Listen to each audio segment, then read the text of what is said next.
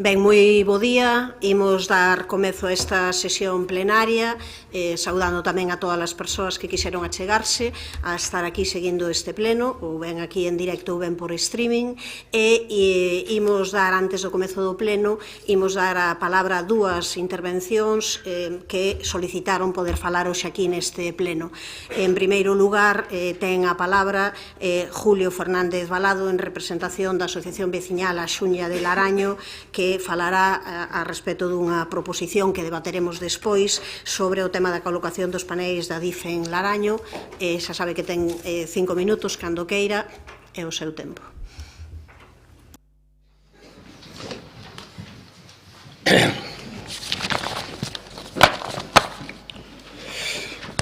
Bos días, señora alcaldesa, bos días a todos os presentes neste salón de plenos do Concello de Santiago. Moitas gracias ao Partido Popular por preocuparse pola veciñanza de Laraño e nos aloita contra a imposición por parte da DIF dunhas mamparas opacas de 502 metros lineais nun tramo escaso de 1 kilómetro, que cambiaría a fisonomía da parroquia de Laraño. Gracias, señor Borja Verea, por atender o noso primer correo electrónico do día 13 de novembro enviado a todos os partidos políticos representados neste Concello e presentarse en Laraño e escoitalos. Engadir que non houbo resposta polos partidos BNG, Compostela Aberta e Grupo Municipal Socialista PSOE ao noso correo electrónico de auxilio a nosa loita contra a DIF. O rechazo da veciñanza de Laraño a este proxecto da DIF veuse desemparada totalmente polo equipo de goberno. Quizás o motivo disto é que non iba con eles. O problema que non iba con eles o problema de que te coloquen unha mampara opaca de hasta 5 metros a escasos metros da túa vivenda e che quiten a luz natural do día, ou dito de outra forma, que che poñan un muro diante e que che obliguen a vivir na sombra de por vida. Teño claro que non lles vou explicar máis os motivos de rechazo deste proxecto da DIF en Laraño, porque non mostraron un ápice de vontade nin intentar dedicarlle uns minutos dos seus tempos a atender a escoitar aos vecinos de Laraño, tamén cidadáns do Concello de Santiago. En definitiva, a loita de Laraño contra o Estado e contra a DIF en solitario. A nosa loita e persistencia tivo repercusión a nivel prensa e canto máis explicábamos o que a DIF iba a facer en Laraño e escoitábamos as súas respostas de apoio contra este proxecto, máis forza nos daban a seguir loitando contra a injusticia desta obra. E como ben dicía unha veciña, se chegamos a pedir as mamparas non as poñían. Pero, repito, solos, sin recibir ni unha sola mostra de apoio do equipo do goberno do Concello de Santiago, que deberían ser os primeiros en escoitarnos e proporcionarnos axuda. O día 26 de novembro voltamos a enviar un correo electrónico á Alcaldía, ao BNG, ao Partido Popular, á Compostela Aberta e ao Grupo Municipal Socialista PSOE, outra súplica de axuda á veciñanza de Laraño, para facer xestións oportunas para poder paralizar a obra da DIF en Laraño. De novo, o equipo de goberno do Concello non respondeu a nosa solicitude. Non nos consta ningunha resposta, correo electrónico, nin chamada, nada esta segunda comunicación de axuda a vostedes. Quero dirixirme a usted, señora Goretti. Vostede, como quero recordar aquí aos presentes, dicía o 17 de xuño de 2023, na súa toma de posesión como alcaldesa. Comprométome a defender os dereitos e intereses xerais da veciñanza de Compostela. A veciñanza de Compostela, a veciñanza de Laraño pensaba, dicía, Laraño non será de Santiago, vendo o total desinterese e despreocupación de moitos políticos locales a este problema dos veciños de Laraño, aos que non fai nin 2 anos vostedes pedía que lles votaran nas eleccións municipais. Alcaldesa, votolle en cara o desamparo que lle tivo cos veciños de Laraño sobre este tema da DIF, e de verdade dígolle, necesitábamos axuda. Hasta lle deixamos unha carta debaixo da porta deste edificio o día 14 de decembro, despois de nosa manifestación, pero non houve resposta. Solamente unha chamada da concelleira Pilar Rueiro 2 días antes da nosa concentración do día 19 de decembro en frente a este edificio. Pero non xa tiñemos resposta da DIF. Chegou tarde, seu interés, señora alcaldesa. Eso sí, o 19 de decembro na nosa concentración diante deste edificio parece que non lle gustou unha frase que se dixo. Unha frase que non vou a repetir porque non procede neste momento. E desexo de corazón que xa haxa superado o seu disgusto por escoitala. Pero tamén se dixeron outros lemas que ao mellor non escoitou, como non aos paneis da DIF, non os paneis da DIF que volvan para Madrid, Laraño non quere muros, quere beirar rúas, Laraño a Santiago, o alcaldesa sale ao balcón e busca solución. A veciñanza de Laraño sí que tamén está preocupada porque se vexa comprometida a mobilidade vial das rúas Casal e San Roque de Laraño, e que afecta a moita veciñanza de Laraño, das que desde este Concello sí saben algo, e non deron traslado tampouco aos veciños hasta agora. Cando será? Dicir que a DISA está traballando de novo e cortando parcialmente esas rúas. De feito, xa están avisados uns pais sobre a alteración do recorrido dun bus escolar a partir do día 3 de febreiro. Señora alcaldesa, cando sabremos as medidas que vai tomar en canto a mobilidade? Habrá algunha consulta cos veciños? Sabe o que é penoso? Que unha obra de interese xeral que sae publicada nun BOI, que nadie o lee habitualmente, que foi exposta no Concello seguramente, non se lle deu traslado á veciñanza afectada nin á asociación de veciños, por si ten a ben a facer alegacións ou proxectos. Eso sí, que é moi triste. A xente ao servicio dos políticos, en vez de os políticos ou a administración local estar ao servicio da veciñanza. Que teñen moi bo día. Non os panéis da DIF en Laraño. Grazas.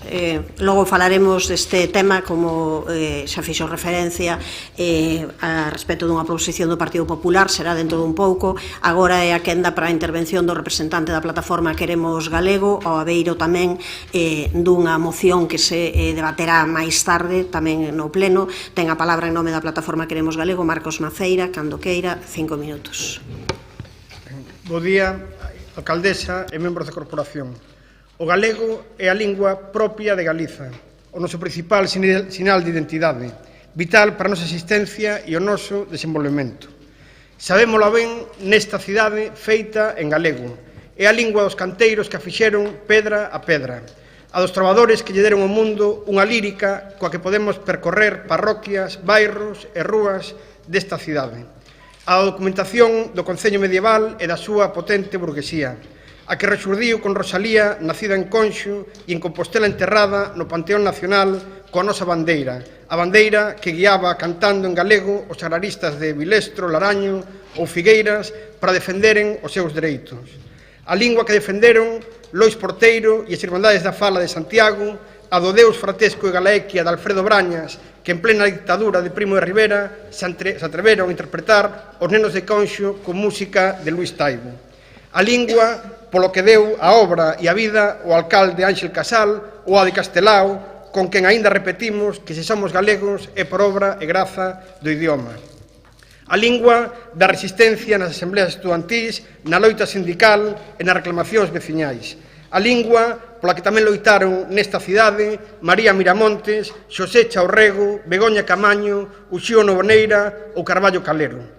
A lingua galega, na que aínda se traballa, se crea e se defende unha Galiza e un mundo mellor. Esta lingua, a nosa lingua, está en emerxencia. A simple observación, mais tamén todos os estudos, sinalan a aceleración da tendencia negativa sobre que as institucións non poden eludir a súa responsabilidade.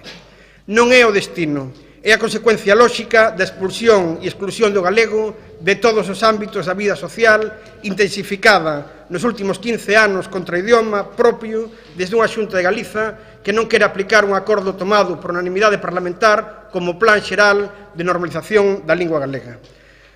Na plataforma cidadá Queremos Galego, da que xa forman parte centos de colectivos de todo tipo, temos o convencemento de que o compromiso e a vontade colectiva hai futuro pro galego.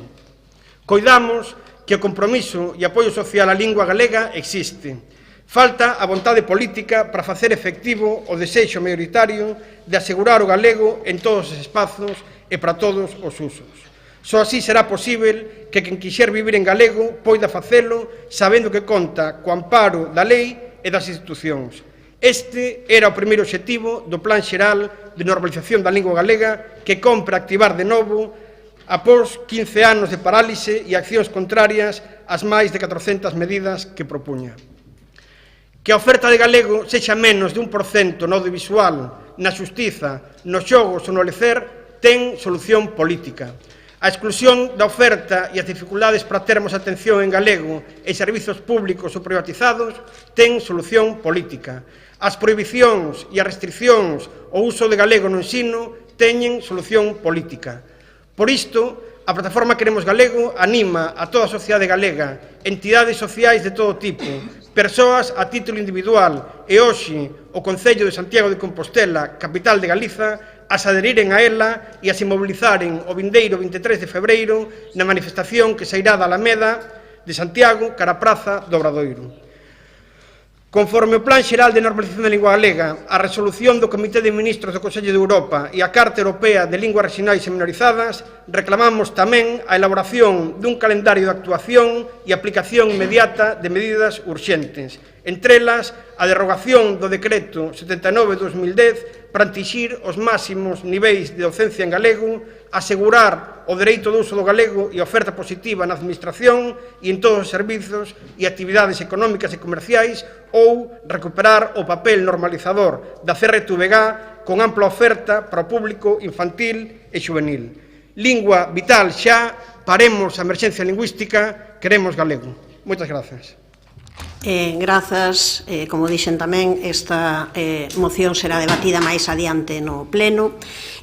Pasamos agora logo xa á orde do día. En primeiro lugar temos a aprobación se procede da acta correspondente á sesión ordinaria do día 19 de decembro de 2024. Non sei se hai algunha cuestión, senón dámola por aprobada. E antes de comezar nos temas de xestión urbanística, se lles parece, hai un punto da orde do día que é a moción número 4 presentada polo Grupo Municipal Socialista para a institucionalización da homenaxe a Isaac Díaz Pardo, que se reconverteu nunha declaración institucional. Se lles parece, deixámola xa aprobada esa declaración institucional para institucionalizar o acto de homenaxe a Isaac Díaz Pardo os 5 de xaneiro. Parécelles? Con esa cuestión pasamos logo xa á orde do día. En primeiro lugar, un punto de xestión urbanística que é a aprobación provisional da modificación do pexón número 1 no ámbito de Xoán 23 da Universidade. Ten a palabra o señor Lestegas. Hola, bon día. Como saben, o 24 de xuño aprobamos inicialmente a modificación puntual do Plan Xeral de Ordenación Municipal no ámbito da Ordenanza Especial 6 en Xoán 23 con dous obxectivos. Por unha banda, protexer, a través da súa incorporación ao catálogo de bens culturais do Plan Xeral de Ordenación Municipal, un edificio moi representativo da arquitectura docente do movimento moderno, proxectado en 1967 por Fernando Moreno Barberá, e, en segundo lugar, manter o uso dotacional do edificio, eliminando o uso hoteleiro previsto dende 2002, dende hai máis de 20 anos, por tanto, preservando o seu uso público e evitando que se transforme no futuro noutro hotel. O 9 de decembro, a Dirección Xeral de Urbanismo da Xunta de Galicia remiteunos os informes favorables da Dirección Xeral do Patrimonio Cultural, do Instituto de Estudos do Territorio, da Subdirección Xeral de Planificación e Protección Civil e de Augas de Galicia. E hoxe damos un paso máis sometendo a aprobación provisional esta modificación para protexer, como dicía, o valor arquitectónico do edificio que alberga o Colexio López Ferreiro e as facultades de Enfermería e de Ciencias da Educación, e tamén para reconsiderar os usos previstos polo planeamento dende a súa modificación en 2002, como dicía, hai xa máis de 20 anos. En relación co valor arquitectónico do edificio, quero destacar que no catálogo do Pexón hai unha moi escasa representación da arquitectura do movimento moderno. Esta obra de Moreno Barberá ten moitas das características dese estilo arquitectónico da segunda metade do século XX. A modulación, a prefabricación, a seriación ou a estandarización, entre outras características. A repetición de elementos prefabricados de formigón na fachada que dá a Xoán 23, nesa fachada tan característica, tan recoñecible, crea unha imaxe, poderíamos dicir, de certa monumentalidade moderna que destaca na fachada oeste da cidade histórica e da cidade en xeral e que é visible dende moitos puntos panorámicos da nosa cidade, como, por exemplo, dende Monte Pío, rodeado por outras pezas arquitectónicas de grandes dimensións e de enorme valor patrimonial, como os mosteiros e os conventos de San Martiño Pinario, San Francisco ou de Santa Clara. A nova ficha de catalogación do inmoble que propoñemos para aprobación provisional hoxe protexe os elementos estruturais orixinais, verticais e horizontais, os elementos construtivos singulares de formigón que configuran a imaxe das fachadas exteriores, ás que facía referencia antes, e tamén a posición dos núcleos de comunicación vertical deste edificio. En relación co uso do edificio, quero lembrar que a recualificación para uso hoteleiro do ámbito ocupado por Enfermería e Ciencias da Educación foi aprobada, xa o dixen antes, en 2002, tras a asinatura en 1999 dun protocolo entre o Concello, a Xunta e a Universidade de Santiago de Compostela para a creación do novo campus de Ciencias da Saúde. Pasaron xa máis de 20 anos dende a aprobación desa Ordenanza Especial 6, que substituía o uso dotacional público polo uso hoteleiro, prevendo incluso a demolición da parte do edificio que alberga actualmente as dúas facultades. Non se materializou en todo ese tempo aquela ordenación e consideramos oportuno adaptala ás novas necesidades de interese público. A posición estratégica que este edificio ocupa no borde da cidade histórica de Santiago, onde xa existe unha ampla oferta de establecimentos hoteleiros, aconsella preservar o seu uso dotacional. Por tanto, a proposta que sometemos a aprobación provisional mantén o uso docente da parte do edificio que ocupa o Colexio López Ferreiro e admite no resto da parcela un amplo abano de usos dotacionais públicos: docente e investigación, deportivo, sanitario e asistencial, sociocultural, público-administrativo ou calquera outro uso dotacional que a Administración considere de interese público. É o planeamento urbanístico o que nos permite decidir que usos consideramos adecuados para un edificio ou para un terreo. É o planeamento urbanístico o que nos permite decidir se un edificio dotacional público pode ou non pode transformarse no futuro nun hotel. Cando se concede ou se denega unha licenza, só cabe verificar se o que se propón cumpre ou incumpre o planeamento vixente nese momento e o resto da normativa aplicable. Por tanto, hoxe, aquí e agora, podemos decidir se queremos que ese edificio se substitúa no futuro por un hotel, como prevé o planeamento que se aprobou en 2002, hai máis de 20 anos, ou se queremos que manteña o uso dotacional público. Nós, hoxe, votaremos a favor de que se manteña o uso dotacional público deste edificio. Non queremos un hotel aí. Grazas. Obrigada por parte do Grupo Municipal Socialista, señora Rosón, cando queira. Bueno, moi bo día a todas e a todos, alcaldesa, compañeiros e compañeiros de corporación, saúdos tamén a Julio Fernández, presidente da Asociación Veciñal A Xunlla de Laraño, e a Marcos Maceira, representante da plataforma Queremos Galego, así como a todas as persoas que nos seguen por telemáticamente. Estamos ante a aprobación provisional da modificación puntual do Plan Xeral de Ordenación Municipal no ámbito da Ordenanza Especial 6, Xoán 23 Universidade, un ámbito moi coñecido por todos os que estamos aquí. Unha modificación que afecta a, tal e como comentou agora o concelleiro, o inmoble propiedade da Universidade de Santiago de Compostela, no que alberga o Colexio López Ferreiro e as facultades de Enfermería e Ciencias da Educación. A modificación proposta, como repito, ben dixo o concelleiro, ten o xeito de incorporar o catálogo de bens culturais do Plan Xeral de Ordenación Municipal. Nos, na anterior legislatura, xa iniciamos diante de Patrimonio de Galicia a solicitude que nunca foi contestada para a catalogación deste inmoble. Para nós sempre o consideramos esta peza como unha obra magnífica deste gran arquitecto que é Fernando Moreno Barberá, un dos máximos representantes do movimento moderno en España, que, por certo, deixou moita pegada nesta cidade, porque as obras de reconversión do antigo Hospital Real a Parador Nacional foron obra tamén de Moreno Barberá, así como ese outro magnífico edificio que é o Politécnico de Conxo, que tamén é lo que se coñecía daquela, nos anos 60, cando se construíu como a Escola de Mestría. Incorpórase a este catálogo con nivel de protección estrutural e nós, o Grupo Municipal Socialista, como fixemos coa aprobación inicial, compartimos esta proposta, xa que para garantir a protección do edificio é necesario preservar tamén o uso dotacional existente. Quedaría, como tamén ben explicou o concelleiro, como estaba a cualificación da parte que responde a onde está ubicado o López Ferreiro, e o resto da parcela onde están as dúas facultades de Enfermería e Ciencias da Educación como dotación pública do Sistema Xeral de Equipamento Comunitario, con uns usos dotacionais moi amplos.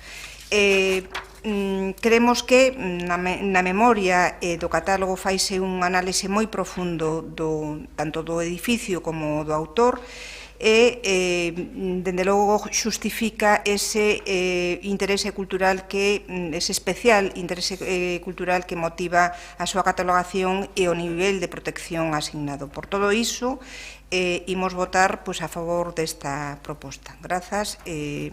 Repito, como fixemos xa na aprobación inicial. Nada máis. Obrigada, señora Rosón. Polo Partido Popular, señor Constenla, cando queira.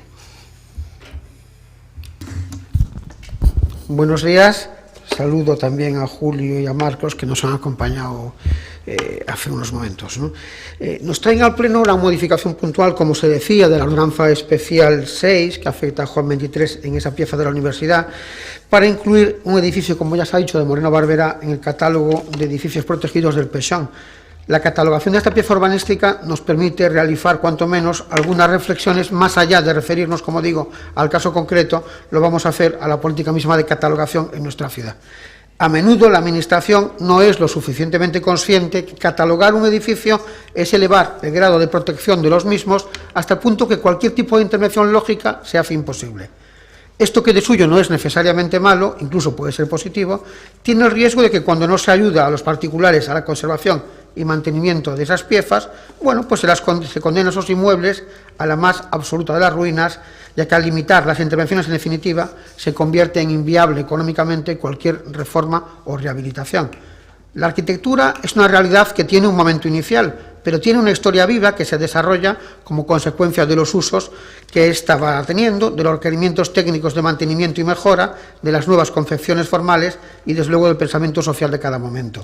Por ello, los edificios, en la mayoría de las ocasiones, son el resultado de la superposición, de la agregación y de las modificaciones realizadas a lo largo del tiempo. Por tanto, creo que las visiones de algunos de estos edificios desde una arqueología de la decoración no son buenos caminos para su conservación. El necesario uso de la arquitectura requiere en muchas ocasiones adaptaciones, adecuaciones y cambios que permiten mantener vivos los edificios. El pensar en estos como meros contenedores de dotaciones públicas no es, por regla general, un buen camino.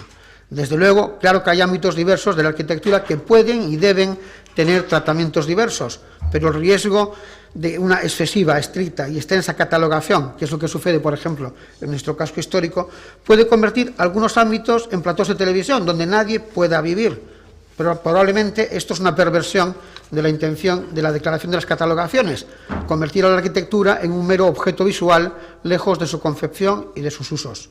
Con relación al edificio que nos ocupa, la USF les ha dicho muchas veces que, que no es un edificio estratégico para la universidad. Ahí se ubican dos facultades, Enfermería y Magisterio, una de ellas ya en construcción en el campus sur y la otra va a seguir idéntica situación. Dado que la universidad, para la universidad fue una institución con dificultades financieras, el poder tener que asumir costes de mantenimiento y de conservación de edificios que no usa especialmente altos, va a suponer que más tarde que pronto podamos encontrarnos con que ese edificio va a estar cerrado y, dada su catalogación, con pocas posibilidades de ser dedicado a otros usos. Corremos, por tanto, el riesgo de tener otra muesca en la lista de cadáveres urbanísticos de la ciudad, que se sumarán a la Sala Llago, al Parque Comarcal de Bomberos, a la Casa de Juventud, al edificio Olmedo o al Pafo dos Irlandeses. Mire, yo no tengo nada que decir de esta catalogación y este grupo va a apoyar, va a votar a favor, pero yo lo que les sugiero es que empiecen a trabajar con la USF en dar una segunda vida a ese edificio, porque de lo contrario, como digo, tendremos un nuevo cadáver urbanístico y una nueva mosca en su revólver, señor Lestegas. Obrigada, señor Constenla. Ten a palabra agora o señor Lestegas cando queira. Agradezolles ao Grupo Socialista e ao Grupo do Partido Popular o apoio a esta aprobación provisional para coa vontade de tranquilizar a Constenla e tranquilizar o Partido Popular. Vou ler algúns elementos da ficha de catalogación que se propón para o edificio, non sei se a leron, pero entre os elementos significativos e relevantes a conservar, que están, como dicía, os elementos constructivos singulares que configuran a imaxe das fachadas exteriores, fálase explícitamente de sen prexuízo das eventuais accións de substitución que procedan por mor do deterioro das pezas sen alteración das súas características, é dicir, que será posible substituir os elementos que se necesario conservar, que seña necesario substituir polo paso do tempo, polo seu deterioro, sempre que se manteñan as características, sempre que se manteña o valor da envolvente do edificio. Por outra banda, nas condicións particulares para calquera intervención, admítense obras de reforma parcial para a supresión de barreiras arquitectónicas que permitan un acceso adecuado á planta baixa e ás plantas altas do edificio, incluso intervindo puntualmente nos elementos estruturais do edificio, por tanto, prevese a posibilidade de facer obras de millora de accesibilidade.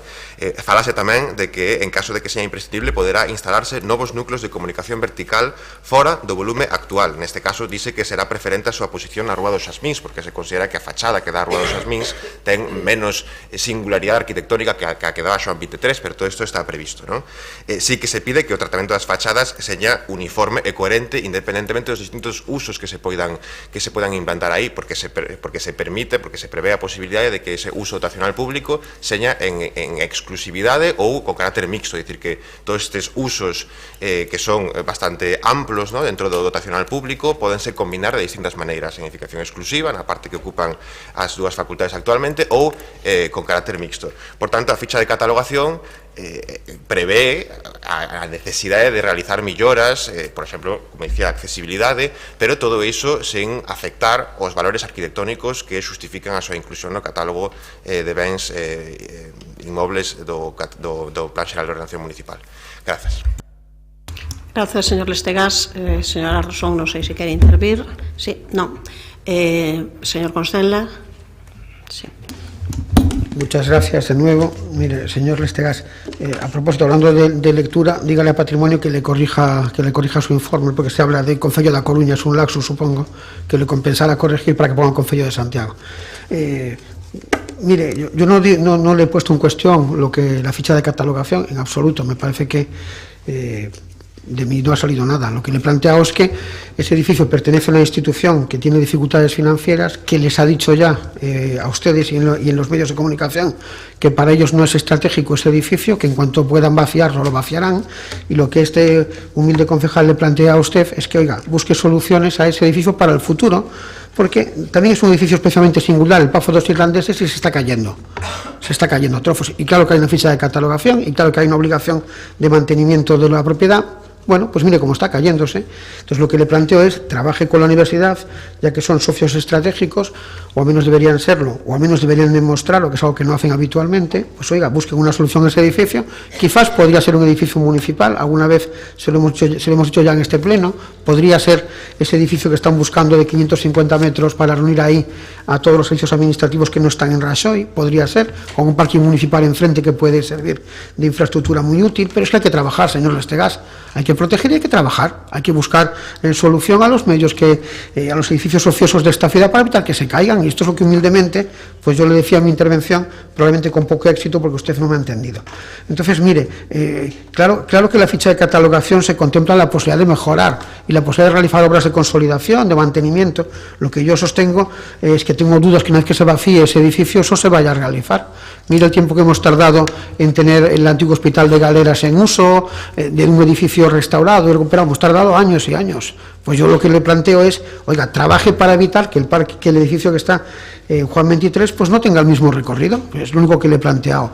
Me parece a mí que usar la catalogación como política urbanística sistémica es negativo. En el casco histórico de Santiago, poder cambiar unas ventanas es más complicado que construir un ático en Manhattan. Bueno, entonces como esto es complicado, pues la gente no cambia las ventanas y la gente no vive en el casco histórico.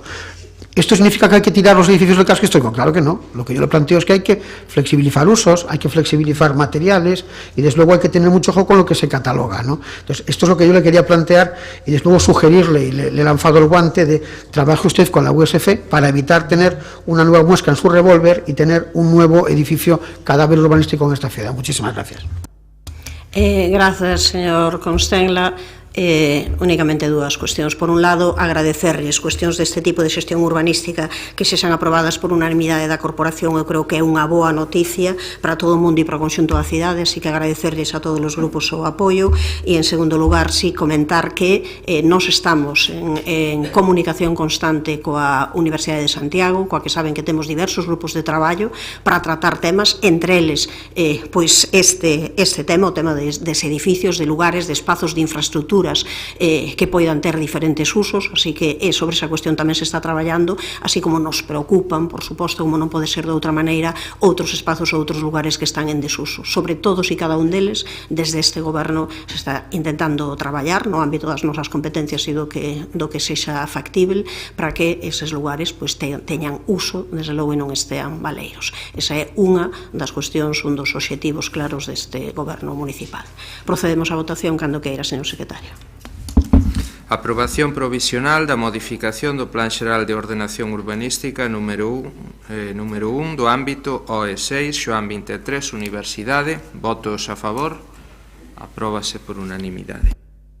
O punto terceiro da orde do día, tamén de xestión urbanística, a aprobación definitiva da modificación da ficha A17 do catálogo do Plan Xeral de Ordenación Municipal na Avenida Rosalía de Castro, números 72, 74, 76 e 78, por acordo da Xunta de Portavoces, vai someterse a aprobación sen debate previo, así que cando queira, señor secretario.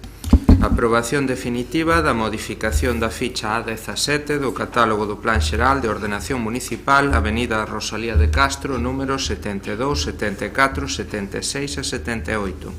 Votos a favor. Apróbase por unanimidade. E o seguinte punto, número 4, tamén foi acordado en Xunta de Portavoces que fora sometido á consideración desta corporación sen debate previo, refírese á aprobación definitiva da modificación puntual do Pexón e do P1, do Plan Especial 1, no ámbito da parcela do Espiño. Aprobación definitiva da modificación puntual do Plan Xeral de Ordenación Municipal e do Plan Especial 1 no ámbito da parcela EMFE o Espiño. Votos a favor. Grupos municipais, BNG, Compostela Aberta e Grupo Socialista. Votos en contra. Non hai abstencións. Grupo Municipal do Partido Popular. Apróbase. Pasamos daquela ao apartado de proposicións. A primeira proposición é presentada polo Grupo Municipal do Partido Popular para mellorar o alumeado público da cidade e acabar coas zonas pouco iluminadas e que dan sensación de inseguridade. Ten a palabra o señor Berea, cando queira. Grazas, presidenta. Presentamos esta moción sobre todo buscando respostas a preguntas que se están facendo todos os veciños na cidade, sexan do rural, do ensanche, do casco histórico, dos diferentes barrios. Preguntas a unha realidade que se atopan todos os días e que, ademais, non entenden. Esta alianza de Partido Socialista, BNG e Compostela Aberta contrataron por 40 millóns de euros mellorar toda a iluminación da cidade. Repito, porque ao mellor moitos cidadáns non o saben. Existe un novo contrato para mellorar a iluminación da cidade por 40 millóns de euros. Como é posible que, existindo un novo contrato, a iluminación sexa cada día peor? As queixas que nos chegan non paran de incrementarse, semana a semana, mes a mes, supoñemos que tamén a vostedes, incluso máis, porque están gobernando.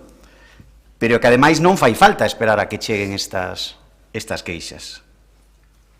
Non fai falta esperar as queixas para recoñecer que hai un problema grave como a iluminación. Vostedes saen á rúa. Vostedes teñen que decatarse de que existe este problema. Porque a pregunta que nos estamos facendo todos é a que se están dedicando entón estes 40 millóns de euros? Porque a evidencia está aí. A mellorar a iluminación da cidade, non. Eu estou convencido que ninguén do goberno local poderá negar esta realidade hoxe. O que esperamos, pois, son respostas. Que está pasando coa iluminación en Santiago? Miren, hai 4 grandes servicios públicos que son responsabilidade dos gobernos locais. 4 grandes servicios públicos: limpeza, transporte público, alumeado e abastecemento e alcantarillado, auga. Os 4 grandes servicios públicos. En Santiago temos a sorte, e creo que temos que dicilo claramente, que todas as forzas políticas somos defensores dos servizos públicos. Por lo tanto, como todos estamos de acordo nesto, non pode ser un problema ideolóxico. Entón, por que despois de 10 anos os principais servicios públicos de Santiago están tan deteriorados. Por qué? Pois só cabe unha resposta, se non é ideolóxica. Por ineficacia, por mala xestión, por incompetencia, por falta de pericia. Terán que darlle unha resposta aos cidadáns desta cidade. Levan 10 anos gobernando. Despois de 10 anos de Compostela Aberta, Partido Socialista e BNG, parece, sei que non é así, pero parece que tiveran vostedes unha folla de ruta para desmantelar os principais servicios públicos de Santiago. Transporte público. 10 anos de retraso na concesión. Abastecemento e alcantarillado. Caducouse con vostedes, imos xa polo quinto ano do contrato en precario. E non sabemos absolutamente nada do que vai a pasar. Limpeza, aquí xa hai contrato. En limpeza xa hai contrato. E, sen embargo, nunca un goberno tivo a cidade tan sucia. Que está pasando cos grandes servicios públicos desta cidade dende que gobernan vostedes? De verdade non o ven cando saen á rúa?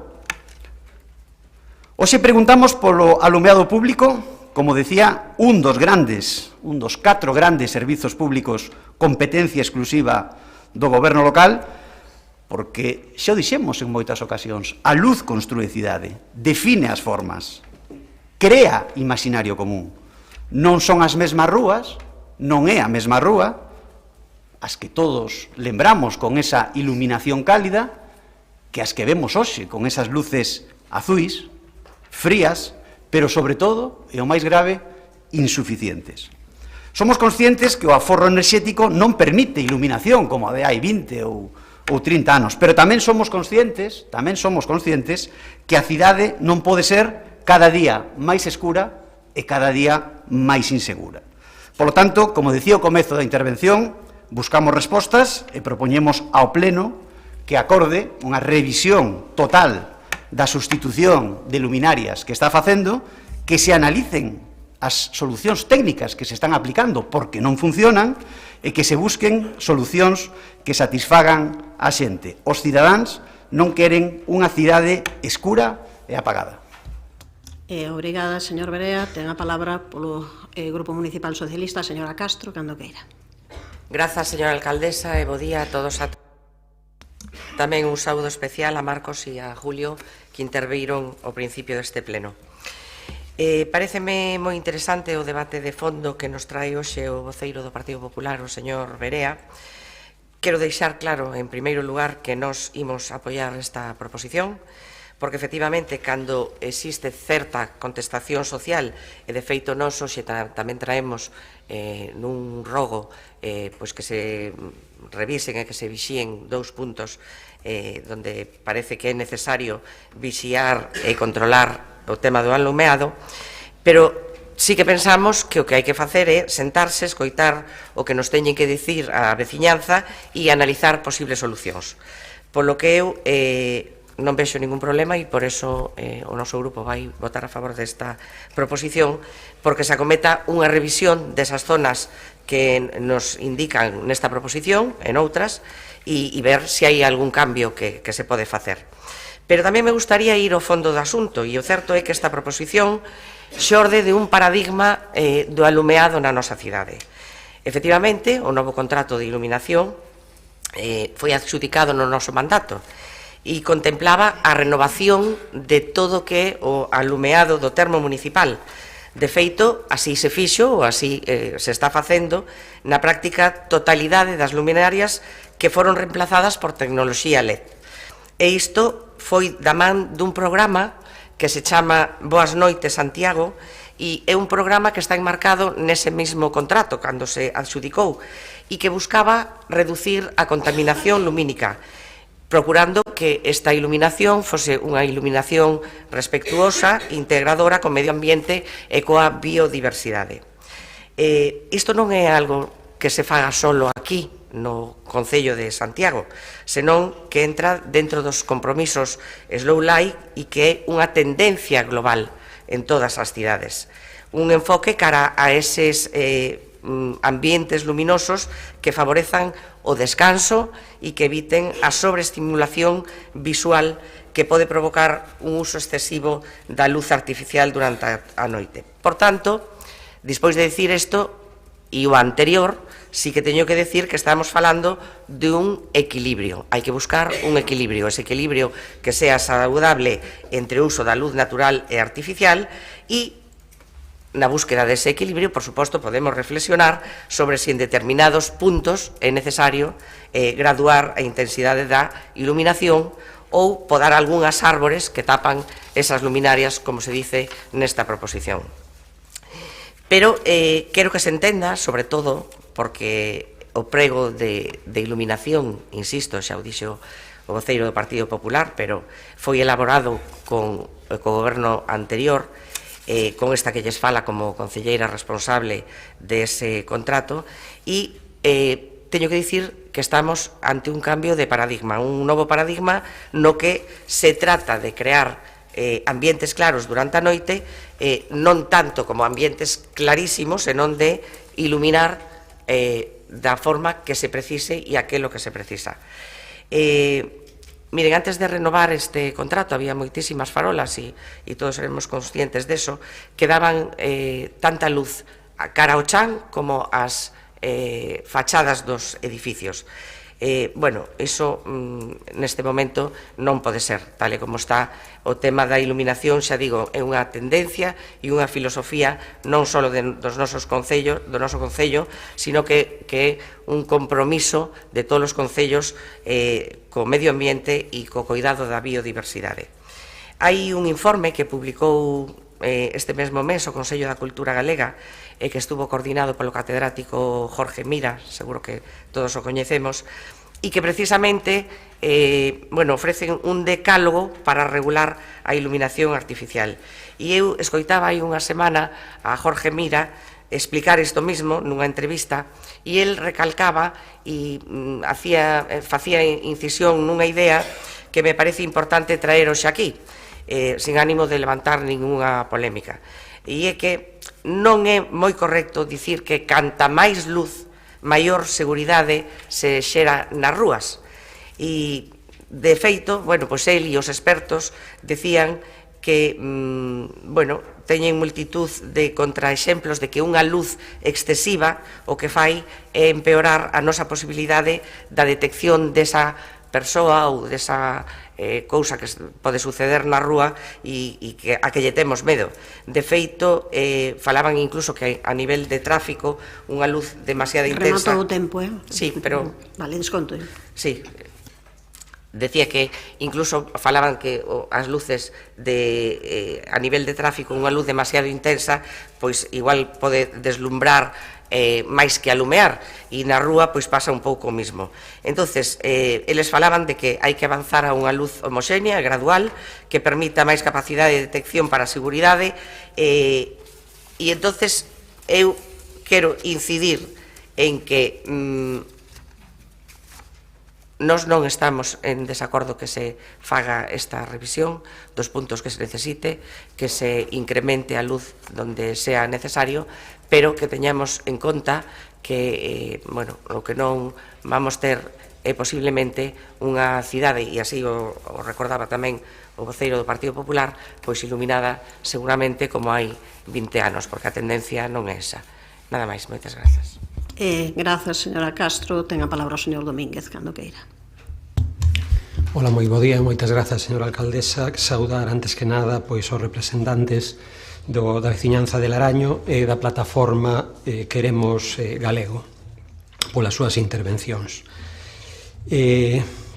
Como xa saben, pois este Concello renovou a totalidade das luminarias públicas, máis de 23.000, máis de 500 centros de mando para o seu control, que agora contan con tecnoloxía LED, como ben decían, e reduciron en gran medida o consumo eléctrico, un dos obxectivos. A execución material da renovación das instalacións finalizou fai escasamente uns meses, en outubro, pero aínda está en execución a fase de verificación e axuste de toda esta mudanza. Precisamente, a recepción de queixas e suxestións supón unha parte importante desta fase na que nos atopamos, que é a fase de verificación e axuste, xa que axudan a identificar as eventuais deficiencias e posibilidades de mellora.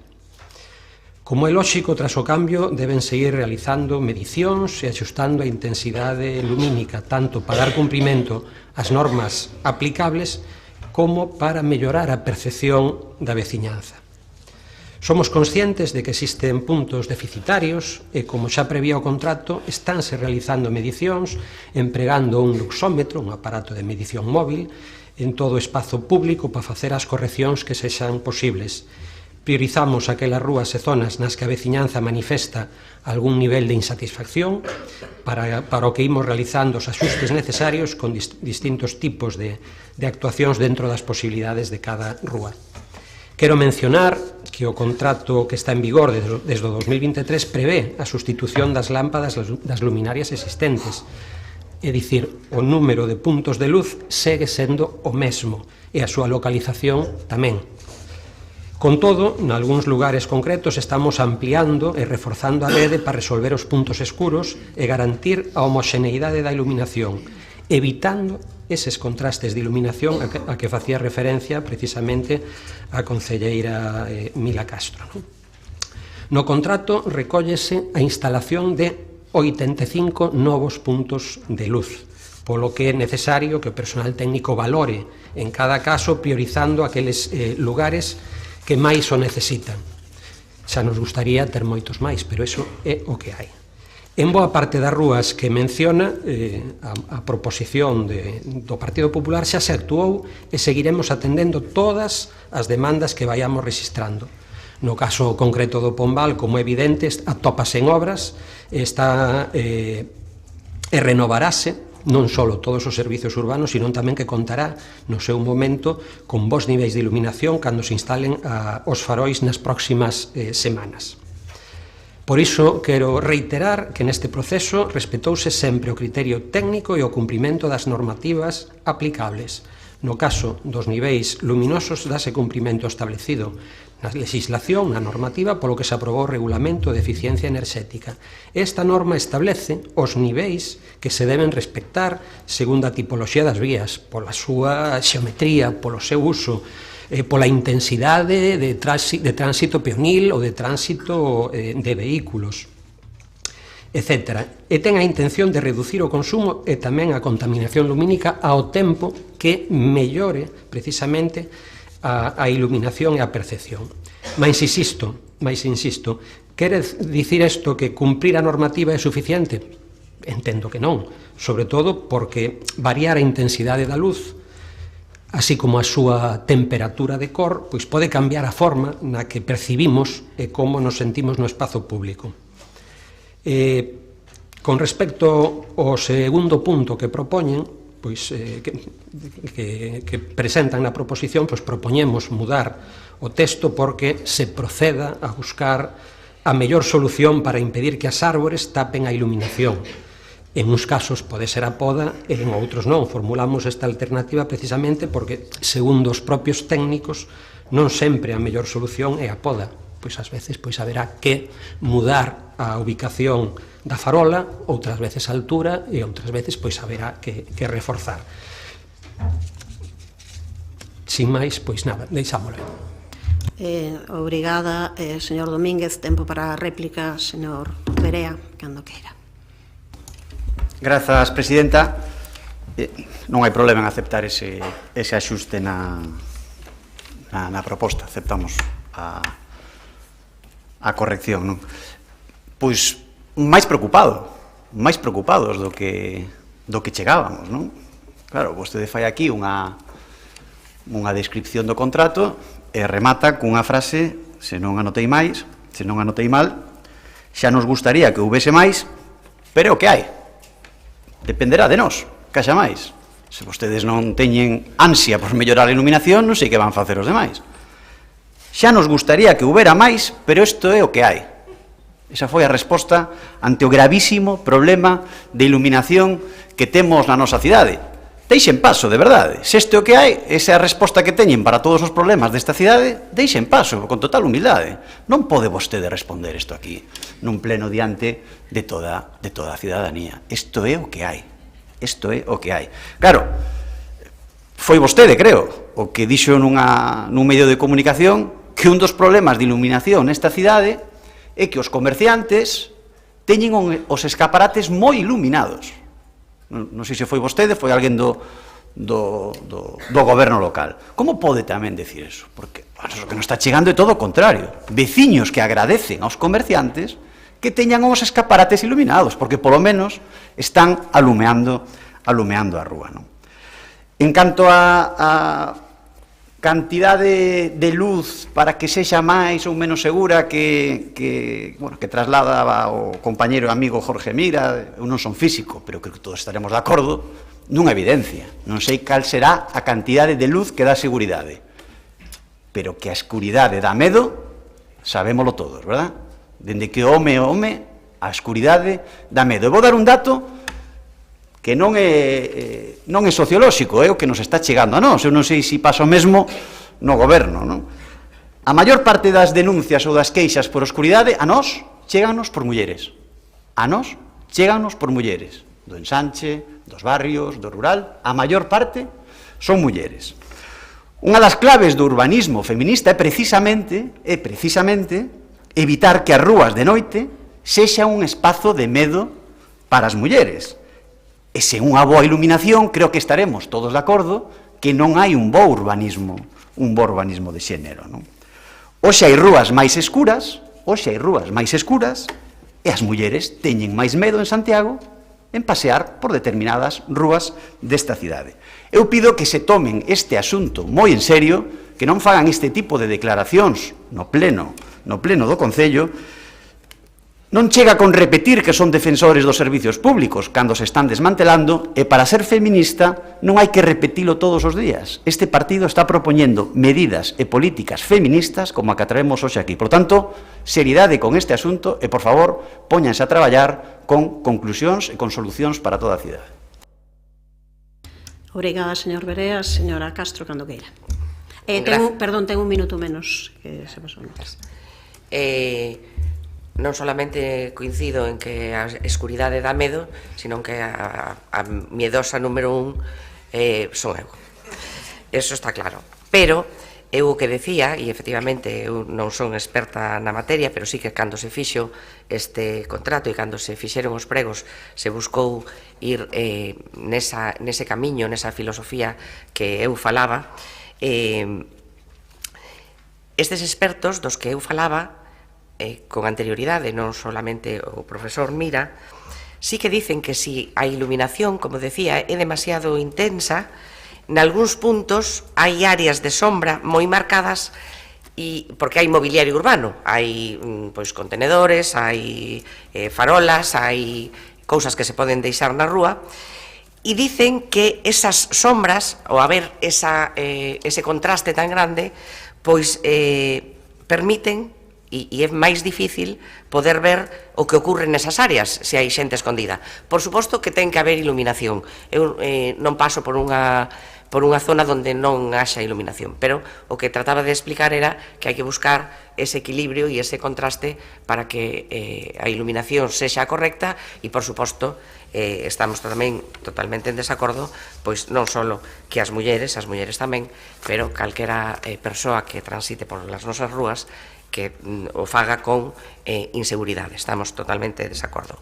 Por iso, como dixen, o noso voto vai ser favorable, pero despois de todo isto que digo, tamén me gustaría que todos e todas fagamos ese traballo de documentación, ese traballo de reflexión de man dos expertos, xa que nós non o somos, e de didáctica coa cidadanía sobre o cambio de paradigma que hai neste momento na iluminación. Pero, por suposto, a seguridade para nós primará por riba de todo. Nada máis, moitas grazas. Grazas, señora Castro. Ten a palabra o señor Domínguez, cando queira. Sí, gracias de novo. Pois, non sei, pero tamén recibimos parabéns, por empezar por aí, pola mellora da iluminación en moitas rúas en moitas zonas, no rural, donde mellorou moitísimo a iluminación, con o mesmo tipo de luminarias que estamos poñendo no resto da cidade. Rematamos co Campus do Medo, precisamente por mellorar a iluminación no campus e, ademais, evitar salvagardar a seguridade das persoas, como ben saben. Cando me refiro a que o que hai é o que hai plasmado no contrato, 85 puntos a maiores.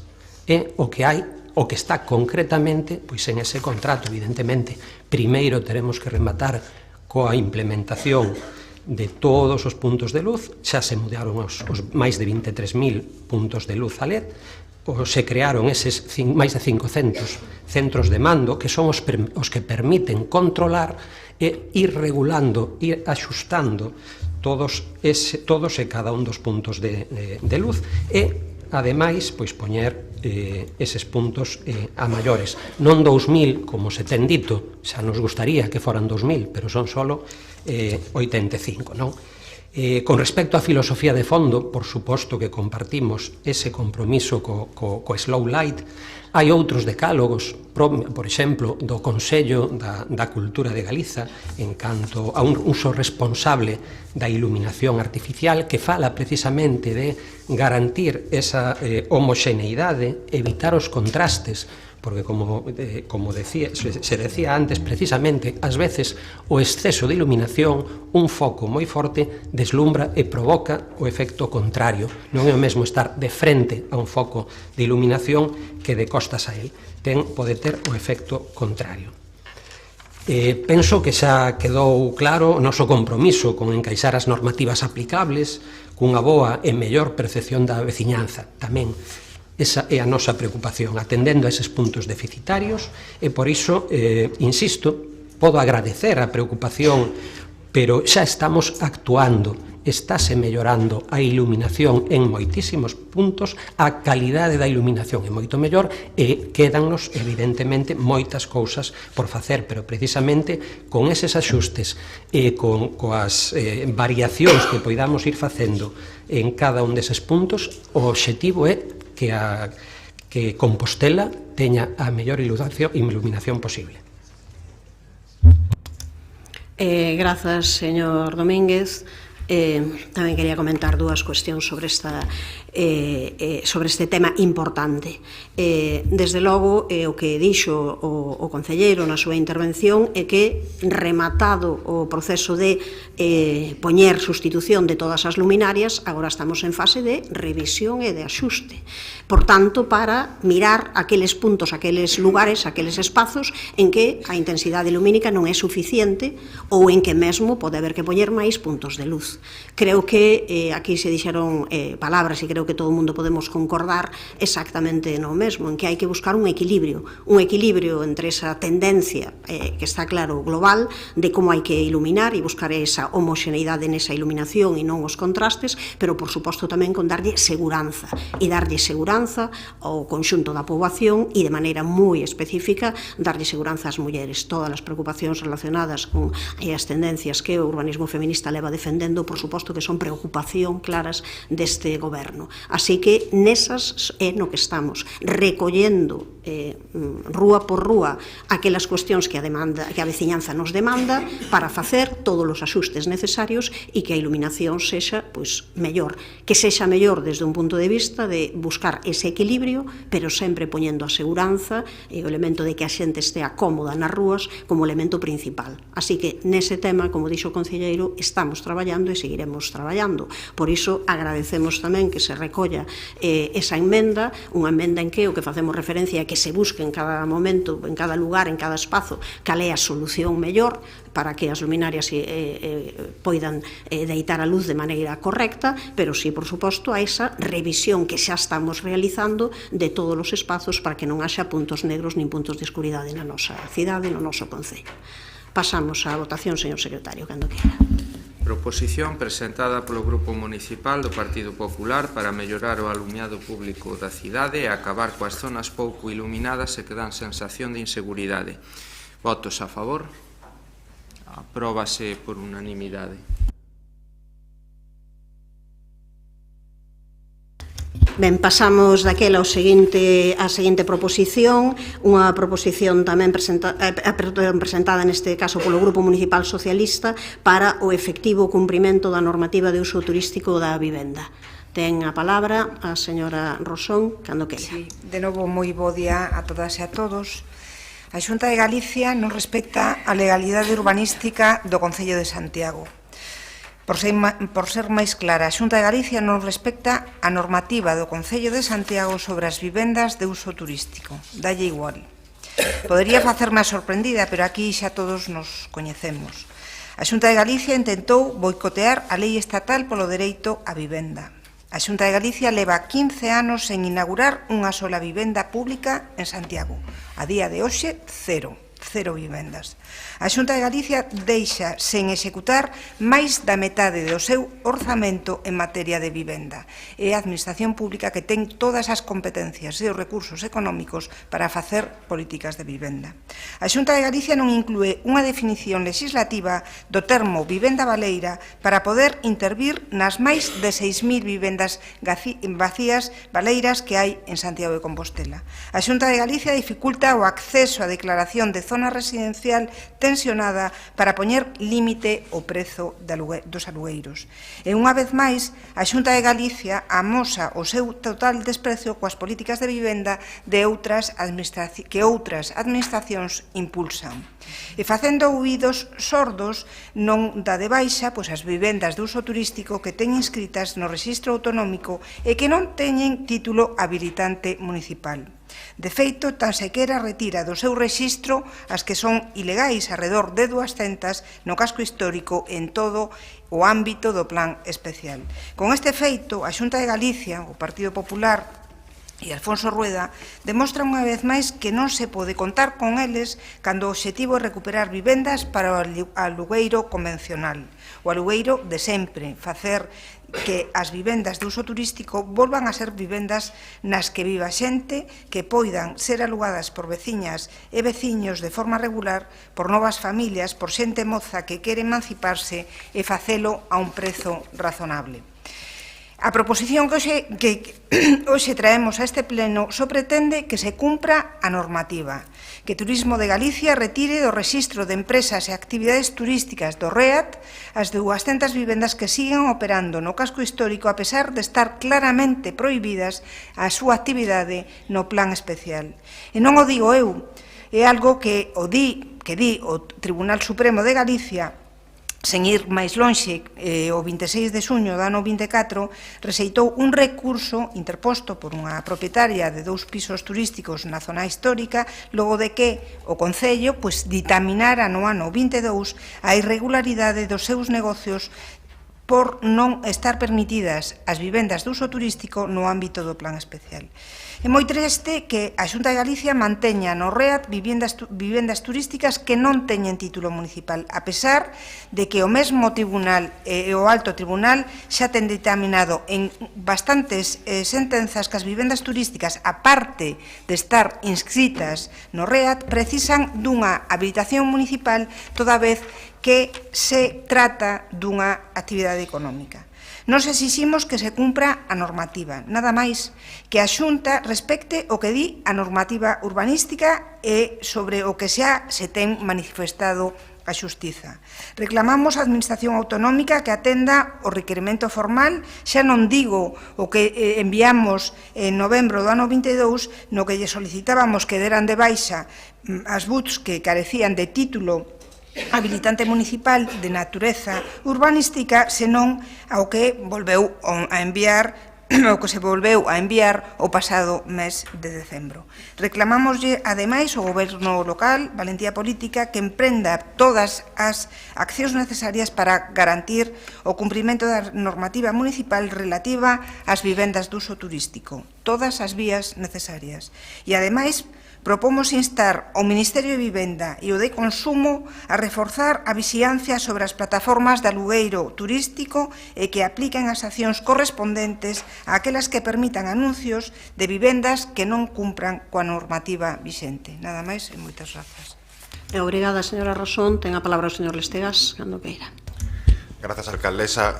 Como saben, porque o dixemos en varias ocasións, acaba de dicilo tamén a concelleira do Grupo Socialista, o alugueiro turístico de inmobles non ten a consideración urbanística de uso residencial, porque non proporciona un lugar de residencia habitual ou estable. É un uso terciario, é un uso de hospedaxe, e, por tanto, está sometido ao réxime de comunicación previa á Administración Municipal. Os tribunais confirmaron, a través de numerosas sentenzas, que os pisos turísticos teñen que ter título habilitante municipal de natureza urbanística distinto e independente da autorización sectorial autonómica.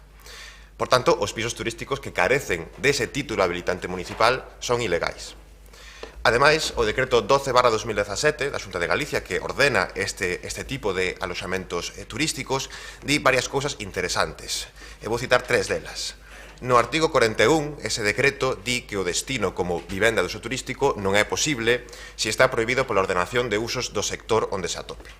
O artigo 42 di que a habilitación autonómica para desenvolver a actividade turística non exime da obriga de obter as autorizacións, permisos, licenzas ou informes que establezan as distintas normativas sectoriais e municipais. E o artigo 44 di que en caso de incumprimento dos requisitos non se poderá continuar co exercicio de actividade e que a dirección da Axencia de Turismo de Galicia, logo da audiencia a persoa interesada, dará de baixa a vivenda de uso turístico e cancelará a súa inscripción no REAT.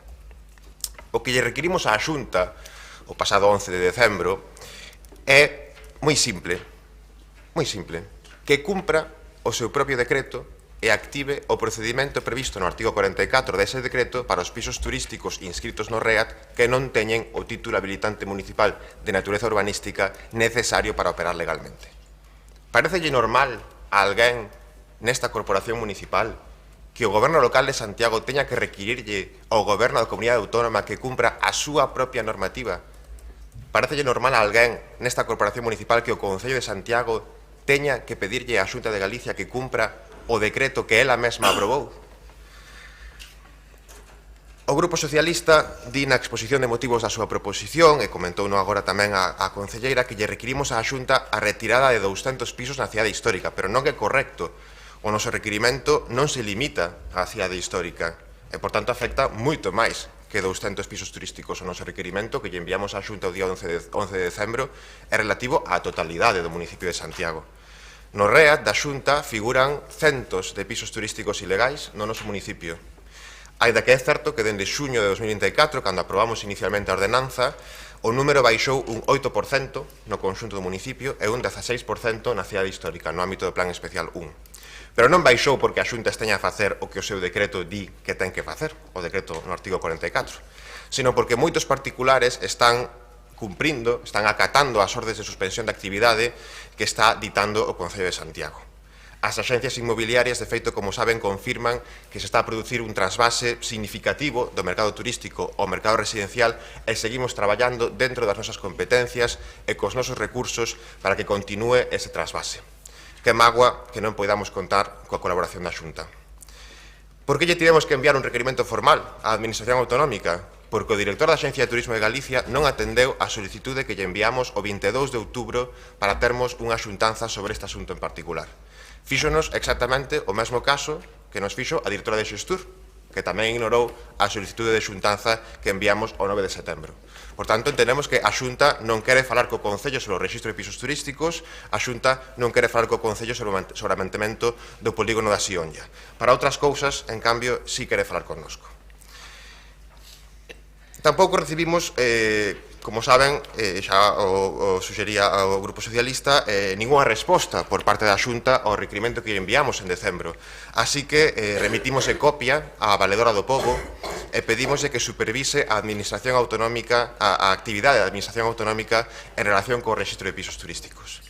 Ademais, o propio requerimento advirte da interposición de recurso contencioso administrativo por inactividade contra a Xunta de Galicia se persiste esta situación. Por tanto, o Goberno local nunca desbotou a vía xudicial. Non é necesario que o Pleno nos inste a considerar esa posibilidade porque xa a prevemos e así o advertimos á Xunta.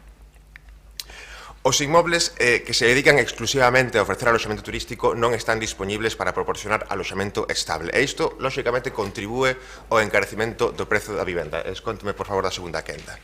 Non parece que a Xunta do Partido Popular estaña preocupada por esta problemática porque permite que centos de vivendas sigan secuestradas polo mercado turístico á marxe da legalidade urbanística. A Xunta do Partido Popular mira para outro lado e négase a abordar unha situación que non pode descoñecer porque este Concello se ocupou de que a coñeza, e non só a través deste requerimento de decembro, e que tamén incorporamos a Axencia de Turismo de Galicia como interesada nos expedientes relacionados co alugueiro turístico de inmobles que tramita o Servizo Municipal de Licenzas e Disciplina Urbanística. E, por tanto, se non actúa é porque non quere actuar. E quero introducir, para rematar, un elemento importante, a responsabilidade das plataformas digitais, como Airbnb, entre outras, onde se anuncian milleiros de pisos turísticos ilegais, grandes empresas multinacionais da economía digital que desenvolven un negocio multimillonario disfrazado de economía colaborativa por todo o mundo. Airbnb declarou en 2023 case 4.500 millóns de euros de beneficio sen cambiar unha sábana nin lavar unha toalla.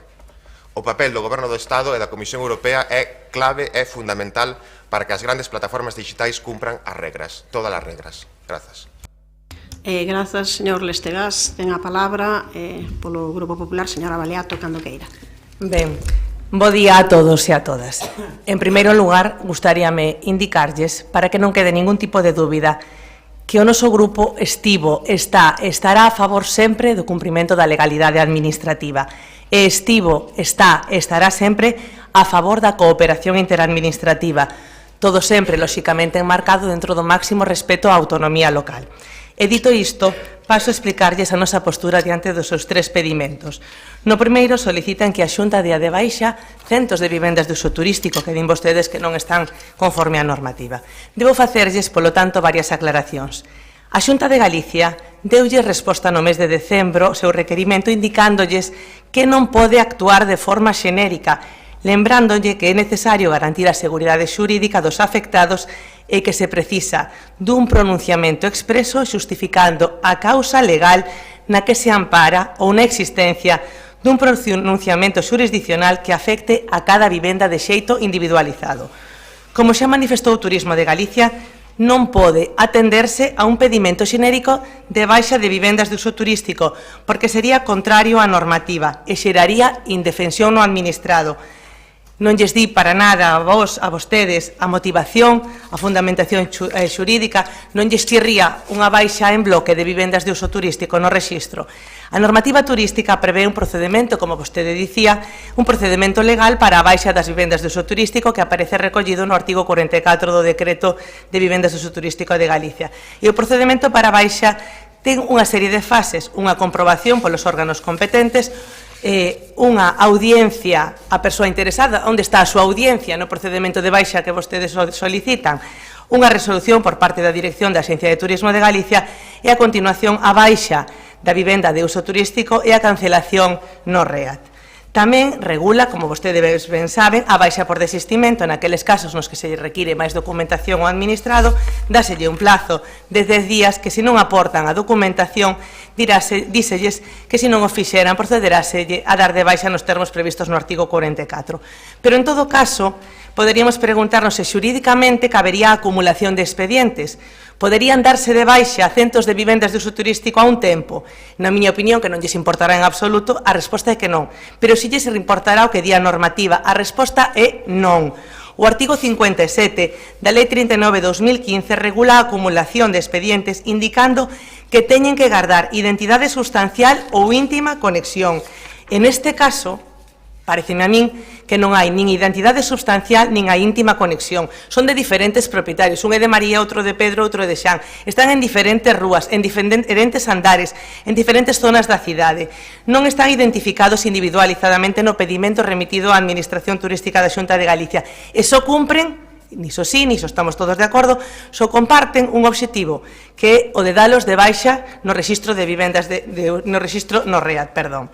É obvio, aquí non pode negalo, que a Xunta de Galicia coopera coa administración local, pero faino, lóxicamente, dentro do máis escrupuloso respeto aos dereitos dos administrados. E así o prevé expresamente a normativa. Cooperación sí, pero con sometemento pleno á lei e ao dereito. E por iso, e vostedes xa o saben, xa deron de baixa varias vivendas de uso turístico que foron tramitadas segundo os termos expostos. Con respecto ao segundo pedimento, no que vostedes din que o Concello lle inste a Xunta de Galicia a cumprir a normativa ou senón que se acuda a vía judicial, lóxicamente, dentro das súas competencias e dentro do respeto máis absoluto á autonomía local, o Concello pode empregar todas as accións necesarias e mesmo acudir a vía judicial contra a Xunta de Galicia. Pero o primeiro e o máis sensato, se me permiten, non sería cumprir dentro do marco administrativo local. Penso que sí, identifiquen as vivendas, tramiten os expedientes que sexan, 200, 300, os que sexan, motívenos e reinvítanllos a Turismo de Galicia. Verán como se están perfectamente tramitados, motivados e axustados á normativa, desde Turismo de Galicia darán as procedentes baixas. A legalidade, insisto, a motivación e a indefensión operan como freos ante a actuación xeral de baixa global de BUDs que vostedes pretenden tramitar. Vostede preguntábase antes se nos parecía normal. Parecelle normal a vostedes o que alguén lle remita un requerimento xenérico de solicitude de baixas no REAT á Xunta de Galicia. Eso non cabe en cabeza humana. Non responsabilicen a outras administracións dos seus incumprimentos e carencias. Ou é que non son quen de tramitar eses expedientes. Sabemos que non destacan por ser os alumnos máis avantaxados, pero non pretendan responsabilizar a outros, nin lles pidan que lles fagan os seus deberes. E con respecto, alcaldesa, se me permite continuar, e con respecto ao terceiro pedimento, lóxicamente, sí, estamos de acordo. O 2 de xaneiro entrou en vigor un novo Real Decreto que regula o Rexistro Único de Arrendamentos e polo que se crea o Portelo Único Digital de Arrendamentos. Sí, hai novas obrigas para as plataformas digitais, pero tamén no artigo 12 dese Real Decreto regúlase e respétase o reparto competencial que prevé a Constitución. Atribúelle competencias ao Ministerio de Vivenda no que se refere ao Portelo Único Digital, competencias aos registros da propiedade no que se refire ao procedemento de altas de vivendas, o Ministerio de Vivenda no que se refire aos alugueiros que non teñan carácter turístico, e respeta as competencias autonómicas ou locais cando se trate de normativa sectorial para arrendamentos turísticos. Polo tanto, neste caso, non podemos apoiar a súa proposición. Moitas grazas. Grazas, señora Baleato. Ten a palabra, espere un minutiño, espere que poña o tempo. Por favor, agora ten o seu momento para Señora Baleato, non sei se está feito a propósito, pero a proposición é nosa, supoño que conscientes, ao mellor responde a outra cuestión se me escapa, non? Bueno, totalmente de acordo, señor Restegas, en que son a totalidade de todas as vivendas de uso turístico sen habilitación municipal. Señora Baleato, sei que vostede traballou en Turismo de Galicia e que a súa interpretación responde ao discurso que repite Turismo de Galicia insistentemente dende que empezou todo este problema. A verdade é que esa explicación que nos deu sobre dar de baixa unha a unha, a ver, vostedes o que teñen que facer é o que dixo antes o concelleiro, é comprobar antes de dar a licencia ou rexistrar a vivenda de uso turístico, comprobar que ten todos os papéis que marca o propio Regulamento de Turismo de Galicia. Dende logo, o que nós queremos con esta proposición é evitar que se dean pasos atrás nas políticas de vivenda nesta cidade. Políticas de vivenda, sí. Regular as vivendas turísticas foi o que evitou que no Concello de Santiago seguisen proliferando ata ser un problema máis grave como ocurre noutras cidades de Galicia como son Coruña ou Vigo. Alí o número de vivendas turísticas non deixou de medrar nos últimos anos. E señorías do Partido Popular, de onde pensan que saen esas vivendas turísticas? Pois esas vivendas que antes de destinarse a ese uso turístico alugábase de forma regular a persoas que vivían de xeito habitual nelas, veciñas e veciños das cidades. As vivendas turísticas, polo tanto, retiran do alugueiro convencional. Non é algo que o diga eu, é algo que demostran os datos e por eso se teñen que regular e ordenar. En setembro do ano pasado, as inmobiliarias falaban de 300 inmobles aínda sen alugar daquela, algo que non pasaba dende facía moitísimos anos. E xa en xullo, este xullo pasado, falábase dunha recuperación do 10%. Os datos están aí. Se a Xunta de Galicia non obviase os requerimentos deste Concello e non pasase por riba da normativa urbanística, estaríamos falando de moitas máis vivendas que se incorporarían ao mercado convencional. Dende logo, creo que se non fan esa reflexión que se están facendo en todas as cidades, tamén do Partido Popular. Falen vostedes coa alcaldesa de Valencia, falen vostedes con moitas persoas que con responsabilidades importantes tamén do seu partido están sufrindo as consecuencias desa colonización tan importante que exercen as vivendas de uso turístico en todas as cidades. Nada máis e moitas gracias. Grazas, señora Rosón. Señor Lestegas, ten un minuto menos. Espere que poña eso. A ver se vai isto.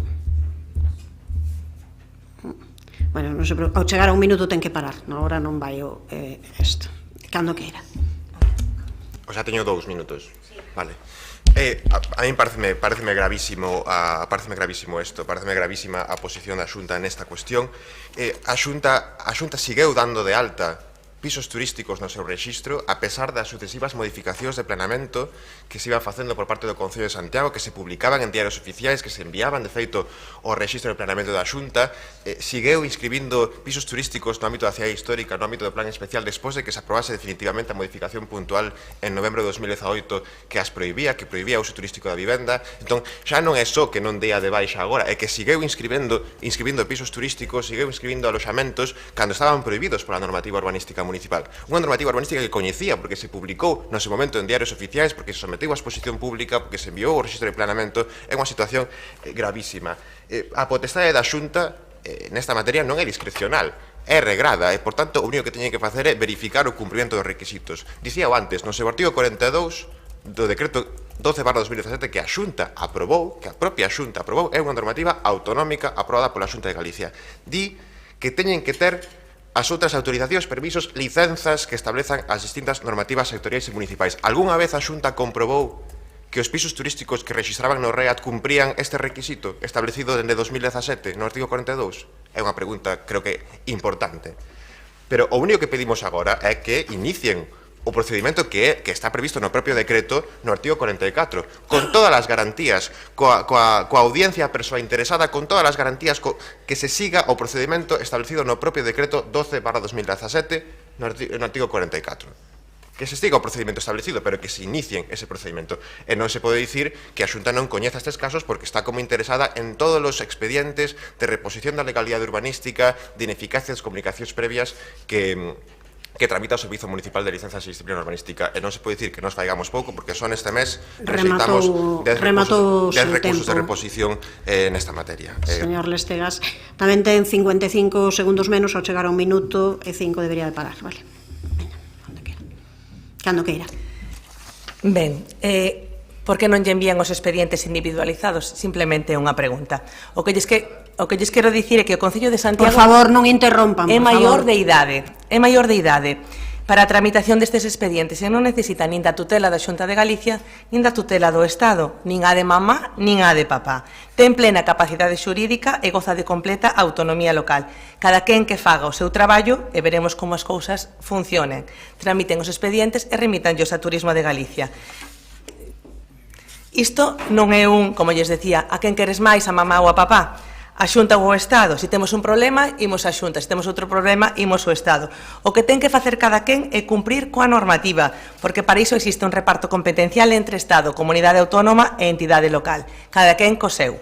Isto non é o castigo de Sísifo, estamos sempre cas vivendas de uso turístico, non asimos levar sempre as costas. Tramiten os expedientes, remítenllos a Turismo de Galicia e verán que os expedientes administrativos teñen unha terminación, así o prevé a normativa. Estamos, se me permiten, para rematar e suavizar un pouco esta cuestión, cuando da tradición oral, estamos coas vivendas de uso turístico e vira e que vira e volve a virar, e neste caso, as voltas do vira non son malas de dar, son boas de dar. Tramiten os 200 expedientes e remítanllos a Turismo de Galicia. Moitas gracias e anunciamos o noso voto en contra. Grazas. Ben, pois eu creo que, simplemente que eu creo que se remiten eses expedientes, creo que ese traballo sí que se fai por parte do servizo, en todo caso, revisaremos iso, pero entendo que sempre se fai, que sempre se incorpora como interesada a Xencia de Turismo de Galicia e recibe unha notificación ao respecto, paréceme, pero vamos. En todo caso, comprobarase iso, mirarémolo, seguiremos falando, pasamos á votación, señor secretario, cando queira. Proposición presentada polo Grupo Municipal Socialista para o efectivo cumprimento da normativa de uso turístico da vivenda. Votos a favor, Grupos Municipais Socialista, BNG e Compostela Aberta. Votos en contra, Grupo Municipal do Partido Popular. Apróbase a proposición. Pasamos á seguinte proposición presentada polo Grupo Municipal do Partido Popular sobre a instalación de paneis no eixo atlántico ferroviario ao seu paso pola parroquia de Laraño. Ten a palabra o señor Berea, cando queira. Moitas grazas, presidenta. A verdade é que pouco temos que decir ou pouco temos que engadir despois do que escoitamos todos, despois da intervención do presidente da Asociación de Veciños de Laraño. Non? É o mellor exemplo ou o mellor retrato, o retrato máis cru da pouca empatía e da pouca sensibilidade deste goberno do BNG e de Compostela Aberta. De verdade, alcaldesa, de verdade, señora San Martín, non tivo nestes meses nin media hora, para reunirse cos veciños de Laraño? Que cousas máis importantes tivo vostede que facer, que atender e escoitar aos seus veciños? Como digo, é o mellor retrato de que están completamente fora da realidade, nunha burbulla que non lles está facendo ningún ben. Estamos falando de veciños que pediron o seu amparo. O amparo do goberno do BNG e de Compostela Aberta. E pediron o amparo porque están preocupados. Pediron o amparo porque están angustiados, porque as súas vivendas van a desaparecer da maneira en que as coñecían. Menos luz, menos espazos abertos, menos higiene. E como é normal, piden axuda ao goberno, o actual goberno de Santiago, de BNG e Compostela Aberta. E que fixo o seu goberno? Deixounos sós e desamparados. Non responde ás súas solicitudes de reunión. Non os acompañan nin apoian nas súas protestas. E creo, podo equivocarme, supoño que o aclararán hoxe, que o único que fixeron foi, vía epistolar, comunicarse co Adif. Non sei se tamén algunha chamada telefónica. Creo que iso foi o que fixeron. De verdade, volvo a facer a pregunta, non tivo nestes meses nin media hora para reunirse cos veciños de Laraño? De verdade, a que dedica o seu tempo? Quedou claro que a mellorar os autobuses non, que a mellorar o contrato da auga non, que a mellorar o alumeado non, que a ter a cidade máis limpa non, pero xe sabemos tamén que tampouco dedica a atender e a sentarse cos veciños. Un conflito, además, que tivo repercusión pública, que tivo importante repercusión pública, incluso nos medios de comunicación nacionais, non? E con dramas personais, con dramas personais moi importantes que todos pudemos ver e coñecer neses medios de comunicación e persoalmente algúns. Pero vostede impasible, decidiu en algún momento que non se ia reunir cos seus veciños. En ese momento, pois xa daba igual o que pasaba. Supoñemos que hoxe aclarará diante de toda a cidade por que non tivo media hora para reunirse cos veciños de Laraño ante este gravísimo problema. Esperamos tamén que hoxe vostede explique por que non se puso ao fronte deste problema. Por que non se puso a liderar a solución a este problema que afecta a moitos veciños. Un problema que, como dixen antes, vai a destrozar a vida de moita xente. Estamos cansos de vela ao fronte de moitas manifestacións nesta cidade. Poucas teñen que ver con problemas de Santiago, pero vostede a primeira en coller a pancarta. Creo que hai un completo álbum de a señora San Martín ao fronte de manifestacións por todo tipo de asuntos, poucos relacionados coa cidade. E cando os veciños xúntanse un problema que afecta a cidade e un problema entre administracións, nin está, nin se lle espera. Non tivo media hora, de verdade, en 3 meses para reunirse cos veciños de Laraño. Demostran que só lles importan as súas causas. É lexítimo, pero triste. Só lles importan as súas causas e os seus votantes. E o que non son, e o están demostrando día a día, é o goberno de todos, senón simplemente o goberno do BNG e de Compostela Aberta. Grazas, señor Berea. Ten a palabra o señor Duro, cando queira. Grazas, alcaldesa. Bo día a todos e a todas. Un saúdo á veciñanza de Laraño que está presente. É certo, a administración municipal é a máis próxima á veciñanza e é comprensible e así debe de ser que os veciños e veciñas se dirixan a nós diante de calqueira problema ou para presentar calquera demanda. Pero, e ben o saben, vostedes, a administración municipal, o Concello, non sempre ten competencias nin capacidade para resolvelas. E trasladar outra cousa é unha absoluta irresponsabilidade. A nosa obriga como Concello é, por suposto, interesarnos e mediar diante de calquera problema que lles afecte aos veciños e veciñas de Santiago. E iso é o que fixemos. Eu mesmo mantuven distintos contactos e xuntanzas con Adif para abordar as queixas da veciñanza de Laraño, a última este pasado 20 de xaneiro. O propio presidente da Asociación de Veciños da Xuña dixo na súa intervención que a concelleira responsable de relacións veciñais se puxera en contacto con eles. Constame que desde a alcaldía tamén se mantiveron conversas na mesma dirección e o Departamento de Tráfico que dirixo mantén tamén unha interlocución constante para minimizar o impacto das obras na mobilidade da veciñanza. Pero nós non imos engañar a esta veciñanza e non imos pedirlle a DIF que incumpra a legislación. Facelo, outra vez, sería irresponsable. O pasado 16 de xaneiro asisten a xuntanza que celebrou a Asociación de Veciños en Laraño, con conxuntos de veciños, con Adif e con representantes de algúns grupos desta corporación. Nesa reunión, o abogado que asesora a Asociación de Veciños tamén explicou que era inevitable a instalación das pantallas da Adif polas características de interese xeral desta obra e pola legislación que se lle aplica a este tipo de actuacións. Asumindo que instalar as pantallas era obrigado, o que fixemos foi intentar minimizar o seu impacto. Conseguimos, por exemplo, que se reducira a metade o espazo ocupado polos zócalos de soporte das pantallas nunhas rúas particularmente estreitas, como sinalou o presidente da asociación. Tamén pedimos que se realizaran medicións de ruído individualizadas nasquelas casas máis afectadas por os datos que resulten permitiran intervencións con menor impacto, tal como despois se comprometeu a empresa e a DIF nesta xuntanza veciñal que mencionei antes. É totalmente certo tamén que estas dúas rúas estreitas, fundamentalmente como está de Casalia de San Roque, estarán afectadas e haberá, sen dúbida, que adaptar a mobilidade, pero esta fase ten que desenvolverse definitivamente cando rematen a obras nestas rúas, que posiblemente non sexa ata outono.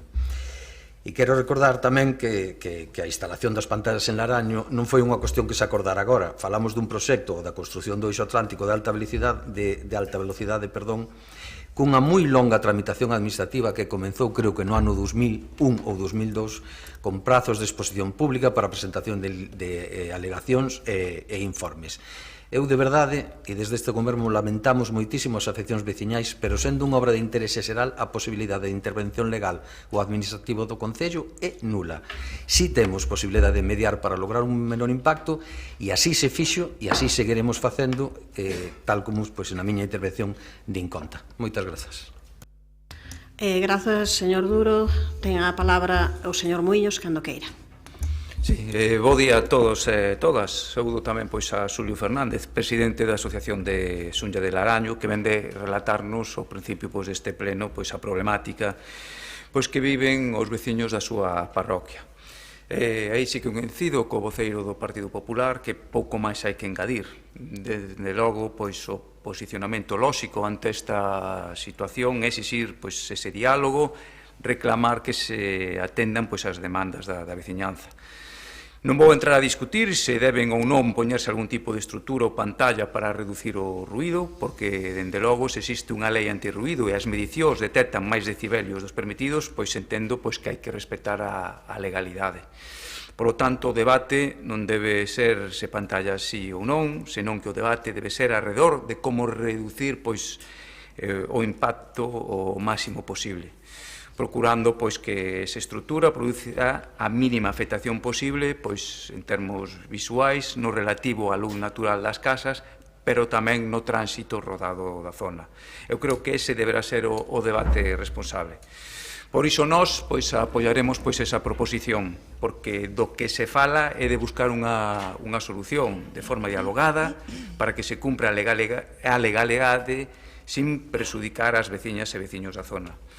En todo caso, logo da reunión que mantivo a veciñanza coa DIF, desde o administrador de infraestructuras ferroviarias, comprometeronse a estudar as peticións da veciñanza e unha posible modificación do proxecto inicial para minimizar o impacto sobre as vivendas. E dixeron que nun mes trasladarán a súa decisión. Pois eu tamén agardo que nese prazo existe unha nova proposta que atenda a esas peticións dos veciños. E creo tamén que o responsable teria sido agardar a que se cumprira ese prazo para presentar esta iniciativa. A pesar diso, como digo, apoiaremos a proposta, pero tendo moi claro que existe esa obriga legal de instalar unha estrutura nesa zona e que esa obriga non pode ser obviada nin polo ADIF, nin pode o Concello exixir que se obvie. A solución pasa por mediar, dialogar, chegar a un acordo que provoque a menor afectación. Creo que incluso se chegou a falar de panéis de metacrilato que non foran opacos e que permitisen o paso de luz natural. Esa podería ser tamén unha solución se a veciñanza lle convence. Entón, agardaremos a ver o que resulta dese prazo dado polo ADIF. Desde logo, o Goberno local debe estar a pé de rúa a escoitar as veciñas e veciños e sigamos todos en alerta para alcanzar unha boa solución. E andaría máis, xa que estamos falando destes panéis antirruído, existen outros veciños e veciñas de Angrois, que sí que teñen xa tamén manifestado a súa disconformidade por ese ruído que xera o tráfico de trens, e aí o ADIF non está a estudar a instalación deses panéis. Tamén era boa cousa que xa que se poñen onde ninguén os pide por cumprir a legalidade, que se instalen tamén onde a xente os está a reclamar de xeito insistente. Grazas.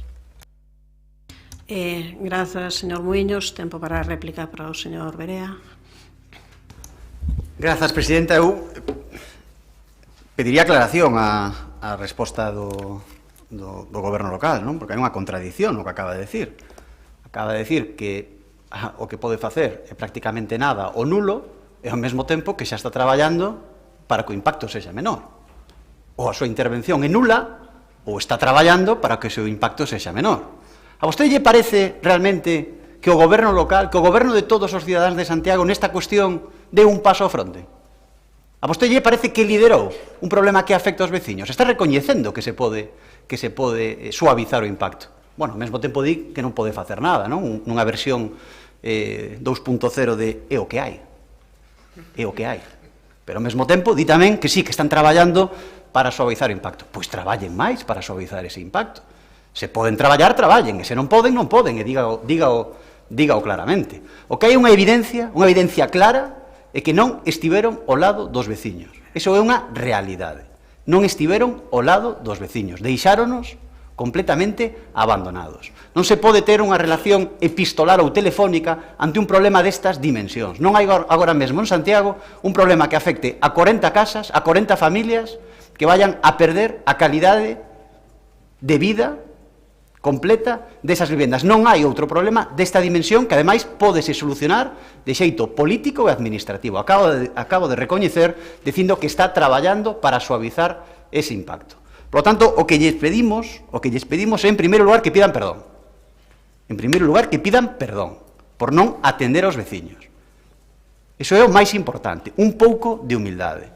E vostede ten que saber de humildade, que xa o votaron do goberno no 2019. A vostede xa o votaron do goberno, está aquí ora sentado de tapadillo con dous concelleiros. Pero de humildade debería vostede de saber algo. E, por tanto, reúnanse con esta xente, pídanlles perdón e comecen a traballar nesa liña que vostede acaba de abrir, de suavizar o impacto.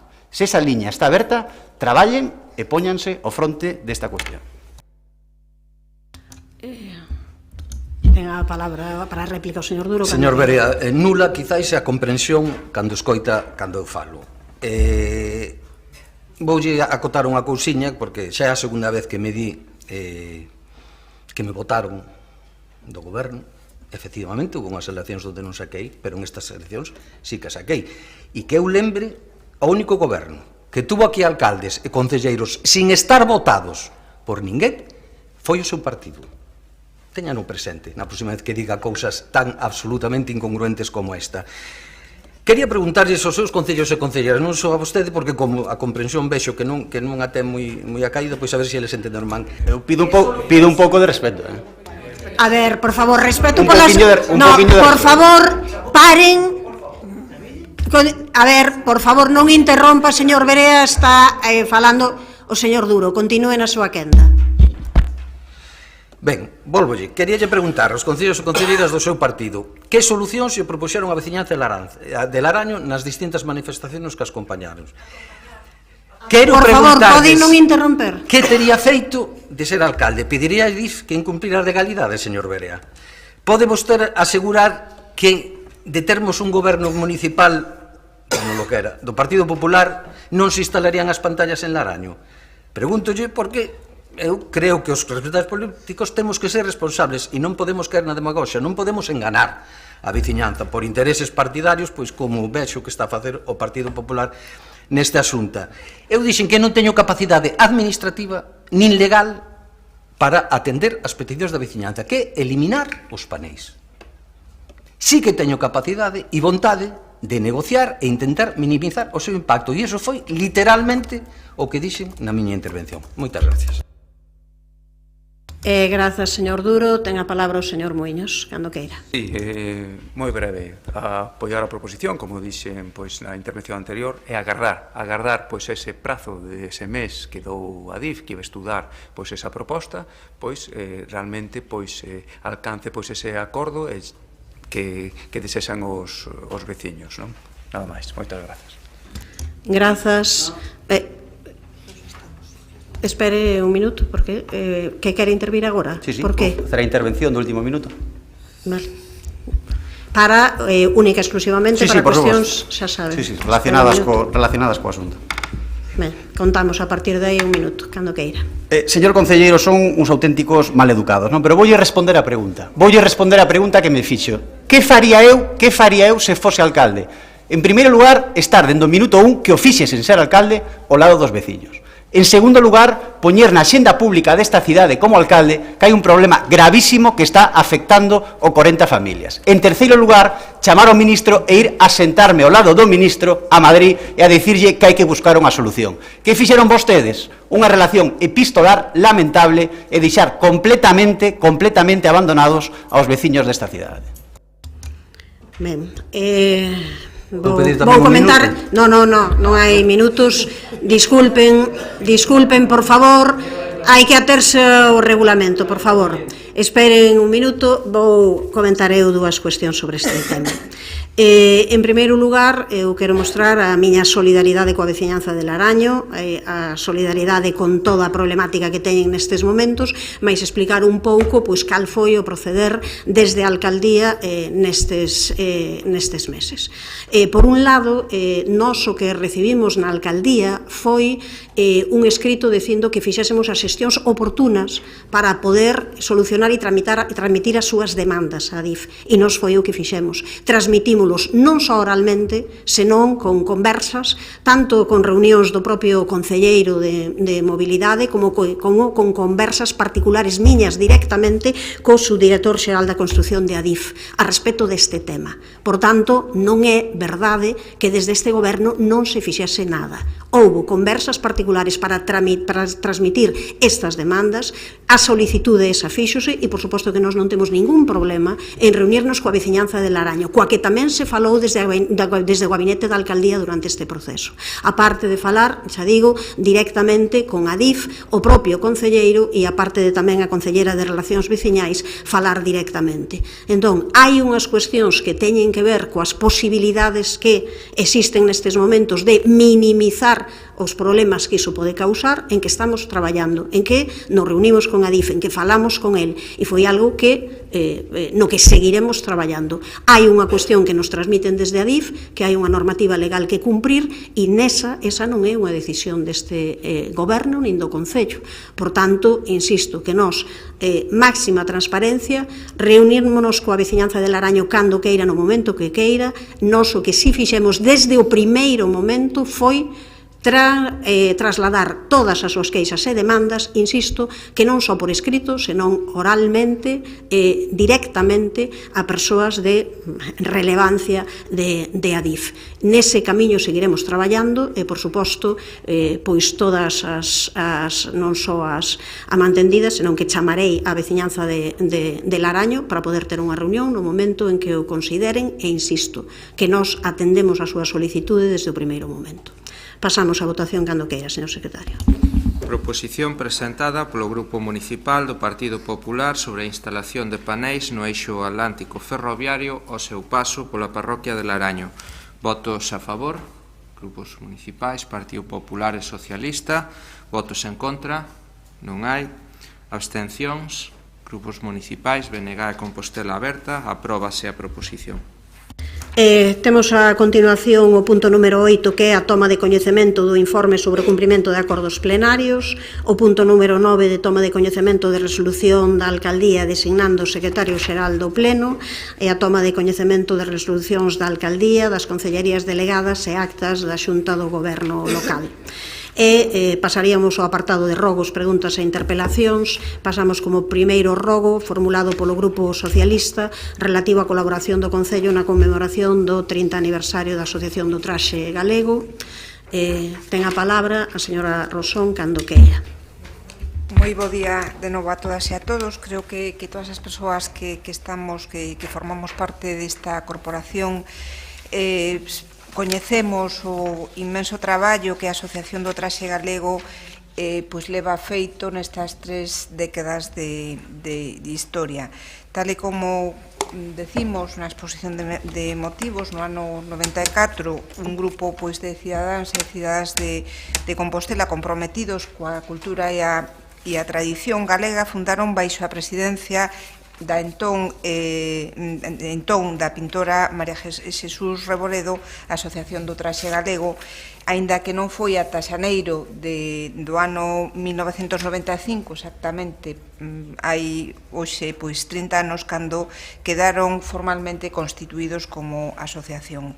Unha asociación que naceu cun obxectivo moi claro, que é a investigación e conservación do traxe tradicional galego e a súa promoción, pero que ao longo destas 3 décadas foi medrando ata converterse nun motor cultural moi importante da nosa cidade, que participa, ademais, de forma partillada con múltiples, tanto administracións de Galicia como colectivos culturais do noso país, a través de charlas divulgativas, obradoiros, exposicións, música, o premio, a convocatoria do premio Antón Fraguas connosco, o Concello. Son, como sabedes, múltiples as actividades que organiza a Asociación do Traxe Galego, como decía, moitas delas en colaboración partillada con outras entidades.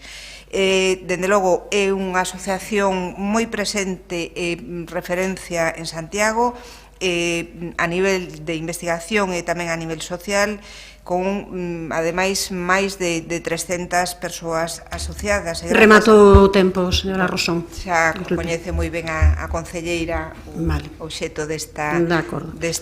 Pois responde a señora Louzao cando queira. Moitas grazas e moi bo día. O traxe é un dos nosos principais sinais identitarios, xunto coa lingua e a nosa música e danza propias, os elementos que mellor e máis claramente nos identifican como pobo. Por iso, desde este goberno apostamos claramente por todas as iniciativas que axuden a dignificar calquera destes elementos. O Concello de Santiago de Compostela, explicaba vostede agora, foi sempre un aliado activo nesta labor de dignificar e homenaxear o traxe galego, colaborando coa asociación como como comentaba, co Día do Traxe, coa Feira do Vestir ou co Premio de Investigación Antón Fraguas. Por suposto, este goberno seguirá colaborando nestes eventos e premios e, como non podía ser de outra forma, pois de maneira especial neste 30 aniversario que se celebrará neste ano 2025, e por iso levaremos nos orzamentos deste ano unha subvención nominativa específica para poder colaborar en todas as actividades que nos constan que están organizando desde a asociación. E sin máis, solamente aproveito para agradecerlles o traballo inmenso que comentaba vostede que fan ao longo de todo o ano e que celebraremos da súa man este ano. Nada máis e moitas grazas. O seguinte rogo é tamén do Grupo Municipal Socialista para o impulso do Plan Director da Alameda. Señora Castro, cando queira. Grazas, señora alcaldesa. Foi en abril de 2021 cando o Pleno da Corporación Municipal tratou na sesión ordinaria dese mes a posibilidade de redactar e aprobar un plan director específico para ordenar a restauración e mantemento da importante riqueza patrimonial e paisaxística que atesoura o Parque da Alameda. Unha cuestión esta que foi plantexada polo goberno anterior socialista do alcalde Sánchez Bugallo. Este plan foi encargado, como xa dixen, por ese goberno, o consorcio, e nese momento iniciou os traballos para a licitación da elaboración dese documento en outubro dese mesmo ano. Desde entón é coñecido que o equipo redactor realizou algún encontro con asociacións veciñais e con diferentes colectivos, e como xa dixen nun pleno recente, nun pleno anterior, a pesar de que desde o pasado verán de 2024 temos constancia de que o consorcio remitiu ao Concello o documento, pois este documento sigue sendo descoñecido, por suposto, pola corporación, pero tamén pola veciñanza. Por eso, hoxe, volvemos a traer esta petición de que o goberno local proceda á aprobación deste plan director da Alameda, faga ao público o contido do mesmo, en aras da transparencia, e inicie os traballos de implementación desas actuacións de preservación, recuperación e posta en valor do patrimonio natural e cultural do parque. Mais nestas datas que, despois de todas estas tempestades temporales e cousas que tivemos, eu creo que é necesario darlle unha volta á nosa Alameda. Moitas grazas. Grazas. Responde o señor Lestegas, cando queira. Grazas, alcaldesa. Quero só facer un matiz. Non é certo que o Concello, que o Consorcio, nos remitise a documentación no pasado brau, remiteunola o 6 de novembro de 2024, esa é a data de remisión. Actualmente ese plan está pendente de informe por parte do Servizo de Licencias e Disciplina Urbanística, a continuación terá que ser avaliado pola Comisión Asesora de Patrimonio Histórico, vai ser necesario tamén obter algún informe sectorial da Xunta de Galicia, pero a nosa intención é que se poida aprobar canto antes. Grazas.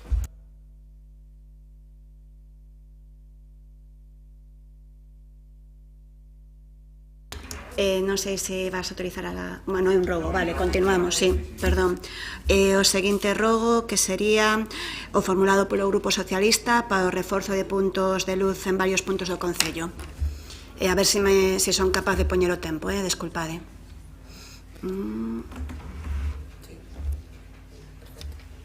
A súa quenda. Xa. Varias veciñas e veciños do noso Concello, e falábamolo ao inicio deste pleno, teñen trasladado ao Grupo Municipal a necesidade de reforzar... Todo ben? Sí. Reforzar a instalación de novos puntos de luz en varios puntos da cidade. Hoxe nos traemos eses dous lugares que a veciñanza nos trasladou en demandas reiterativas.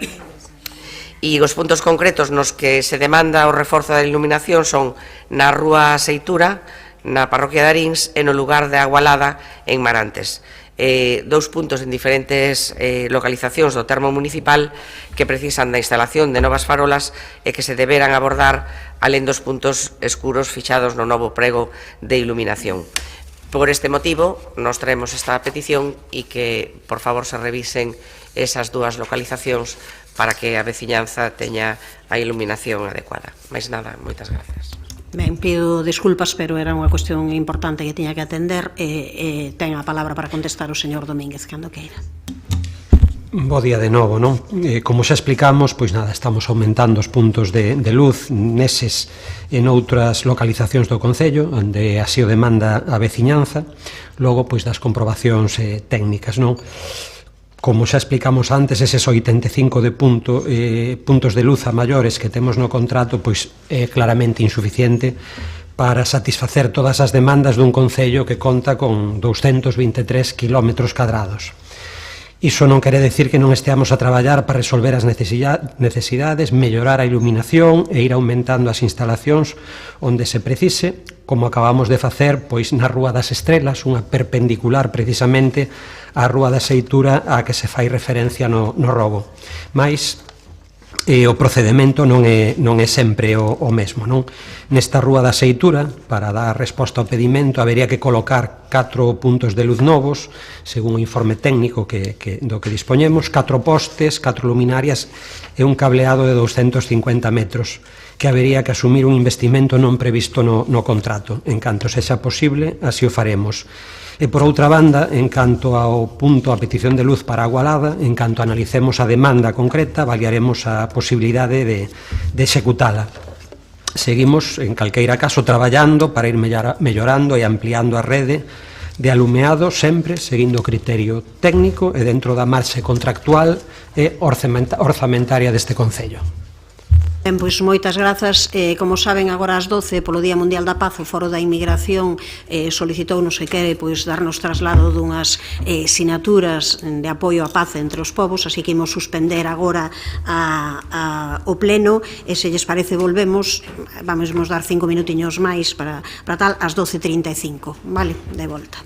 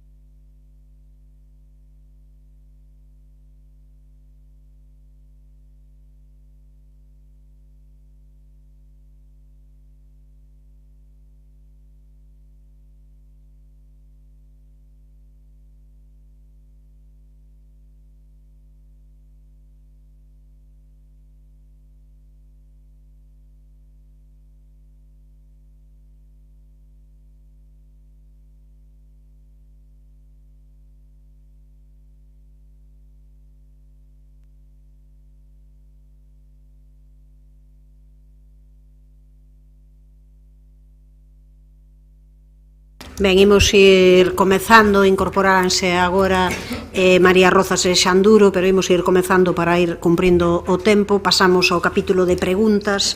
A primeira pregunta é do Partido Popular sobre o estado da parcela contigua á Igrexa de Santa Marta na rúa Emilia Pardo Bazán. Quen defende esta cuestión? Señor de la Fuente, cando queira.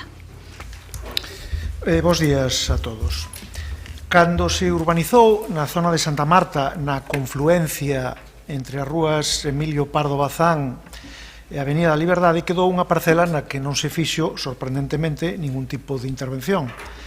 A parcela, antigamente parte da rúa do Monte de Conxo, que comunicaba os barrios de Santa Marta e Conxo, é lindante, pola parte de atrás, ca Igrexa de Santa Marta, e é un dos accesos do Colexio Divino Maestro.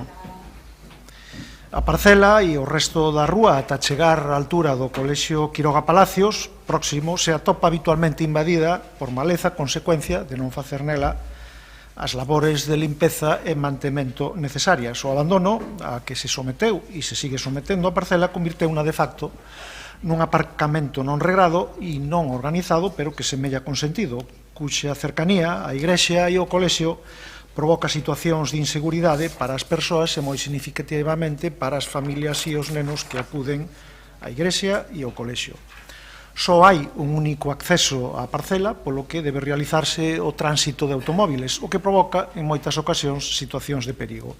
As pequenas escaleiras que comunican a parcela coa rúa Emilia Pardo Bazán non permiten unha mínima accesibilidade. O seu diseño e configuración parecen máis ben estar pensadas para non ser usadas, de feito, están impracticables.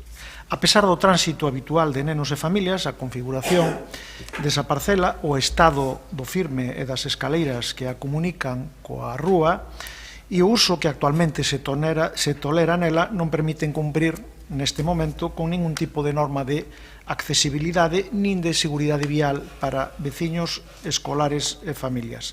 Pensamos que a intervención que se debe facer en ela é necesaria e urxente e así o reclaman tanto veciños como comunidade escolar. Por iso, temos interese en coñecer do Goberno que actuacións ten previsto levar a cabo nesa parcela para integrala, por un lado, coa contorna, insisto en que é a única parcela que quedou sin urbanizar cando se fixo intervención naquela zona, e para garantir o tránsito e acceso peonil á zona con seguridade para viandantes e escolares que acceden ao colexio.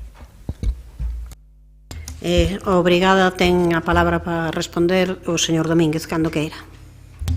Bo día de novo e moitas grazas. Pois a parcela a que fai referencia pois está adyacente á Igrexa de Santa Marta, ten unha cualificación urbanística de dotacional multiusos. Está dentro do ámbito do plan parcial do sub-6, aprobado definitivamente no 2001, e o planeamento define como un espazo que pode albergar unha dotación municipal e que sirva como remate da Avenida da Liberdade, completando desa maneira a trama urbana nese punto. Este Goberno concorda coa necesidade de intervir nese ámbito co fin de que, mentras non se cumpre o destino urbanístico da parcela, se poida converter provisionalmente nun espazo de calidade para a cidadanía e que efectivamente mellore a contorna do CEIP e mesmo da Igrexa. Con este fin, contamos cun anteproxecto no Departamento de Obras para a creación dun pequeno espazo estancial común que resolva a diferenza de cota. Ao contactar co centro e coa representación da AMPA para coñecer as súas necesidades, trasladóusenos precisamente que a principal demanda por parte do conxunto da AMPA para ese punto era de estacionamento, manter o estacionamento, polo que estamos valorando cal é a mellor solución que satisfaga a veciñanza no seu conxunto e tamén as persoas usuarias do centro educativo. Seguiremos recollendo as aportacións de todas as partes e concretaremos as actuacións a realizar que programaremos cando a disponibilidade orzamentaria o permita e, mentras tanto, limpar e rozar a parcela. Se quere utilizar o minuto de resposta, espera un minuto. Espera un momentiño que poño agora, a ver se isto vai. Bueno, poño, ás veces é que o de menos, aí vai, menos, aí vai, cando queira. Sí, gustaríanos, perdón, se é posible, se pode contestar ao concelleiro, algunha concreción máis en cuanto a plazos, sobre todo, dado que é unha situación que se ven arrastrando desde fai moito tempo, a reivindicación tanto da comunidade escolar como da veciñanza da zona xa fai tempo que foi manifestada ao Concello, e dado que están na fase de elaboración dun presuposto que todavía non está aprobado, pensamos que é un momento axeitado para que haxa unha concreción, un plazo determinado, algo máis concreto que unha promesa dunha simple intervención. Gustaríame, se é posible, que na resposta concretar algo máis. Grazas, señor de la Fuente. Señor Domínguez, cando queira. Pois, como xa decía, pois hai unha parte da comunidade da AMPA que quería que fose un espazo estancial, pero maioritariamente tamén dentro da mesma AMPA pois consideran que a súa prioridade é que siga sendo unha zona de aparcamento, co cal evidentemente está partida as sensibilidades e teremos que valorar pois que facer en esa área dotacional, como decíamos antes, concretar prazos cando habería que facer primeiro un proxecto e logo unha obra, pois é difícil. Evidentemente, se en este momento a propia comunidade non está pois totalmente de acordo. Pasamos daquela seguinte pregunta tamén do Partido Popular para a reparación do firme da Rúa Valle Inclán no acceso á Rúa Caramoniña e a dársena de autobuses do Colexio La Salle. Señor Constenla, cando queira. Muchas gracias de nuevo. Bueno, el firme de la calle Valle Inclán, que es la que transita entre la Puerta del Camino y San Roque, se encuentra en un estado verdaderamente calamitoso, un tránsito por ahí, pues a simple vista uno puede apreciar que sus condiciones de conservación son francamente deplorables, ¿no? En especial en la zona del losado de piedra que sirve o que se encuentra en el acceso al callejón de Caramoniña y a la dársena de La Salle, pues es mucho más evidente esta situación de deterioro, ¿no? Esas losetas de piedra están rotas con importantes aristas y que ponen en peligro, pues como digo, a peatones y a tráfico. Pero nos preocupa verdaderamente este entorno porque en reiteradas declaraciones el concejal de urbanismo y compañeros de corporación, cuando se refieren a la regulación del tráfico en el entorno de Virgen de la Cerca, bueno, pues han deslizado que quizás la vía natural de subida a Santiago Norte del tráfico que va hacia, como digo, hacia arriba, bueno, pues debe transitar por la calle Valle Inclán. Esto nos parece como poco descabellado porque esa calle no se encuentra en situaciones de soportar, como digo, ese tránsito de tráfico pesado, ¿no? Por tanto, la pregunta pues es muy simple, es que qué van a hacer en relación a la mejora de ese pavimento de esta vía, qué van a hacer, cómo lo van a hacer y en efecto cuándo se va a hacer. Muchas gracias. Gracias, señor Constenla. Contesta yo, señor Domínguez, cando queira. Pois é evidente que o tráfico diario pois nesta rúa, na rúa Valle Inclán, frecuentado ademais por vehículos que van a La Salle, pois tamén por autobuses. De feito, hai unha dársena de autobuses aí na ubicación ao que fai referencia do colexio, debaixo do colexio La Salle, non? Temos programadas varias actuacións nesa rúa. Por un lado, a reparación do pavimento de Chapacuña, xusto na curva pois co Museo do Pobo Galego, no comezo da rúa Valle Inclán, e por outra banda, pois arranxaremos os pavimentos de pedra na zona peonil da dársena, non? Lamentablemente, pois neste punto, pois resístranse incidencias desde fai anos, non é de agora, é especialmente sensible porque o pavimento desa peza que existe nese punto xusto a unha arqueta, pois sofre precisamente os empuxes dos autobuses de gran tamaño, gran peso, moito peso, no momento en que se produce o xiro precisamente para acceder a dársena. Imos reparalo con dilixencia, procurando mellorar o comportamento mecánico do pavimento no futuro, e ao mesmo tempo pois faremos un repaso pois de outras incidencias pola rúa. Grazas, señor Domínguez. Tempo para a réplica, señor Constenla. Sí, muy rápido. Agradezco la respuesta. La pregunta, muy igual que le formulaba a mi compañero, es: no hay manera de concretar un poco más esa respuesta. Me refiero a que plantean hacerlo dentro de este año, este presupuesto, será el año que viene, el siguiente, lo hará la brigada municipal, se licitará, en fin, si resulta posible que pueda facilitarnos más información. Por suposto que penso que se fará durante este ano. Non sei se coa brigada, moi mermada en recursos humanos, ou co contrato de mantemento que temos pois para viarios públicos. Grazas. Pasamos á seguinte pregunta, tamén formulada polo Grupo Popular, sobre a modalidade de xestión do futuro Centro de Atención Integral a Persoas Sin Fogar. Quen a formula? Señor Otero, cando queira. Ola, bo día a todos e a todas. Esta semana vimos a coñecer unha noticia triste cando non considero que non pode orgullecernos como cidade, que é que a capital de Galicia bateu récords de persoas atendidas polos servicios sociais municipais, chegando a case aos 20.000. Sería máis alentador que a capital de Galicia batese récords noutros ámbitos como educativo, cultural e industrial, pero lamentablemente a realidade é que é. Neste ámbito da atención social, a principios deste mes de xaneiro, os medios de comunicación recolleron unha nova referida que as obras de reforma do inmoble que albergará o futuro Centro de Atención Integral a Persoas Sin Fogar de Santiago está na súa recta final. Estamos a falar, pois, dun servicio público municipal que se prevé a súa apertura nun futuro inmediato.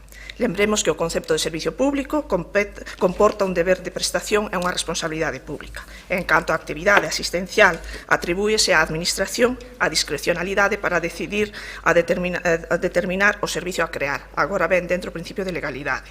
Neste sentido, a Lei de Servicios Sociais de Galicia do 2008, aprobada por un goberno bipartito do BNG e PSOE, establece no seu artigo 29 que os servicios sociais deberán ser prestados polas administracións públicas ben xestión directa, xestión indirecta a través da modalidade de contrato, concerto social ou ben a través dunha entidade do terceiro sector a través dun convenio de colaboración. Así pois, non sabemos se este goberno vai predicar co exemplo e optar por unha xestión directa ou se, por contra, vai optar por unha xestión indirecta acudindo a un contrato reservado ou aberto, concerto social ou acudirá a unha entidade do sector entidade sin ánimo de lucro para buscar a súa colaboración. En todo caso, a formalización da xestión a través de calquera destas fórmulas, recordemos que é longa no tempo. Por outra banda, estando en fase de elaboración o orzamento municipal do ano 2025 e se a posta en marcha deste recurso é tan inminente como se está a oír, consideramos que xa está realizado o informe de custes e que contaremos no orzamento 2025 orzamentado non só o equipamento, senón tamén a xestión. Por iso traemos aquí hoxe esta pregunta. En canto ao Centro de Atención Integral de Atención a Persoas Sin Fogar actualmente en construción, cal será a modalidade de xestión do citado recurso municipal? Moitas gracias. Grazas. Contesta a señora Rozas, cando queira. Moi bo día a todos e a todas. Antes de contestar a pregunta, aclarar que se o Concello de Santiago bateu récords no ano 2024 en atención en servizos sociais non é por un empeoramento da situación socioeconómica da nosa cidade, senón que é por unha decisión do Goberno municipal de que as prestacións sociais municipais chegaran a máis xente e chegaron a novos usuarios que non chegaran nunca, porque, por exemplo, entre outras cuestións, as becas de comedor escolar modificouse o umbral económico polo que antes podían acceder a esa beca, ou incrementamos o servizo de atención no fogar ás persoas maiores, é dicir, abarcamos, melloramos as nosas prestacións sociais e, por tanto, chegamos a máis xente, porque entendemos que os servizos sociais non só deben atender as persoas máis vulnerables, senón tamén chegar a esas familias que lles costa chegar a fin de mes. En relación á pregunta realizada, indicar que a modalidade de xestión será unha combinación das diferentes fórmulas explicitadas na Lei de Servizos Sociais de Galicia. Haberá unha parte de xestión directa, contando con persoal, cun equipo de persoal funcionario do Concello de Santiago, porque entendemos que isto é necesario e que ademais é o desexable en xeral en calquera servizo, pero máis nun servizo tan sensible como este, poder ter ese control e esa capacidade de decisión no día a día da xestión do servizo, e tamén porque este servizo englobarase na liña de actuación de persoas sen fogar, de atención ás persoas sen fogar que ten o Concello de Santiago e que conta con outras iniciativas non só a do centro, non, como pode ser as traballadoras, o equipo de traballadoras que atenden as persoas sen fogar, como pode ser o SEMUS, o Servizo de Emerxencias, que ten un equipo de rúa que atende as persoas en rúa, ou as vivendas de transición. Así que será unha proposta mixta entre xestión directa, entre persoal do Concello de Santiago, persoal funcionario, e por outro lado tamén haberá unha parte de contratación en aquelas cuestións e servizos que non se podan realizar de forma directa. E si, o orzamento está contemplado nos orzamentos do 2025. Non sei se quere contestar algo, señor Otero, espere agora mismo. Pois agardamos a eses orzamentos do 2025 para coñecer a partida adicada a este recurso. E agardamos que a modalidade de xestión deste novo recurso municipal, como non pode ser de outra maneira, redunde no benestar da calidade dos veciños de Compostela. Moitas gracias. Grazas, señora Rozas. Non vou facer uso.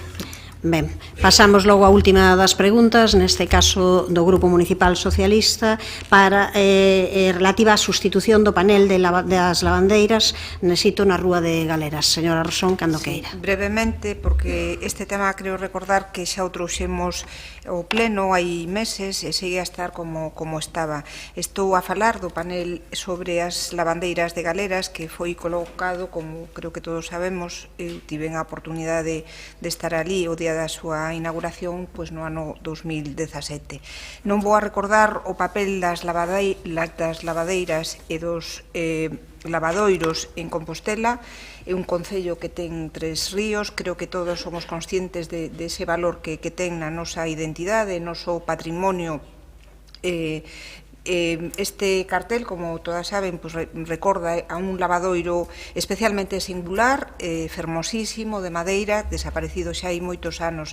Sabemos que foi recentemente vandalizado unha vez máis e que de forma rápida foi borrada a pintada, pero borrada pois diligentemente, pero como dixemos no seu momento, ademais de estar descolorido, pois faltalle un anaco da impresión na parte superior dereita e outro na parte inferior dereita, que sobre todo a parte inferior resulta moi perigosa para sobre todo os cativos e cativas. Por lo tanto, a nosa pregunta é pois cando está prevista a súa restauración ou a súa sustitución de tanto do soporte de madeira, que en todo caso hai que mellorar, e a parte impresa, porque esa é realmente a que xenera un perigo importante, nada máis. Ben, contesto eu mesma, sí que é certo que este tema xa foi tratado aquí hai uns meses, todo o mundo recoñecemos a importancia dos lavadoiros, a importancia de que a memoria estea, desde este goberno témolo claro e estamos desenvolvendo actuacións para visibilizar a acción das mulleres, a importancia que tiveron na sociedade de Compostela. Quero lembrar pois algunha das iniciativas que fixemos ao longo deste ano 2024, tanto a dedicación pois da Praza da Oliveira a Pilar Pereira, como pode ser esa xornada sobre o padroado da muller que tivo tantísima repercusión. Eu creo que é evidente que hai que facer esta valoración de que pasa, pero que estivemos agardando para ver a mellor maneira de facelo, para que non fose única e exclusivamente, como digo, de cambiar o panel, senón que a parte diso a propia estrutura e o soporte, para que non sexa un desgaste tan importante, mitigar ese desgaste, pois o que se estivo facendo esa valoración. Agora, unha vez que xa está claro como se vai facer, esperemos proceder á súa sustitución o máis axiña posible. Non sei se quere intervir. Pasamos aquelas mocións. A primeira moción é do Partido Popular para a creación do programa Memorias e Futuro de Voluntariado Interxeracional en Santiago de Compostela. Quen a defende? Señor Rubio, cando queira. Bo día a todas e a todos. En Santiago de Compostela, cidade de encontro e riqueza cultural, queremos promover unha iniciativa que fomente a colaboración e entendemento mutuo entre xeracións. A mocidade compostelá, repleta de enerxía e creatividade, busca espazos onde poidan desenvolver habilidades sociais e persoais, mentres que as persoas maiores desexan, moitas delas, por non decir a totalidade, compartir a súa sabedoría e experiencia vital, sentíndose así parte activa da sociedade. O voluntariado interxeneracional non só contribúe a reforzar os lazos comunitarios, senón que tamén crea oportunidades únicas para que a mocidade desenvolva valores e habilidades como o respecto, a solidaridade ou a empatía. A través de programas que faciliten o intercambio de saberes e a colaboración, os mozos e mozas poden aprender de primeira man leccións de vida que dificilmente se atopan nos libros, ademais de mellorar competencias sociais clave como a comunicación ou a resolución de conflitos. Por outra banda, esta conexión enriquece tamén a comunidade en xeral, fomentando un ambiente de respeto mutuo e fortalecendo a identidade colectiva. Experiencias en outros concellos, como por exemplo Vedra ou Mos, que teñen proxectos de voluntariado interxeneracional en distintos niveles, demostran que este tipo de iniciativas transforman as dinámicas sociais, convertendo os participantes en axentes de cambio positivo. O Concello de Santiago coidamos que debe liderar un proxecto como este proxecto, como un exemplo de innovación social e compromiso coa cidadanía. Este non é só un programa, é unha declaración de principios, podríamos decirlo, un recoñecemento de que todas as persoas xuntas podemos construir un futuro máis solidario e inclusivo. Tendo en conta todo o exposto, propoñemos a este pleno a adopción do seguinte acordo: crear o programa municipal Memorias e Futuro de Voluntariado Interxeneracional liderado polo Concello de Santiago de Compostela, que facilite o intercambio de saberes, o acompañamento e a colaboración entre persoas maiores e mocidade, obviamente dotando de recursos necesarios e establecendo mecanismos de avaliación para garantir a súa eficacia e sustentabilidade. Moitas grazas. Grazas, señor Rubio. Ten a palabra a señora Rozas, que onde queira. Moi bo día de novo a todas. Eu concordo coas liñas xerais desta moción e co espírito proposto, e creo que é importante poñer en valor e reivindicar o traballo e as accións de carácter interxeracional. De feito, esta é unha liña de traballo que tentamos implementar nas novas iniciativas que se realizan dentro do Concello de Santiago. Así foi concibido, por exemplo, o proxecto da Casa dos Maiores e Centro Sociocultural do Ensanche, nunha aposta por termos un equipamento municipal que integre ambos servizos e que permita facer actividades interxeracionais. Actividades que, sen dúbida, son moi beneficiosas para as persoas maiores, pero que tamén o son para o colectivo dos mozos e mozas, e os maiores gañan en vitalidade, gañan en exercitar a súa memoria, entre outras cuestións, e a mocidade gaña en coñecementos, habilidades sociais, e ademais gañan eles e gañamos todos, porque ao mesmo tempo estas actividades permítenos garantir a conservación da nosa cultura e da nosa memoria colectiva.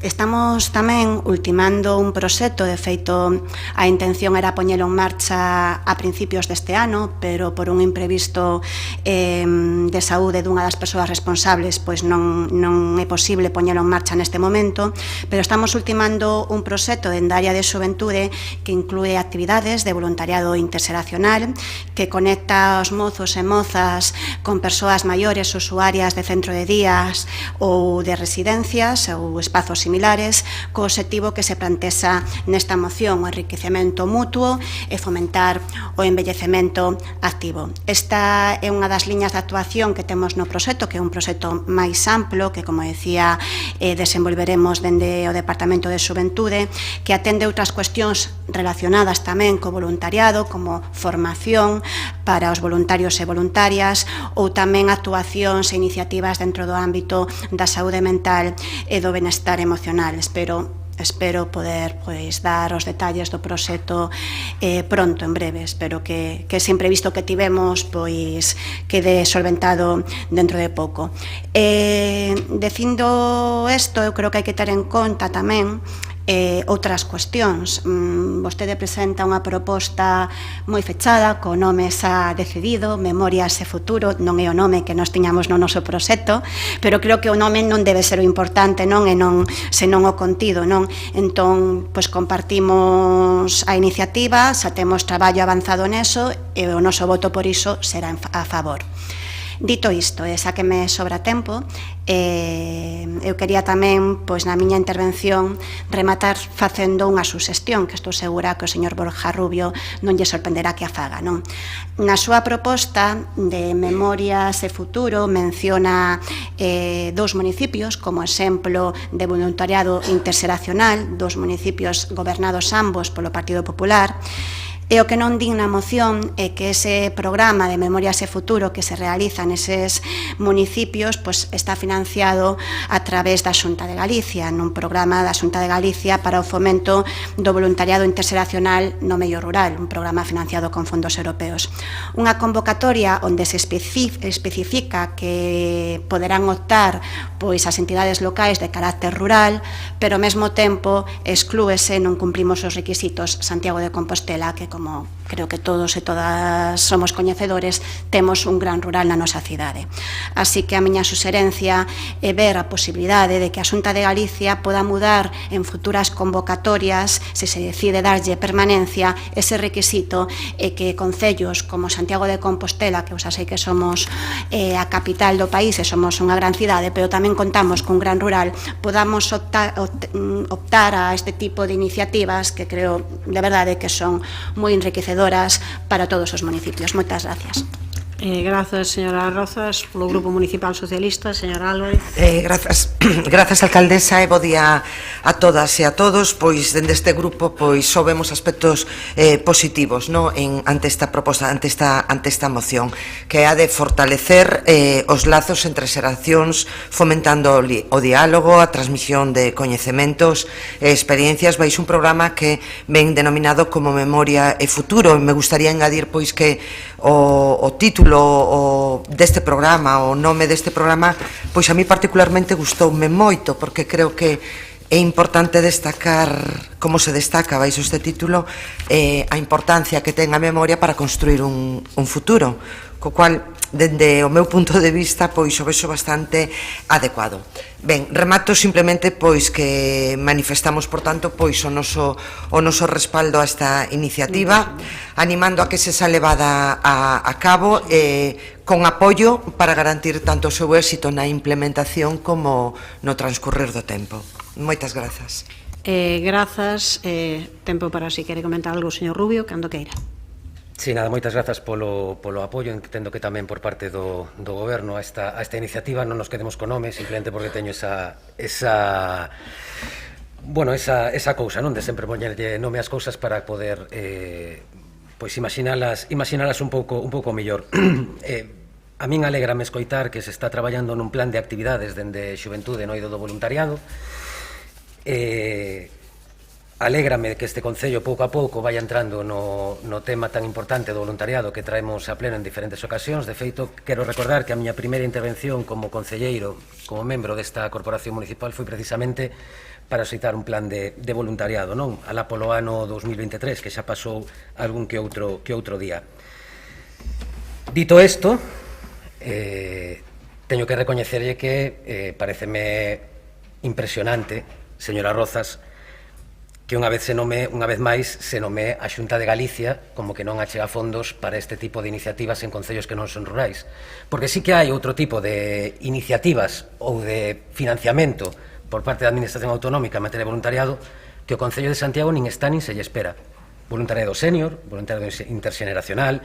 Podemos falar tamén de si o, xa rizando o rizo, de si o Corpo Europeo da Solidariedade tamén piar do voluntariado a nivel europeo se xestiona directamente dentro do Concello ou a través de entidades colaboradoras. Entón, está ben, pareceme estupendo que se inste a Xunta de Galicia a poder abrir para abranguer máis municipios, máis concellos do noso país para financiamento deste tipo de proxectos, pero, repito, o Concello de Santiago ten unha persoa nas entidades de acción voluntaria que xa non está o mando e non se cambiou. Non se presenta a ningunha das liñas que xa ten voluntariado na Xunta de Galicia. Moitas grazas. Grazas, señor Rubio. Ten a palabra a señora Rozas, cando queira. Bueno, non tiña eu intención facer uso da miña segunda quenda, pero, bueno, por aclarar algunha cuestión. Eu simplemente fixen unha suxerencia, señor Rubio. Creo que bastante a caída, tendo en conta que o Concello de Santiago de rural sabemos moito porque temos un rural amplísimo e que podería utilizarse esa convocatoria para incluir unha cidade máis cun amplo rural que agora mesmo está dentro das eliminadas e que non poderían optar a esa convocatoria de voluntariado interxeracional no ámbito rural. Dito iso, eu xa lle dixen na miña intervención que coa subvención da Xunta de Galicia ou sen a subvención da Xunta de Galicia o Concello de Santiago ia dar pasos nese sentido e que nese sentido estivemos a traballar. Tamén o teño dito neste mesmo pleno en outras intervencións que claramente hai moito por facer en materia de voluntariado no Concello de Santiago, pero hai moito por facer desde fai moitísimo tempo. Non foi unha prioridade, non foi unha cuestión que se pusera sobre a mesa nos diferentes gobernos, e comparto con vostede que hai que comezar a camiñar nese sentido e a camiñar en iniciativas de voluntariado que van a ser enriquecedoras para a nosa cidade. Así que, pola miña parte, só unha última aclaración, a min encántame o nome de Memorias e Futuro, non é nada en contra do nome, é en contra de que se hai un traballo previo con outro tipo de nome, con unhas creatividades xa diseñadas, con uns acordos que eu non quero desfacer, non? Creo que o importante é o que fagamos, o importante é os mozos e mozas e os maiores aos que cheguemos, que o nome, aínda que o nome a min encántame. Gracias. Señora Álvarez, non sei se quere facer uso, non? Pois pasamos daquela votación, señor secretario. Moción presentada polo Grupo Municipal do Partido Popular para a creación do programa Memorias e Futuro de Voluntario Interxeneracional en Santiago de Compostela. Votos a favor? Apróbase por unanimidade. Pasamos á seguinte moción do Partido Popular para instar ao Goberno Municipal a implantar puntos de recarga de vehículos eléctricos. Señora Otero, cando queira. Bo día. A mobilidade sostible constitúe un dos piares para a transformación da nosa sociedade e preséntase como unha solución estratégica para a reducción da pegada de carbono e da contaminación ambiental. Os datos falan por si sós. Na actualidade en España apenas circulan 100.000 coches eléctricos, unha cifra moi afastada dos 5 millóns, o obxectivo fixado para o ano 2030. Mais afastada aínda da meta europea, que aspira a chegar a 30 millóns no ano 2050. Porén, a día de hoxe, os obstáculos para acadar estes obxectivos son evidentes. Por unha banda, o elevado custo dos vehículos eléctricos e, por outra, a escaseza de puntos de recarga. No noso país, a rede pública de puntos de recarga é, ademais de escasa, desigual. Actualmente, España conta só con 10 puntos de recarga por cada 100.000 habitantes. Do total de 224.237 puntos de recarga repartidos por Europa, España conta só con 13.411. Infraestructuras de acceso público. É unha realidade que a rede de recarga eléctrica é insuficiente e está mal repartida. Ademais, hai que ter en conta que moitos dos vehículos durmen na rúa ou non dispor os seus propietarios de prazas de garaxe para poder instalar un punto de recarga privado. Todo isto evidencia unha urxente necesidade de actuación se se queren acadar os obxectivos mencionados. Santiago de Compostela non é unha excepción á situación descrita, a pesares de que no Plan de Mobilidade Urbana Sostible se recollen medidas encamiñadas a fomentar a mobilidade eléctrica e mellorar a calidade ambiental, entre elas desenvolver un plan de comunicación para visibilizar experiencias de éxito relacionadas coa adquisición de vehículos eléctricos ou a creación dunha rede de puntos de recarga, o noso Concello só conta na actualidade con alrededor de 50 puntos de recarga. Faise necesario, polo tanto, acelerar a implementación destas medidas e responder á actual situación con solucións que fagan viable a recarga de vehículo eléctrico no espazo público dunha forma sinxela e relativamente barata. Algunhas das iniciativas a levar a cabo poden ser, por exemplo, as que teñen desenvolto xa outras cidades como Berlín ou Valencia, onde aproveitan a liña pública de iluminación para instalar puntos de recarga de vehículos. É dicir, aproveitan a infraestructura de enerxía eléctrica xa instalada para alimentar os cargadores, o que permite, ademais, non ter que colocar outro elemento adicional nas beirarrúas, o que podería dificultar a mobilidade dos viandantes. Este tipo de medidas, que, como decimos, xa demostraron ser viables noutras cidades, deben contribuir a superar o déficit de puntos de recarga e converter a nosa cidade nun referente en mobilidade sostible, aumentando o número destes vehículos e diminuindo a contaminación e o nivel de ruído. Tendo en conta o exposto, propoñemos ao Pleno a adopción dos seguintes acordos. Instamos ao equipo de goberno a realizar un estudo técnico e económico para a implantación de puntos públicos de recarga de vehículo eléctrico, tendo en conta para iso criterios como a densidade de poboación, a proximidade a zonas de concentración de visitantes, zonas comerciais, edificios públicos, de lecer, uso sanitario ou educativo, tal como se recolle no actual PEMUS.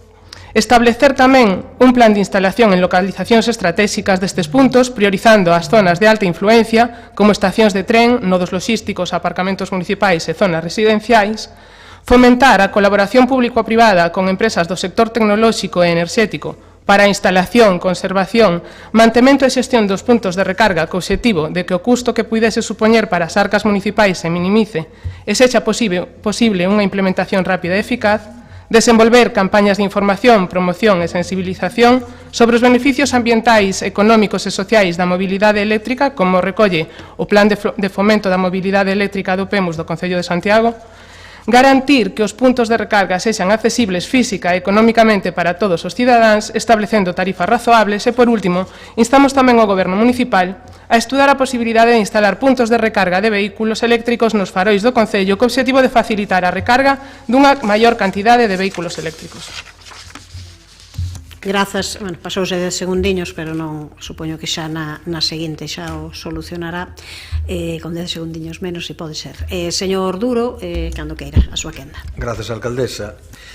Pois en Compostela temos ahora mismo contabilizados 65 puntos de recarga públicos. Son 38 en aparcamentos públicos e outros 27 que están en establecementos comerciales ou gasoliñeiras. Todo para atender case 3.000 vehículos que teñen hoxe en día etiqueta eco en Compostela. É totalmente certo que é unha tecnoloxía que non acaba de acadar a súa velocidade de cruceiro. Eses 3.000 vehículos que dixen hai un momento supón o 2,3% do parque de vehículos de Compostela e evidentemente a maioría deles son de propulsión mixta. E a causa é múltiple. Apuntou algunhas delas, como o número de cargadores pode ser un factor, aínda que quizáis máis desde a perspectiva dos desplazamentos de longa distancia, o prezo do vehículo, por suposto, a tecnoloxía das baterías actuais, a expectativa de melloras tecnolóxicas en capacidade e velocidade de carga que podan traer a entrada en produción das baterías de estado sólido e outras variables. E desde esta Concellería, desde a Concellería de Mobilidade, xa mantivemos contactos con distintos actores que operan no campo da mobilidade eléctrica, explorando as posibilidades non só para puntos de recarga, sino para o desenvolvemento de iniciativas de electrificación da mobilidade no noso Concello. Pero gustaríame pararme un pouco, se me permite, no que semella ser un pouco o centro da súa moción, non tanto da súa intervención, sino da moción, como é a posibilidade de recarga aproveitando as instalacións de alumeado público. Evidentemente tamén coñecemos as iniciativas piloto postas en marchas en varios países como Inglaterra, Alemania, recentemente en Portugal ou a República Checa e mesmo no Estado español. E consultamos a varias compañías enerxéticas que desenvolveron estes proxectos pois para ver como era o seu estado, e mesmo existe unha iniciativa a nivel europea que se chama el Humble Lamp Post, que está encaminhada a tentar aproveitar a rede de farolas das cidades pois con usos diversos, entre eles, por suposto, a recarga de vehículos eléctricos. A verdad que, posto no papel, é unha magnífica solución para a recarga, para aquelas cidadáns que non teñen un punto de recarga nun garaxe facilmente accesible. Aproveitar unha rede existente sen necesidade de realizar o civil é unha grande vantaxe, pero ser o ideal non significa necesariamente que poda ser factible e non presente varias dificultades. A primeira é a potencia de recarga. Pensen que as farolas de Santiago teñen cada farola recolle unha potencia de 80 vatios, o mínimo que é exixible hoxe en día é casi 11 kilovatios para poder recargar. As propias necesidades do tendido propio, a exixencia de potencia destos cargadores, como dixen antes, pode facer necesaria a instalación dunha liña eléctrica propia e diferenciada. Os tempos de recarga, en razón a esa potencia, son demasiado longos, nin hai posibilidade de facer unha recarga destas do 30 ao 80% en un período razoable de tempo por las cuestións de potencia. E outro que sí que se está a observar en este tipo de instalacións en Inglaterra, onde xa contan con un certo percorrido e un clima moi semellante ao noso, son problemas de mantemento relacionados coa chouva que causa moitas veces averías e desconexións por motivos de seguridade. E logo, por último, queda a parte administrativa. A electricidade suministrada para Santiago é, como saben, con contrato de consumo. Legalmente non se pode revender a través das farolas. Habría que buscarlle un escaixe xurídico que seguro que non é sinxela. En definitiva, son temas técnicos complexos nos que xa estamos traballando, porque realmente a súa moción non aporta nada novo a este proceso e de aí que nos imos abster. Grazas. Polo Grupo Municipal Socialista, señor Muiños. Bo día de novo, vou ser moi breve, non? Quero comezar recoñecendo a importancia de calquera iniciativa que promova a mobilidade sostible e a transición cara a un modelo de transporte máis respetuoso pois, co medio ambiente. Por iso votaremos pois, a favor desta moción, porque ademais vai na mesma liña do que xa nos propuxamos pois, en xaneiro do pasado ano, non? Cando estábamos ao Concello a traballar con AENA na instalación de puntos de recarga rápida para o servizo de taxis eléctricos. A mobilidade sostible non se resolve só con instalar puntos de recarga nos farois ou en zonas de alta influencia, como se indica. É imprescindible pois, que estas medidas se enmarquen nunha visión integral pois, que contemple pois, a promoción do transporte público, o fomento da intermobilidade e a reducción do uso do vehículo privado. Non? Ademais, creo que alén da colaboración pois, público-privada, que nesta cuestión pois, é imprescindible, tamén se podería pois, contemplar, e a moción pois, aí non o recolle, pois, que se exploren outras vías de financiamento como poden ser os fondos europeos Next Generation. Pois non debemos perder esa oportunidade de aproveitar pois, esas axudas para reforzar pois, esas infraestructuras de recarga e facelas accesibles a toda a cidadanía. Sí que nos xenera pois, máis dúbidas o que comentado antes por Xan Duro, non? O tema dos recarga nos farois, non? Por todos os postos anteriormente. Pero, bueno, en conclusión, votaremos a favor, porque compartimos que o obxectivo da transición pois, cara á mobilidade eléctrica é fundamental, a conquerir pois, que haxa máis vehículos de emisión cero, o cal faría pois, unha mobilidade máis sostible e moito mellor para a nosa cidade. Grazas. Grazas, señor Muiños. Non sei se a señora Otero, cando queira. Sí, nada, agradecer o voto afirmativo do Partido Socialista e logo, señor Duro, a verdade é que non deixa de sorprendernos a atitude conformista, inda que se repite, a verdade é que non nos deixa de sorprender, porque na súa resposta a esta moción, vostede fala de que hai varias dificultades que poderían impedir levar a cabo esta iniciativa, o tempo que nomea varias cidades de diferentes países en donde se está levando a cabo, non?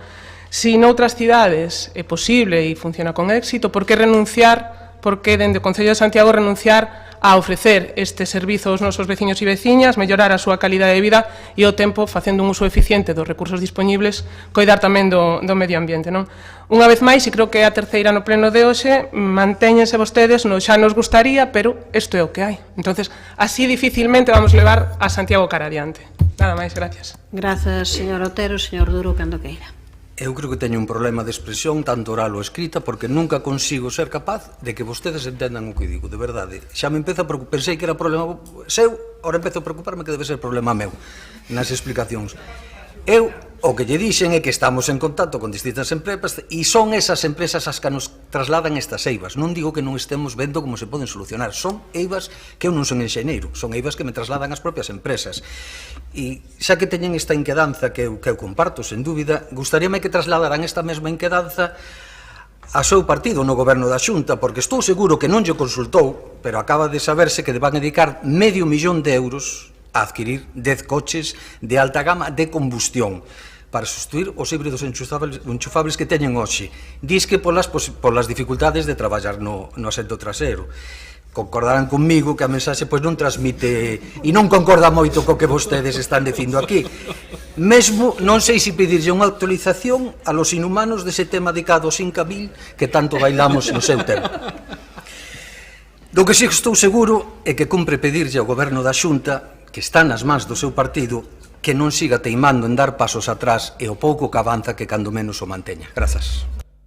Señor Muiño, non sei se non quere intervir, pasamos á votación, señor secretario. Moción presentada polo Grupo Municipal do Partido Popular para instar ao Goberno Municipal a implantar puntos de recarga de vehículos eléctricos. Votos a favor. Grupos municipais, Partido Popular e Socialista. Votos en contra. Non hai. Abstencións. Grupo Municipal, BNG e Compostela Aberta. Apróbase a moción. Pasamos á seguinte moción presentada polo Grupo Municipal Socialista para a creación dun convenio municipal de voluntariado coa Universidade de Santiago de Compostela. Señora Álvarez, cando queira. Grazas, alcaldesa. Por poñer en contexto, comenzar dicindo que no ano 2006, durante o mandato do goberno socialista liderado por Sánchez Bugallo, formalizouse un convenio de colaboración entre o Concello de Santiago de Compostela e a Universidade de Santiago, que tiña como reitor nese momento a Senenbe. Barro, un convenio de colaboración pois que establecía era co fin de realizar un voluntariado social por parte da comunidade universitaria. Dito convenio tiña como objetivo establecer as bases dunha colaboración activa a través da Oficina de Voluntariado con actividades pois que estaban centradas en formación, difusión e promoción do voluntariado social.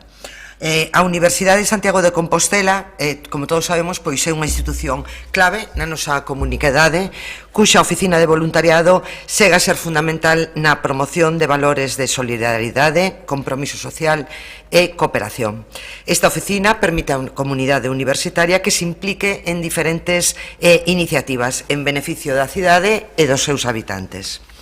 Queremos que retomar a colaboración entre o Concello e a Oficina de Voluntariado da USC podería ser un exemplo exitoso de sinerxia entre ambas institucións, permitindo a optimización de recursos e desenvolvemento de proxectos de gran impacto comunitario.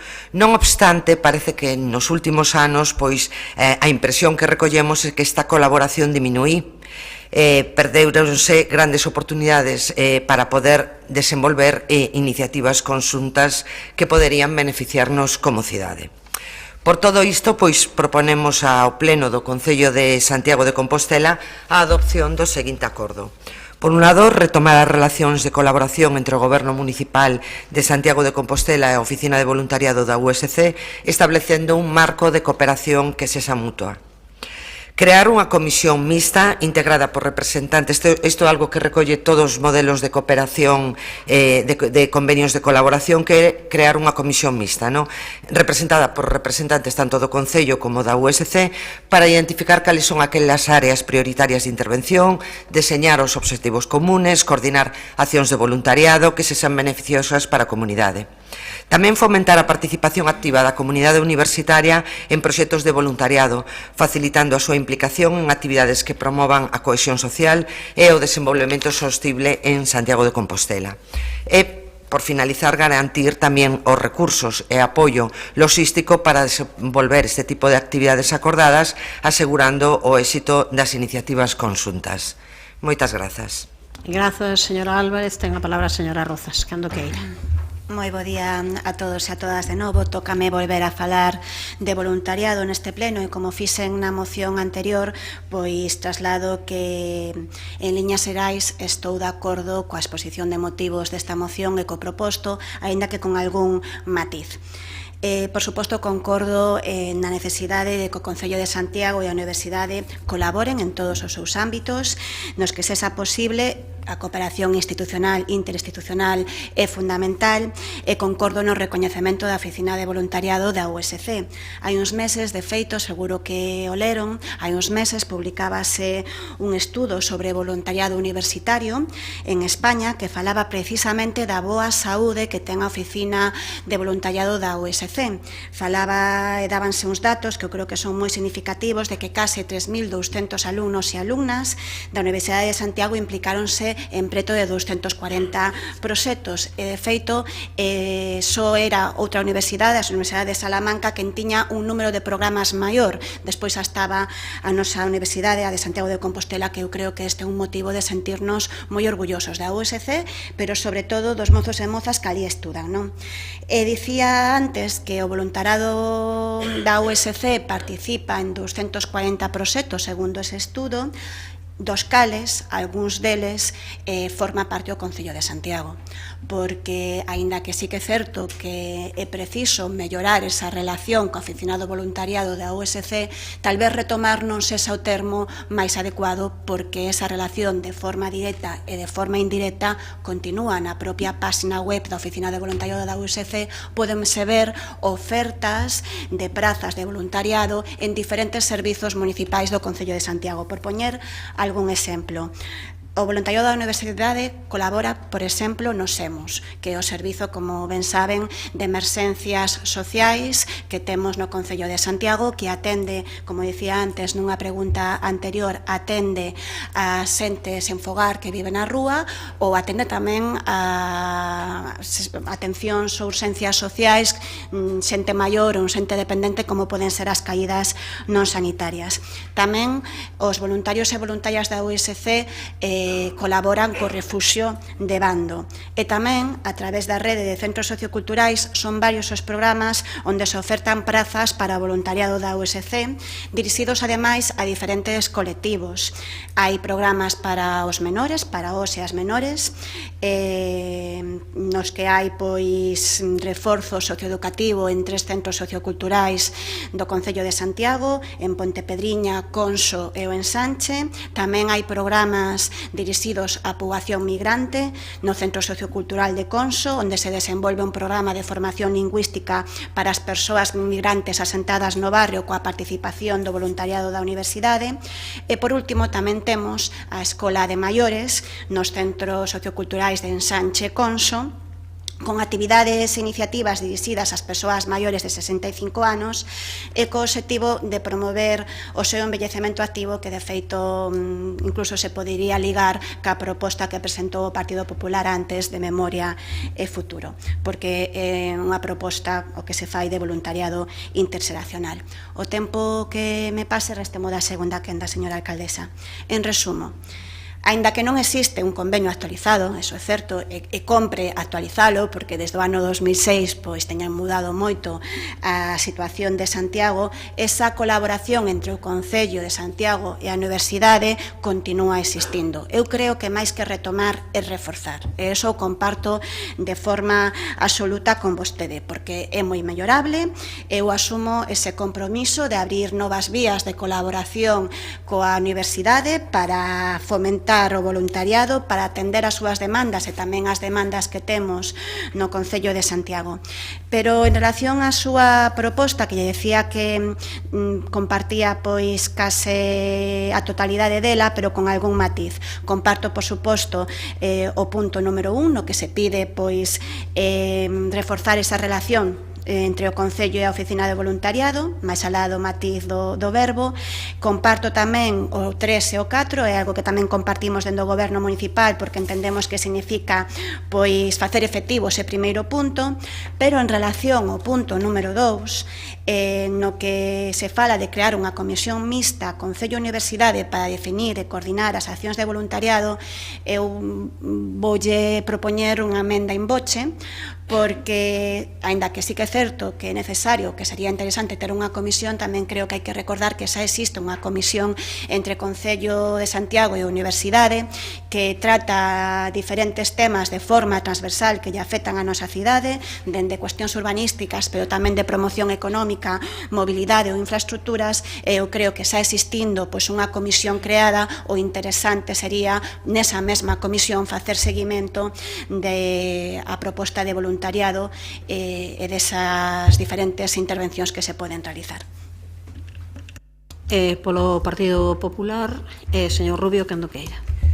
Bo día de novo a todas e a todos. 30 anos creo que se fan este ano de que existe a Oficina de Voluntariado na Universidade de Santiago de Compostela. 30 anos leva funcionando a Oficina de Voluntariado.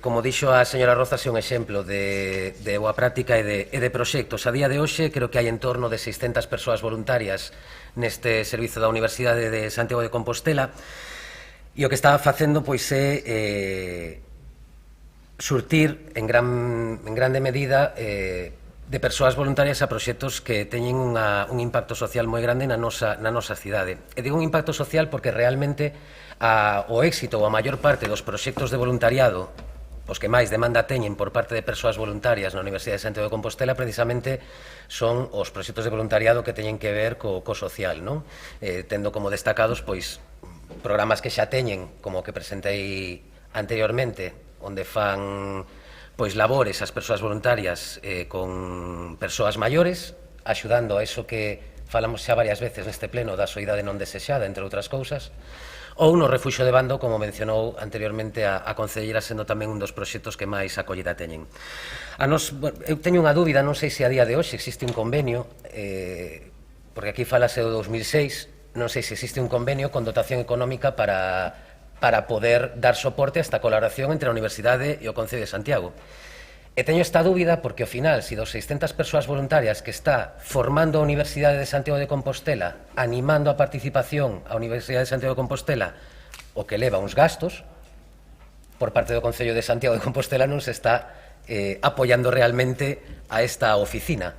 Dixe, non sei se foi no pleno anterior ou fai un par de plenos, que ao final as vontades van en orzamentos. E falando de orzamentos, entendo que isto sería unha das cousas que se negociaron no borrador de orzamentos que asinou o seu grupo municipal. É dicir, se temos unha proposta, temos a firme convicción de que hai que retomar do ano 2006, gobernaron 4 anos, hai nada. Do ano 2006 temos que retomar unha proposta coa USC, entendo que no borrador de orzamentos irá unha partida para voluntariado entre o Concello e a Universidade de Santiago de Compostela. Apoiaremos esta proposta porque entendemos que é fundamental a colaboración entre estas dúas entidades. E só por facer un apunte, e que no punto 3 de fomentar a participación activa da comunidade universitaria, eso entendemos que o axente que ten que facelo é a Universidade de Santiago de Compostela, porque é a súa comunidade educativa, e así o fai. O que pasa é que o Concello, repito, polo que eu teño entendido, corríxanme se non fai unha aportación económica como noutros convenios de colaboración. Moitas grazas. Grazas, señor Rubio. Tempo para réplica, se quere, señora Álvarez. Ben, moi brevemente, pois comentar que esta moción pois nace da necesidade que moitas veces escoitamos, que a importancia da colaboración do voluntariado e a dificultade moitas veces que se atopa para adherir as persoas en oficinas de voluntariado. Na miña experiencia persoal, eu intervín e fun promotora de convenios de colaboración entre o Sergas e a USC, en primer lugar, logo de ADOS, Asencia de Doazón, coa UDC e coa Universidade de Vigo. En concreto, estes convenios de colaboración non requerían de presuposto, porque era o propio personal, e así o falei co responsable da oficina de voluntariado de aquí de Santiago, donde a formación aos alumnos da propia entidade, neste caso pois sería o Concello, pois o Departamento Social, o Departamento Económico, o tal, e non requiren de presuposto. Se recordar que o beneficio que supón para a comunidade universitaria pois sería os 6 créditos, que sería para cada un dos estudiantes de calquer grado que realicen aquí en Santiago, aparte de o valor persoal de poder permanecer e poder participar en un programa de voluntariado. Se trata de non explorar esta vía, efectivamente, non é nada novo, pero sí queremos, dende tanto o responsable da coordinación da oficina de voluntariado como eu, cando estivemos falando, pois se trataría de intensificar, esta actividade e facer partícipe ao voluntariado. Nada máis, grazas. Non dixo se acepta a proposta de emenda. Perdón, aceptada. Pois ten 30 segundos para intervir a señora Rozas. Simplemente volver a manifestar o noso voto a favor desta proposta, o meu compromiso en avanzar nese sentido coa universidade. Eu recoñezo que para preparar esta intervención busquei o convenio do ano 2006 e non o atopei por ningún lado, así que non sei exactamente as cláusulas que tiña, si que agora mesmo non existe ningún tipo de impacto económico nas arcas municipais en relación coa actividade que se fai ca USC vinculada a voluntariado, pero xa que vexo o Partido Popular moi interesado no orzamento, esa remato, si que hai unha pequena partida, podería ser máis, pero unha pequena partida no Departamento de Xuventude para accións de voluntariado no 2025. Grazas, señor Rubio, cando queira. Señora Álvarez, eu simplemente referíamos ao punto 4 do acordo, onde din que garantir os recursos e apoio logístico. Entendía que garantir recursos eran tamén recursos económicos. Pois reitero que ao final é de mal pagador, por non decir nulo pagador, que haxa un beneficio non só para a comunidade universitaria, sino para o Concello de Santiago de Compostela, e que o Concello de Santiago de Compostela non faga unha chega económica en todos os gastos que derivan esa acción. En canto ao recoñecemento de créditos de CTS por parte dos estudantes, eu podo asegurar, sen medo a equivocarme ningún, que non é o principal motivo, ni moito menos polo que as persoas universitarias realizan labores de voluntariado, porque incluso cando rematan de poder convalidar, cando chegan ao máximo de convalidación, continúan sendo voluntarios e voluntarias, precisamente por todas esas habilidades e competencias que adquiren a través da acción voluntaria e polo ben que lle fan a esta sociedade, a este Concello. Solo para puntualizar, porque antes quedouseme, se non está mal o rexistro de entidades de acción voluntaria, señora Roza, se vai ir no orzamento, sí que estamos preocupados polo orzamento do 25 para saber que partidas hai ou non. Neste caso hai unha de voluntariado para poder facer actividades. Mande unha comunicación para modificar os datos que figuran na oficina de acción voluntaria, porque como representante sigue figurando Martiño Nogueira. Vale, entón,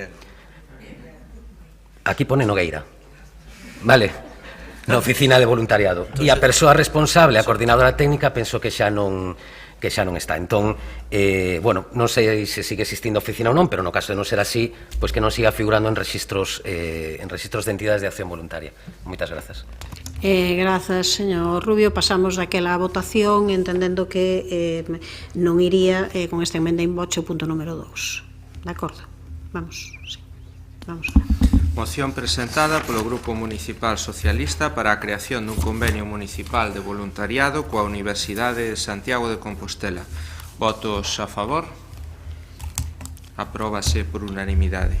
Pasamos á seguinte moción presentada polo Grupo Municipal Socialista para a creación dunha senda peonil na variante inglesa do Camiño de Santiago, seu paso por Marantes. Señor Muiños, cando quera. Sí, o cambio de trazado do Camiño de Santiago que se efetuou no 2017, concretamente no que afecta pois a variante inglesa, o seu paso por Marantes, provocou que os peregrinos pois mudasen un itinerario que transcorría pois ao carón da igrexa de Barciela, da Capela da Agulada. Realicen agora a travesía a través dun vial dun 6 metros de ancho, de dobre sentido, cunha velocidade pois limitada a 70 km por hora sin ningún tipo de arcén. A Asociación Veciñal Rego das Pedras ten trasladado pois ao Concello de Santiago unha proposta de senda peonil executar no lugar de Vila Fernández, de xeito que esta senda conectase coa que se vai, esperemos, a executar no lugar de Cortos por parte da administración local, pois ao beiro do pos da Deputación da Coruña, pois se resolven esas pequenas diferencias pois que está a poñer pois a Xunta de Galicia. Sería pois unha senda peonil que, ademais de conectar que a que mencionei actualmente, podería conectar co local do Centro Sociocultural da parroquia. Deste xeito, a senda non só se realizaría co fin de garantir a seguridade peonil de cantas persoas chegan a Compostela pola variante inglesa do Camiño de Santiago, senón que esta senda pois favorecería a unha mobilidade segura tamén para o acceso a un equipamento municipal. Trátase, pois, deste xeito, dunha senda peonil dos 1.200 metros de longitude aproximadamente ao longo do viario que atravesa o lugar de Vila Fernández, que en todo caso deberá ser a Xunta de Galiza quen o acometera. É competencia da Administración Autonómica, planificación, conservación e promoción do Camiño de Santiago, e iso inclúe pois as infraestructuras asociadas. Por lo tanto, esta actuación podería enmarcarse no Plan Director do Camiño de Santiago, toda vez que neste programa se inclúen melloras en materia de accesibilidade e seguridade nos tramos do camiño, sendo este precisamente o propósito deste proxecto. Por todos estes motivos, o Grupo Municipal Socialista solicita pois ao Pleno da Corporación a adopción do seguinte acordo. O Pleno do Concello de Santiago insta a Xunta de Galicia a cometer unha senda peonil no viario que atravesa o lugar de Vila Fernández no tramo que parte da senda en execución no lugar de Cortos e coincidindo co novo trazado da variante inglesa do Camiño de Santiago para avanzar nunha mellor seguridade para peregrinos e veciñanza da zona, contemplando tamén que a actuación conecte o itinerario co Centro Sociocultural da parroquia. Grazas. Grazas, señor Muiños. Ten a palabra a señora Lueiro, cando queira. Ola, bo día a todos e a todas. Respecto da petición desta moción, facer unha aclaración que non se está executando a senda no lugar de Cortos porque patrimonio poñe limitacións e estamos facendo as xestións necesarias para poder avanzar nela. No que atinxe a nova senda, estamos totalmente de acordo en que se execute, pois como sinalan, mellora a seguridade na zona e tamén coincidimos en que debe ser a Administración Autonómica que acometa esta senda peonil. Entendemos que así será, pois no mes de setembro pasado a Xunta anunciou un plan de 40 millóns para crear sendas alternativas. Entre os puntos sobre os que se actuaría está a Sionlla, non moi lonxe do punto referido. Teño a firme convicción de que a Administración Autonómica non terá dúbida ninguna para levar adiante esta encomenda. Trátase de protexer a seguridade das persoas que peregrinan a Compostela. Temos nesta corporación un concelleiro conseguidor que vela polos intereses compostelás no Parlamento galego porque terá que chegar o momento en que a Xunta, equivocándose ou non, destine recursos para a mellora da veciñanza compostelá. O noso voto vai ser positivo. Grazas, señora Lueiro, polo Partido Popular. Señor Ben, cando queira. Gracias, alcaldesa. Compañeras, compañeros da corporación. Bueno, o señor Muiños xa correxiu na súa intervención o que xa estaba escrito aquí, non? A senda en corto non está en execución. Efectivamente, se hai unha falta de permisos preceptivos, pois non sei se é porque o proxecto pois foi feito igual con demasiada prisa ou sin fijarnos porque aquela zona está afectada polo Camiño de Santiago, obviamente, non? Non vamos a poder apoiar esta iniciativa por unha cuestión, porque ustedes non piden unha senda no lugar de Vila Fernández e Marantes, non, ustedes piden unha senda que ten que facer a Xunta de Galicia, iso que pon a moción. Nos apoiaremos esta moción se a moción fora, nos precisamos ou pedimos unha senda en Vila Fernández, porque é obvio que aquela zona conta con moito tránsito que vertebra bastante a parroquia, desde a zona da igrexa parroquial ata a zona de Corto, Rúa Travesa, unha zona bastante frecuentada, é certo. Nos entendemos que esa senda sí é necesaria, e nos entenderíamos decir, oiga, pedimos que se faga unha senda en Vila Fernández, que na pague, neste caso, quizás é o de menos. Nos entendemos que é positivo, non, escoíteme, ojalá pague a Xunta de Galicia. Desde logo a Xunta de Galicia non lle consta ninguna petición neste sentido. Desde o Concello non se elevou esta petición á Axencia Galega de Turismo. Entón, nós o que pedimos é que a alcaldesa faga a petición de que se construa esta senda en Vila Fernández e o Gallá, a Xunta de Galicia a acometa. Pero, se a Xunta de Galicia non acometer esta senda, a senda deixa de ser necesaria. Esa é a pregunta que fago eu, nun vial municipal. A senda é necesaria en Vila Fernández, nós estamos a favor da senda e o Gallá que apaga a Xunta de Galicia con recursos da Axencia Galega de Turismo. Pero, se non é así, a senda sigue sendo exactamente igual de necesaria e haberá que cometela, por exemplo, co posto complementario que vai a vir en breves da Diputación da Coruña. Entón, concordamos con vostedes a necesidade desta actuación. O que nos extraña é que vostedes cingan esta actuación única e exclusivamente a que faga a Xunta de Galicia. Por lo tanto, señor Muiños, non podemos apoiar, vámonos a abster, porque si vostede dixera, repito, que se faga unha senda en Vila Fernández e que se faga a negociación ca Xunta de Galicia para que a Xunta de Galicia financie esta actuación. Aí estaremos de acordo con vostede, pero tal e cual figura esta moción, se non a fai a Xunta non hai ningún obriga de facer a senda en Marantes. É dicir, senda en Marantes sí, en Vila Fernández sí, se apaga a Xunta, se non, non. Por eso é un pouco extraño todo isto, non entendo eu. Por lo tanto, se vostede acepta unha emenda en boche, é dicir, que se faga a senda en Vila Fernández, pedir que a alcaldesa faga os trámites oportunos ca Xunta de Galicia para que a Xunta cometa esta inversión, e se non de non ser así, que se acometa con recursos da Diputación ou tal, nos apoiaremos sin ninguna dúbida. Pero se non, é unha cousa un pouco extraña esta que ustedes vos traen aquí. Nada máis e gracias. Grazas, señor Ben. Ten a palabra o señor Muiños, cando queira. Obviamente, señor Ben, vostede é máis coñecedor de todas as necesidades que ten esa parroquia, non? É unha mágoa, non? De que calquera petición que se faga por parte o grupo de que instar a Xunta de Galiza sempre se poñen ese escudo e sempre o rexeite, non? Si, eso é unha realidade. Aquí falábamos que o pleno do Concello de Santiago insta a Xunta de Galicia a cometer esa senda peonil, porque ademais podería enmarcarse nese plan director do Camiño de Santiago e punto, nada máis. Se quere aceptala así como está, me parece moi ben, senón os veciños de Marantes saberán que unha vez máis o Partido Popular non está a defender os intereses dos seus veciños cando é algo que se ten que pedir a Xunta de Galicia. Grazas. Grazas, señora Lueiro. Non sei se quere intervir, non? Señor Ben. Sin que sirva de precedentes, voy a estar de acuerdo con el señor Duro. Me debo explicar muy mal. O usted tiene un problema de complexión. Entonces, ahora lo voy a hacer despacito para que lo entienda. Es decir, nosotros queremos que se construya la senda en Vila Fernández porque entendemos que es una demanda necesaria y es importante tanto por el tránsito de peregrinos, que es numeroso, como por el número de usuarios y vecinos que transitan por la zona. Estamos de acuerdo. Estamos de acuerdo en que la Xunta de Galicia acometa la obra, Pero en caso de que la Xunta de Galicia no cometa la obra, usted solo le pone deberes a la Xunta de Galicia en el Ayuntamiento de Santiago. Es verdad que tienen pocos diputados en el Parlamento de Galicia, pero aún tienen 9. Presente usted la iniciativa allí. Usted aquí tiene que instar al Ayuntamiento de Santiago que haga las gestiones oportunas y que la señora alcaldesa, negociando con la Agencia Gallega de Turismo, consiga esta inversión en Marantes. Y yo ahí apoyo al 100% esa cuestión. Pero tal cual se recoge en la moción, si la Xunta no ejecuta esta actuación, usted no pone ningún otro deber, simplemente deberes a la Xunta de Galicia en Marantes. Oiga, respecto a Marantes, yo estoy plenamente satisfecho. La zona en que viven mis padres y mi madre ahora, y yo espero que los vecinos de Marantes sigan apoyando electoralmente a quien no han apoyado en los últimos años. Tan mal no se deben sentir representados.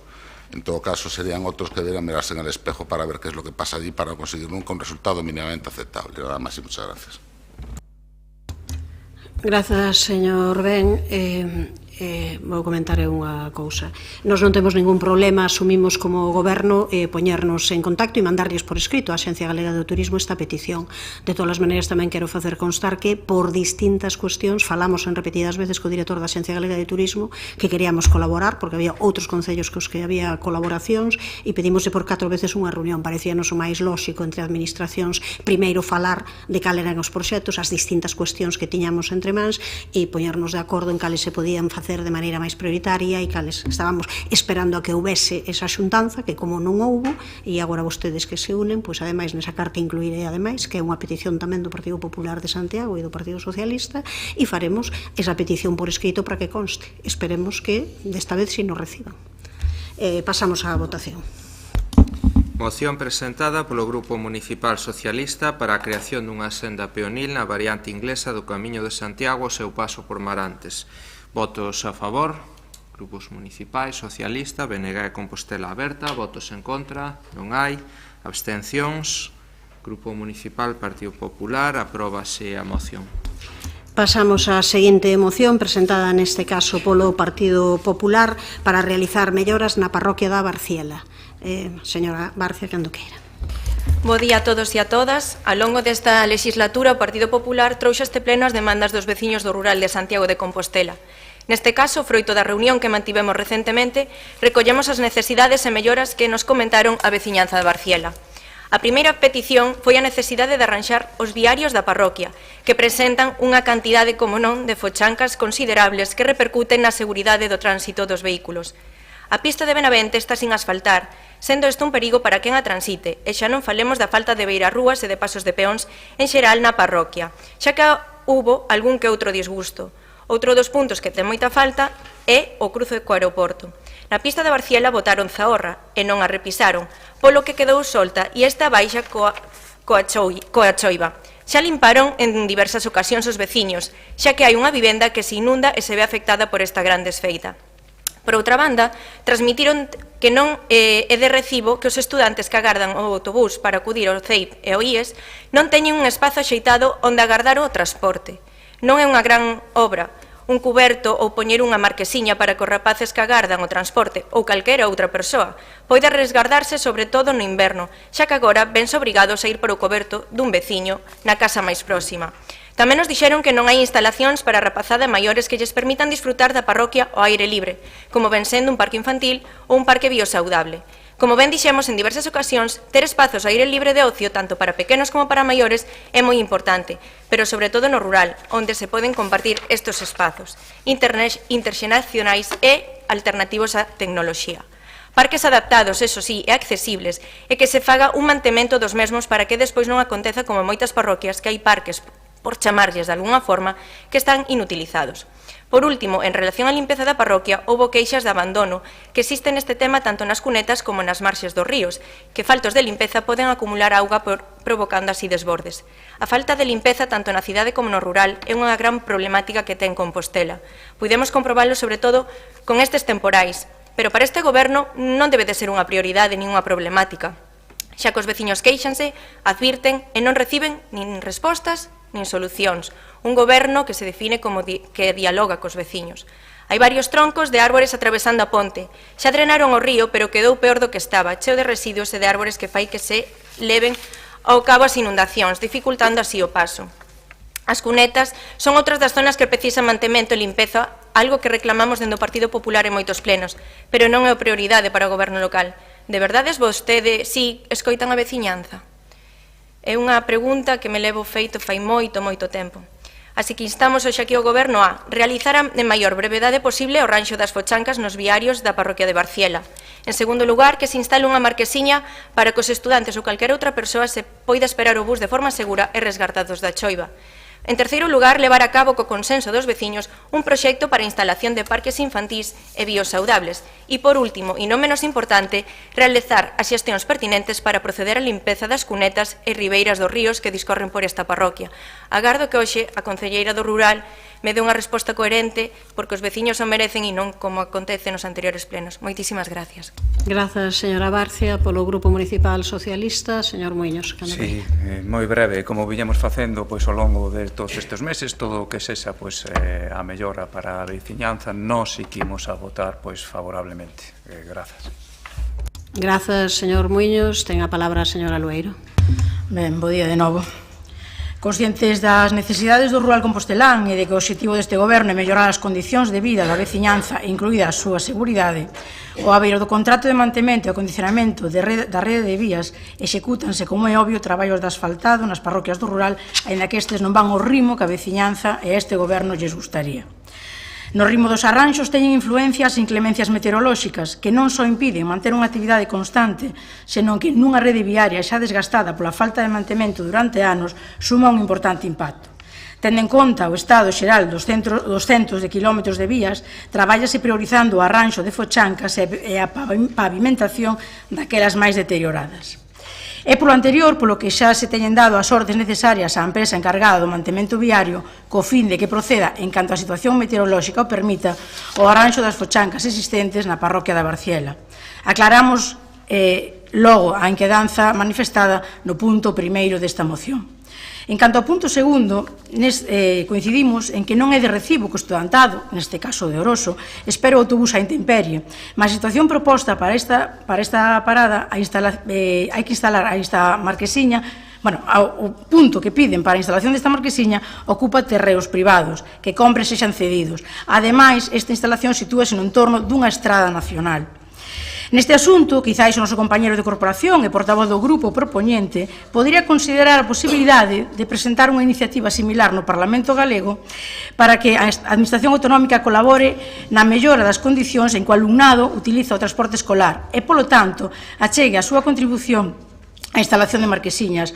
Houve algunhas míticas no noso país, como aquelas dunha deputación, que aínda perduran no noso imaginario colectivo. E aí lle deixo a idea. Atendendo á petición do punto 3, a Concellería de Medio Rural conta cunha batería de peticións para as parroquias procedentes das asociacións veciñais e compilada por Ferusa, na que non figura esta instalación de parques infantís e biosaudables que sí solicitan noutras parroquias próximas a Barciela. Mesmo na reunión que mantivemos coa asociación veciñal, esta explicou, a reunión hai meses, pero nas últimas horas volvín a falar con eles, que esa non era unha prioridade, pois a dispersión e a falta de nenos desta poboación non existe un punto central de encontro desta, polo tanto non axuda a decidir onde se debe situar o dito parque en caso de haber posibilidades de instalar. Para finalizar, en relación co último punto da moción, que mestura gabias de vías co leito dos ríos, dous asuntos que son de calado ben diferente, compre aclarar que o mantemento das condicións dos ríos fora do ámbito urbano non é competencia municipal. E non o di Pili Lueiro, dio a Instrucción de Aguas de Galicia. Aquí non o gan. Entón, nos instaremos a Aguas de Galicia para que proceda a limpeza deses troncos que di que están, bueno, que é verdad que os vemos todos, na ribeira desta parroquia. Por a nosa parte, respecto das gabias, igual que nos arranxos do pavimento das vías, actuaremos en todo o posible e tamén dentro das nosas competencias, que non atinxen a totalidade das vías do termo municipal. Como xa explicamos noutras comparecencias, preparamos a licitación dun proxecto de mantemento de gabias para o que incluímos fondos no Orzamento 2025, o cal esperamos que vostedes apoien. Nada máis. Grazas, señora Barcia. Tempo para a réplica, cando queira. Si, estará a Xunta a limpar, pero vostedes están a facer o vosso traballo. Aproveito a miña intervención para trasladar moito ánimo e apoio de parte do noso portavoz Borja Berea e dos concelleiros do Partido Popular a todas as persoas que se viron afectadas por estas inundacións. Podemos comprobar de primeira man o mal que o pasaron os veciños e as veciñas. Somos conscientes das fortes choivas, pero tamén da realidade e o goberno local nin lle interesa nin o rural nin o diálogo. Decía a concelleira Louzao no anterior pleno 16 de xaneiro que lle dan voz a participación a veciñanza. A que veciñanza? Un número na porta para chamar, liña verde. Mirade se ese número da porta está ben posto. Poñía cara de enfado cando lle dicía mentira, mentira. Pero é a realidade, non escoitan a veciñanza. E todos e todas o sabemos, pero sigan así de verdade, sigan así. Sempre están a Xunta non fala connosco, falan vostedes ca veciñanza. Miren por vostedes. Unha veciña de Laraño, como outros moitos, inundouse a vivenda. Trasladaron imaxes, fotos, chamadas ao Concello reiteradas e solucións cero solucións. Que culpa ten a veciña que na zona de Pardiñas aprobasen esa obra de canalización? Ten que saber ela se a obra está ben ou mal feita. Noraboa de verdade a todos os veciños que se están a axudar entre eles, porque é o que lles espera con este goberno local. Por outra banda, por favor, non sigan mentindo desa cercanía e do diálogo, porque non o practican. Queixas, advertencias e o goberno local caso omiso. Non queremos máis excusas de falta de persoal, de xubilación. Basta xa, dean a cara. Moléstense en escoitar os veciños e basta de mentiras. E deberíanos de darnos as gracias, xa que sitio onde vai o Partido Popular, sitio despois a donde van a actuar, despois de moitas e moitas queixas. Agardo, repito, que o concelleiro de Obras ou a concelleira do Rural lles dea agora unha explicación, porque espero que o goberno traballe de forma coordinada. Queremos, por favor, escoitalos hoxe aquí, xa non por nós, senón por toda a veciñanza que merece unhas desculpas.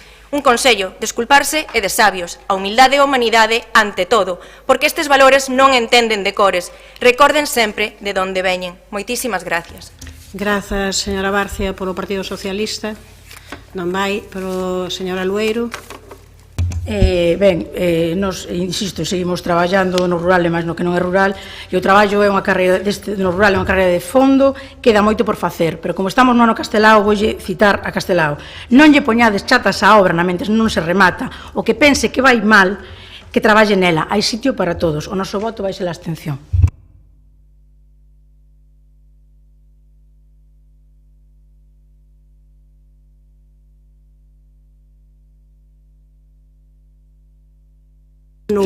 Pídolle, por favor, que non interrompa no último momento, porque ao mellor esa petición que vostede fai, non, de humildade e de tamén ter, digamos, unha ponderación nas cuestións que se din, tamén a debería de aplicar. Entón, pídolle, por favor, existe unha proposta, vostede deféndea, escoito que lle teñen que decir, pero, por favor, non interrompa. Hai algunhas cuestións relacionadas co diálogo que, primeiro, este goberno puxo en marcha os consellos de participación veciñal. Todos eses consellos de participación veciñal estás escoitando a toda a xente o que di. Para alén diso, por suposto que nós temos diálogo constante con todas as asociacións de rural e, ademais, coa súa representante, neste caso, coa Ferusa. Entón, por favor, pídolles tamén unha certa ponderación na utilización, ás veces, de certas cuestións. E, sobre todo, pídolles respeto para cando outras persoas estean falando, non interromper. Pasamos á votación, cando queira. Moción presentada polo Grupo Municipal do Partido Popular para realizar melloras na parroquia da Barciela. Votos a favor. Grupos municipais, Partido Popular e Socialista. Votos en contra. Non hai. Abstencións. Grupos municipais, BNG e Compostela Aberta. Apróbase a moción. Pasamos á seguinte moción presentada polos grupos municipais do Bloque Nacionalista Galego e Compostela Aberta para amosar o rexeitamento ao proxecto para a reapertura da explotación mineira de cobre San Rafael SL nos concellos de Touro e do Pino. Ten a palabra o señor Domínguez. Grazas de novo. O pasado 22 de novembro publicouse no DOGA o inicio do proceso de exposición pública do proxecto de reapertura da explotación da mina para a extracción de cobre nos concellos de Touro e o Pino, presentado pola empresa Cobre San Rafael SL. Este procedemento recorda ao que xa tivo lugar no ano 2017 co mesmo obxecto e que obtivo en xaneiro do 2020 unha declaración de impacto ambiental negativa.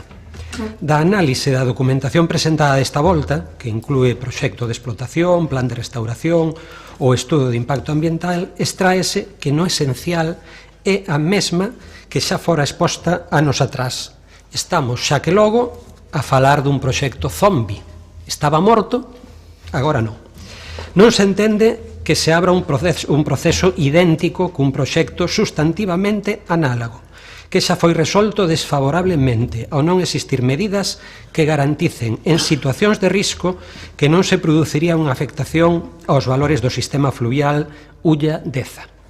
Pola contra, sí que hai un cambio sustancial da afectación de 689 hectáreas propostas no 17 a 812 hectáreas neste novo proxecto, de novo non ten nada, porque inclúe o antigo depósito de estériles. Mantéñense a forma de extracción, a minería a ceo aberto, o método de separación do cobre, as cortas, a cantidade de material que se removería, nada menos que 267 millóns de toneladas, o mineral que se vai a extraer durante os mesmos 14 anos según ritmo de produción equivalente. Xa é coñecido o impacto negativo desta bomba ambiental, xa que se manteñen as afeccións detectadas no seu momento, como a eliminación de mananciais de captación de auga e traídas veciñais, a afectación das augas soterradas, superficiais e as dos ríos, incluído o propio Ulla. A construción dun enorme depósito de residuos altamente contaminante fronte ao núcleo de Arinteiro e o impacto paisaxístico con entulleiras a unha altitude moi superior á do terreo. Para realizar o estudo socioeconómico utilizáronse datos do 2021 en plena pandemia, unha radiografía totalmente circunstancial. Lonxe de contribuir ao crecemento da zona, eliminaría explotacións gandeiras e, ao desaparecer a súa base territorial, reduciría a produción hortícola, froitícola e frearía moitísimos proxectos de investimento que hai na zona. Resulta, deste xeito, unha hipoteca para calqueira desenvolvemento das actividades de transformación relacionadas con este sector.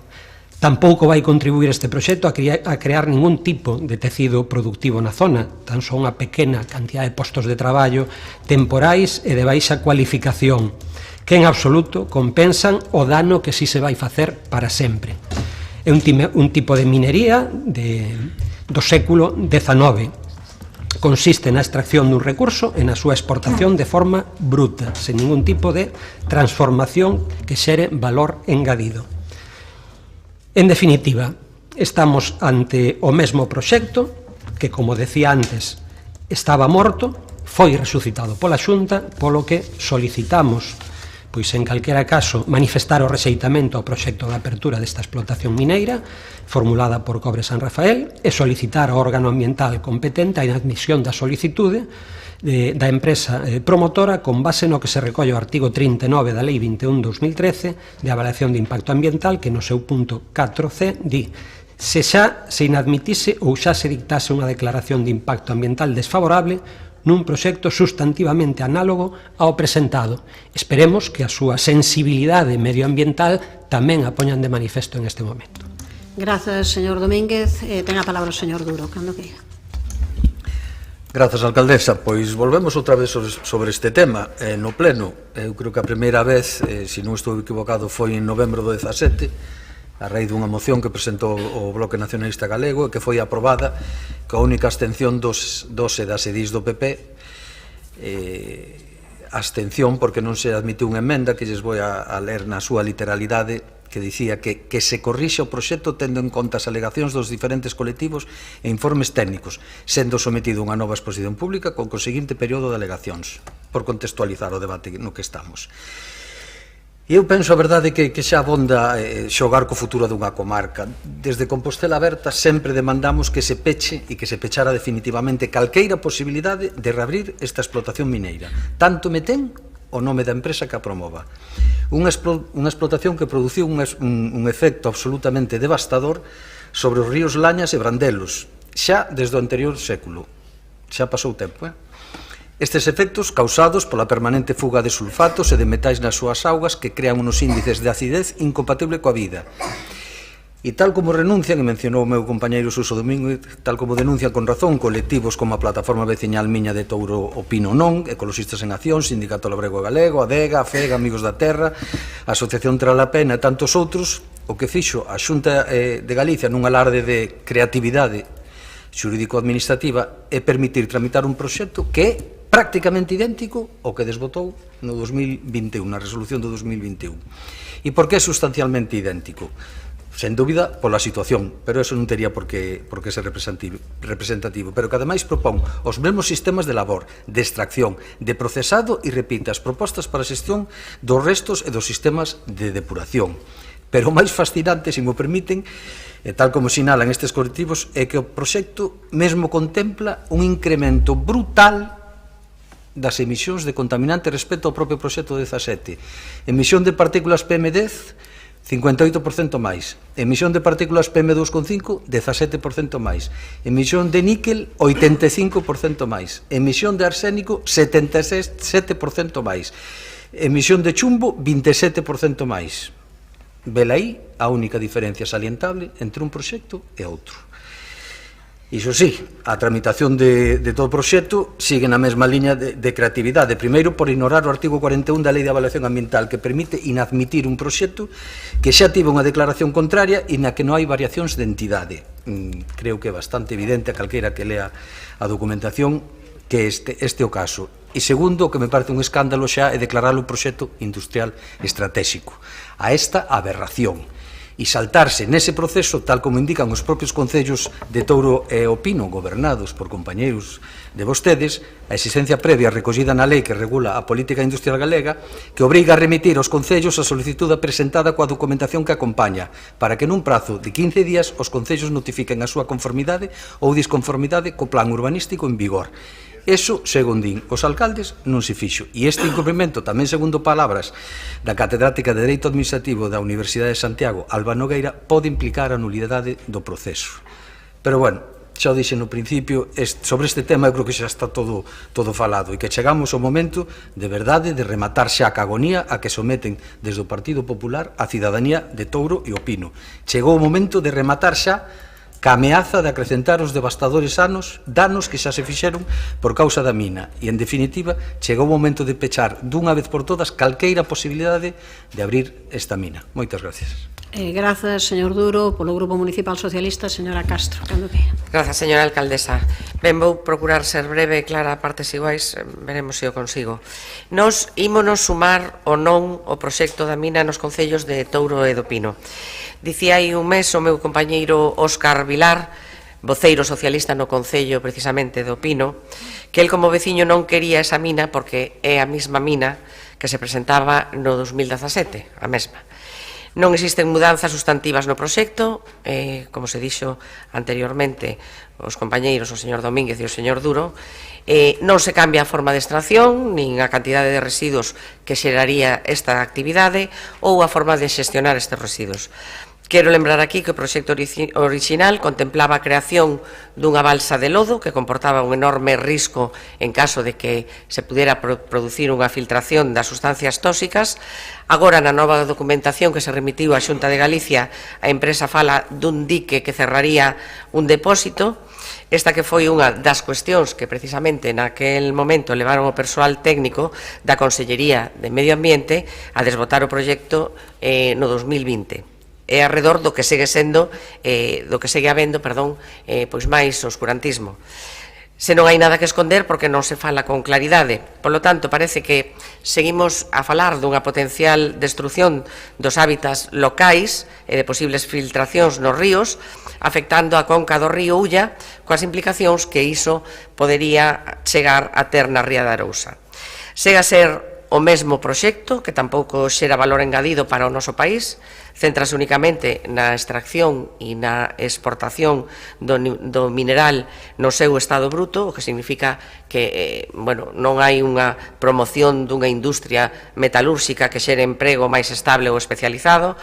A minería só ofrece un emprego temporal e beneficios económicos concentrados na empresa, tanto é así que o baile de cifras de potenciais postos de traballo que xera esta mina que foi dando este número a promotora, foi variando desde 2017, oscilando de os 421 aos 111. Supoño que se dan conta de que o cambio é sustancial e o baile de cifras non convida a confianza. Pero, en todo caso, non estamos a falar de empregos de calidade e non estamos a falar tampouco dunha actividade económica que, como xa dixen, xere un valor engadido para o noso país. Polo tanto, agora atopámonos con que o Goberno da Xunta considera de interese estratégico o mesmo proxecto que no 2020, insisto, foi denegado por unha declaración de impacto ambiental desfavorable, e seguimos a ver o mesmo hermetismo nos mesmos aspectos críticos do proxecto anterior. Polo tanto, nós non respaldamos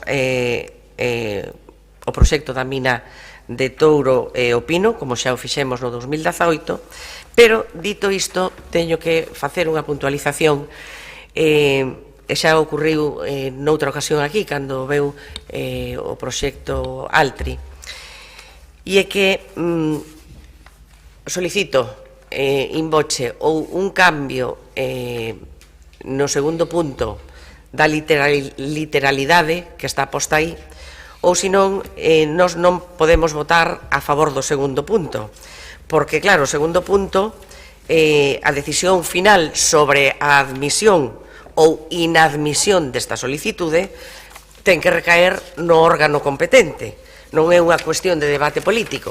É dicir, nós podemos fixar un posicionamento político, como acabo de decir, e concordamos absolutamente en pedir unha revisión máis exhaustiva do proxecto, pero debemos respetar ese principio de imparcialidade ao que xa aludimos aquí algunha vez desde este grupo e pensar na obxectividade do funcionariado, porque do contrario poderíase interpretar como un intento de coacción ou prevaricación. Entonces, unha de dúas, ou sacamos o segundo punto, pero se non é necesario sacar o segundo punto, eu propoño que diga solicitar que o órgano ambiental teña en conta na solicitude da empresa promotora o que lle recolle o artigo tal, que o teña en conta, pero ahora decirlle inadmita usted la solicitud, pues me parece un pouco fuerte. Máis nada, gracias. Grazas, señora Castro, polo Partido Popular. Señor Villa, cando queira. Pois, bueno, comezo retomando eso que eu tiña aquí anotado tamén. Efectivamente, volvemos a recuperar o mesmo asunto que en Altri, e o Bloque Nacionalista Galego pois dille a un técnico medioambiental neste caso, a ver, eu creo que neste salón de plenos ninguén é técnico medioambiental, senón que levante a man, pero xa lle di a un técnico medioambiental o que ten que admitir ou o que non ten que admitir sin ter coñecementos da materia. Xa pasou con Altri e desta volta pasa o mismo. Espero e agardo que vostedes como goberno non funcionen así na nosa cidade, porque se vostedes coaccionan a un técnico municipal para que políticamente tome a liña que vostedes queren ou lles gusta, pois vamos aviaos, sinceramente. Bueno, dentro desta moción, pois o primeiro comentar que eu realmente, como concelleiro desta corporación, síntome, sinceramente, andai moito tempo incómodo con determinadas mocións que traen aquí, e sobre todo para estos son expertos, tanto o Bloque Nacionalista Galego como Compostela Aberta. Incómodo do punto de vista de que traemos cuestións que en nada atañen á cidadanía de Compostela. Isto é un proxecto da mina de Touro que inflúe a dous concellos, o Pino e Touro, e vostedes o traen aquí pois como se fose algo de interese xeral na nosa cidade. É unha mágoa que non trouxeran vostedes unha moción pois do decreto ómnibus, non? Porque aí sí que se perxudica as pensións de moita xente maior que vive en Santiago, e sí se perxudica a moita xente que vai quedar sen bonificacións no transporte. Pero claro, aí vostedes como están cos seus camaradas independentistas de Cataluña, pois aí xa non lles interesa o tema e punto pelota. Non se rían porque son realidades, dicir, traíamos cousas que realmente atañan aos nosos veciños. Este proxecto eu creo que en nada representa a vontade do que a xente de Santiago precisa neste momento, que son servizos e xestión. Miren, respecto á mina, son vostedes uns pitonisos. Eu non sei se teñen bola de cristal ou se son eses corazóns que repartía a señora Louzao, que igual aí tamén ven o futuro, porque xa antes de coñecerse o proxecto, vostedes xa o sabían todo. O proxecto inteiro xa o tiñan nas súas mans e xa sabían que era igual que o do 2017 e que era vamos, e quero o mismo de prexudicial. Son vostedes uns visionarios. É increíble. Eu gustaríame saber se o señor Domínguez, o señor Duro e a señora Castro leron o proxecto inteiro, porque creo que ten miles de páxinas. Saben vostedes o proxecto inteiro e fixeron unha comparación e leron o proxecto inteiro tamén de miles de páxinas do ano 2017? A min gustaríame saberlo, porque miren, se o fai a señora Castro, pois non lle vou a decir nada. Pero a vostedes dous, señor Domínguez e señor Duro, se adican o tempo a ler miles de páxinas dun proxecto que nesta corporación nada ten que ver para nós, que é unha ambición que teñen vostedes ser parlamentarios no Parlamento de Galicia, pois eu preocúpame do punto de vista que non perdan o tempo, que teñen máis cousas que ler. Lean os contratos públicos para fiscalizar o que están facendo as empresas cos servicios municipais básicos da nosa cidade, que é bastante máis importante. E dentro do proxecto, pois, indicar que está sometido a información pública neste momento, polo tanto, fagan as alegacións pertinentes. Non as temos que facer neste salón de plenos. Fagan vostedes, porque está públicamente, está a información pública, repito. O proxecto muda considerablemente respecto ao ano 2017. Se remato o tempo, vou a continuar, señora alcaldesa. Muda considerablemente, repito. Fagan a comprobación que dudo que o fixeran. En canto á proposta de acordo, e xa remato aí, rexeitamento, pois nós, ao contrario que vostedes, señores do Bloque Compostela Aberta, si que apostamos por inversións e grandes proxectos para Galicia. Estamos falando de máis de 400 postos de traballo e dunha inversión de máis de 200 millóns de euros. Vostedes, últimamente, cada vez que se fala dunha inversión ou de postos de traballo en Galicia, vemos que os proxectos pois non valen, eses que tanto estudan vostedes.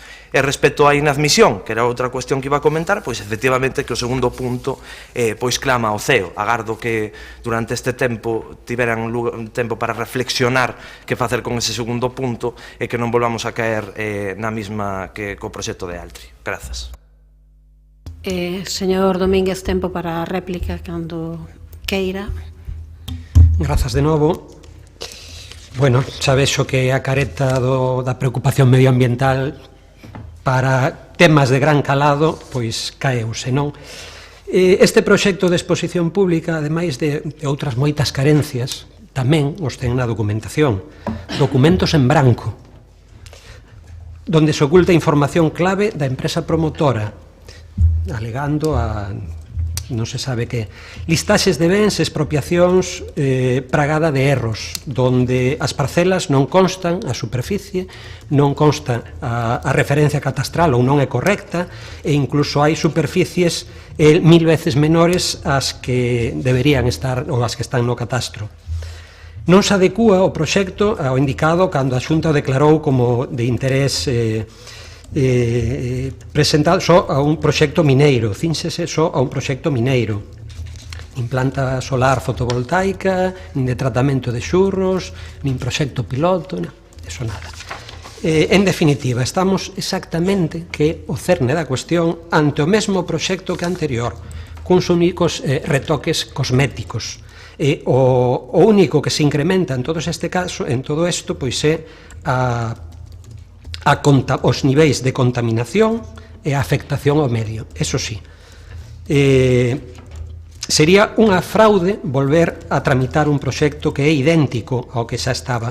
Por todo elo, pois nada, aceptamos a emenda que propón o Grupo Municipal Socialista, a concelleira Mila Castro, de modificar o punto segundo, que diga pois que teña en conta o que se recolle no artigo 39. Nada máis, pero sobre ese punto, pois eso. Creo que a idea de que un proxecto zombi que estaba morto, que o resucita a Xunta de Galicia. Señor Duro, cando queira. A verdad que me custame bastante traballo contestar a ese mestura de temas diversos que adoita utilizar o señor Adrián Villa nas súas intervencións, porque pasamos de ser pitonisos a falar do decreto ómnibus a de que nos sacamos a subvención ao transporte á cidadanía, que votamos cos nosos amigos independentistas, e o único voto que vin con mans levantadas e botóns apretados foi o Partido Popular e Junts, tirando abaixo este decreto omnibus do que vostede falaba. Non creo que me viran a min e non tería ningún problema, pero nunca tuve esa oportunidade. Ahora, vostedes, sí, igual mido un pouco ese disparar para todos lados, porque a veces se pasa un pouco de frenada.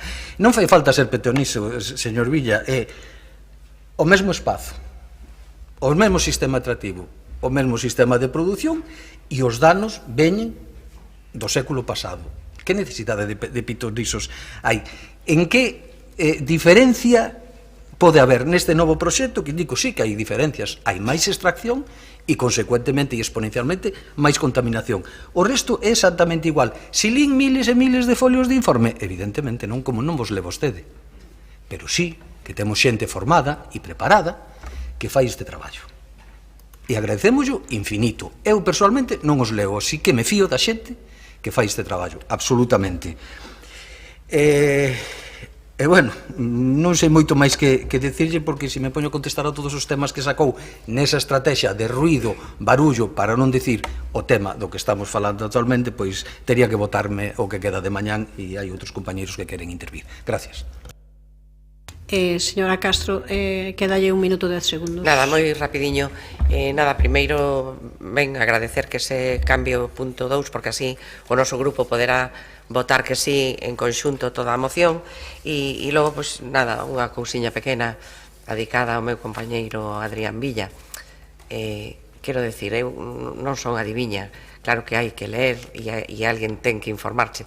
De feito, eu empecé dicindo que o voceiro socialista do Concello do Pino, precisamente, Óscar Vilar, que está moi enterado do tema, pois ve que, bueno, esta mina é a mesma que se presentou no 2017, que teño que volver lembrar que a Xunta de Galicia no 2020 foi a primeira que dixo que non cumplía. E logo, por outro lado, claro que podemos ler as cousas. É unha contradición, porque despois dice que vostede sí que a leu, e que dice que non é o mismo. Bueno, pois alguén a leu por vostede. Quero decir que, bueno, ás veces chegar, levar as cousas ao límite non é o máis acaído, e isto podese falar tranquilamente, e estamos aquí para ler e para o que faga falta. Vale? Grazas. Grazas, señora Castro. Señor Villa, 20 segundos menos, cando queira. Bueno, señor Duro, non sei se agora aparece outro Xan Duro. Hai un rato falaba vostede das mamparas da DIF de Laraño, decía que non tiña capacidade administrativa nin legal, agora parece que a recuperou toda co tema da mina de Touro. É increíble, bueno, en fin. Non é unha mistura de conceptos. Igual que traemos un tema que en nada atañe ás competencias deste pleno municipal, pois eu podo falarlle outras cuestións. Se gusta ben, e se non, a mí dame igual o que opine vostede. E despois falan vostedes de ocultar información. Home, pero se viron o proxecto, cal é a información que está oculta? Están vostedes dicindo que aquí hai opacidade, que hai hermetismo, pero logo teñen ese proxecto e alguén o leu por vostedes, que alégrome que alguén o lera por vostedes, porque quer decir que dedican máis tempo ao que de verdade lles atañe que este Concello. Bueno, que está todo mal, pois tamén, señor Domínguez, isto non o resucita a Xunta. Como ben dixo a señora Castro, o acaba de dicir ela perfectamente. Se no 2017 houve un proxecto e pasou unha serie de supervisións polos técnicos da Xunta de Galicia e caeu ese proxecto porque non cumplía, pois agora mesmo está en fase de exposición pública, está seguindo o procedimento e serán os técnicos quen diga se cumple ou non. Pode ir pa diante ou non. Isto non o resucita a Xunta, é a empresa quen está presentando o proxecto. Non o presentamos nós. Moitas grazas. Grazas, señor Villa. Pasamos logo a votación, incorporando neste caso unha emenda que modifica o punto segundo para dicir que solicitar que o órgano ambiental teña en conta o que recolle o artigo 39 e o que siga a continuación. De acordo? Cando queira, señor secretario. Moción presentada polos grupos municipais do BNG e Compostela Aberta para amosar o rexeitamento ao proxecto para a reapertura da explotación mineira de cobre San Rafael SL nos concellos de Touro e do Pino. Votos a favor, grupos municipais, BNG, Compostela Aberta e Socialista. Votos en contra, Grupo Municipal do Partido Popular. Apróbase a moción. Ben, pasamos daquela a seguinte moción presentada polos grupos municipais do BNG e Compostela Aberta de apoio á lingua galega e para a incorporación do Concello de Santiago de Compostela á plataforma Queremos Galego. Vona defender eu mesma, xa que son quen teño as competencias de lingua, e quero comezar pois agradecendo a intervención inicial de Marcos Maceira en representación da plataforma Queremos Galego, e dicir únicamente, porque eu creo que sobre esta cuestión tamén teñen suficiente información todas as persoas que están aquí, e todo o mundo podemos coincidir en que estamos nun momento de emerxencia lingüística, onde existen uns datos, os datos do Instituto Galego de Estatística, que nos marcan realmente un momento complicado. Existen tamén numerosos informes dados por organismos internacionais que poñen sobre a nosa caluga unha cuestión en que distintas persoas xa teñen feito pronunciamentos que nos indican que estamos nunha situación límite, mais non reversible. Neste sentido, eu quero lembrar as palabras que dicía a presidenta do Consello da Cultura Galega, moi próxima xustamente a este Pazo de Raxoi, formando parte tamén deste edificio, nas súas dependencias, onde nunha entrevista decía que non chegamos a un punto de non retorno na lingua, mas se seguimos así chegaremos. Por tanto, estamos a tempo de reverter unha situación de perda de falantes, de perda de uso da lingua galega, que nos deixaría sen un dos maiores tesouros que temos, un tesouro tan importante como todo o noso patrimonio. Este Concello, o Concello de Santiago de Compostela, foi pioneiro, foi referente, foi vanguarda, ten unha tradición de unanimidade e de defensa da lingua de galega, con apoios e decisións unánimes neste respecto en corporacións distintas, diferentes. E, por tanto, creo que neste momento debemos demostrar tamén que como capital do noso país temos que estar aí á fronte, facendo, dando exemplo, dando mostra de compromiso neste momento de emerxencia. Por suposto que ten bastante que ver niso, que teñamos un Concello cunha tradición importante de loita e de reivindicación pola nosa lingua, comezando na veciña daquela do Concello de Conxo, hoxe Concello de Santiago, Rosalía de Castro, mais tamén con un tecido social moi activo, con unha presenza de redes culturais moi intensas e cunha veciñanza que sempre se implicou, sempre participou da reivindicación lingüística. Non é unha casualidade que os nosos datos, os datos concretamente do Concello de Santiago, sexan dos mellores datos do conxunto do país a respecto do uso da lingua. Por tanto, por todo iso, por estas cuestións, por estas consideracións, nos entendemos que compre dar un paso adiante, dar ese paso de compromiso, ser modelo, ser exemplo, tamén sobre todo para a nosa veciñanza, porque evidentemente que sen o compromiso individual, sen o compromiso particular de cada unha das persoas que conformamos a sociedade galega, pois a lingua non se salvará, mais niso non é indiferente o papel que cumpran as institucións. Por todo iso, o que facemos é propoñernes nesta moción que reafirmemos ese compromiso do Concello de Santiago coa defensa da lingua galega e que nos adiramos e apoyemos as iniciativas da plataforma Queremos Galego. Eu xa o deixo aí e paso agora, ten a palabra a señora Rozas, cando queira. Moi bo día de novo. Só o 7% das crianzas de entre 5 e 14 anos falan habitualmente galego, o 7%. Ese é un dos datos que o Instituto Galego de Estadística daba a coñecer en outubro, constatando algo que penso que xa todas e todos sabíamos, porque é unha realidade que vemos a diario, sobre todo aquelas e aqueles que temos fillos e fillas pequenos. É a realidade que obriga a que as familias que queren que os seus fillos e fillas sexan galegofalantes e medren sendo galegofalantes teñan que facer un esforzo importantísimo, un sobreesforzo para conseguir iso, porque xa non se logra de maneira natural, que é o que debería acontecer, non? Só se logra dende o activismo consciente e con moita sorte. Creo que nestas palabras moitos e moitas de nós que temos fillos nos podemos sentir representadas, non?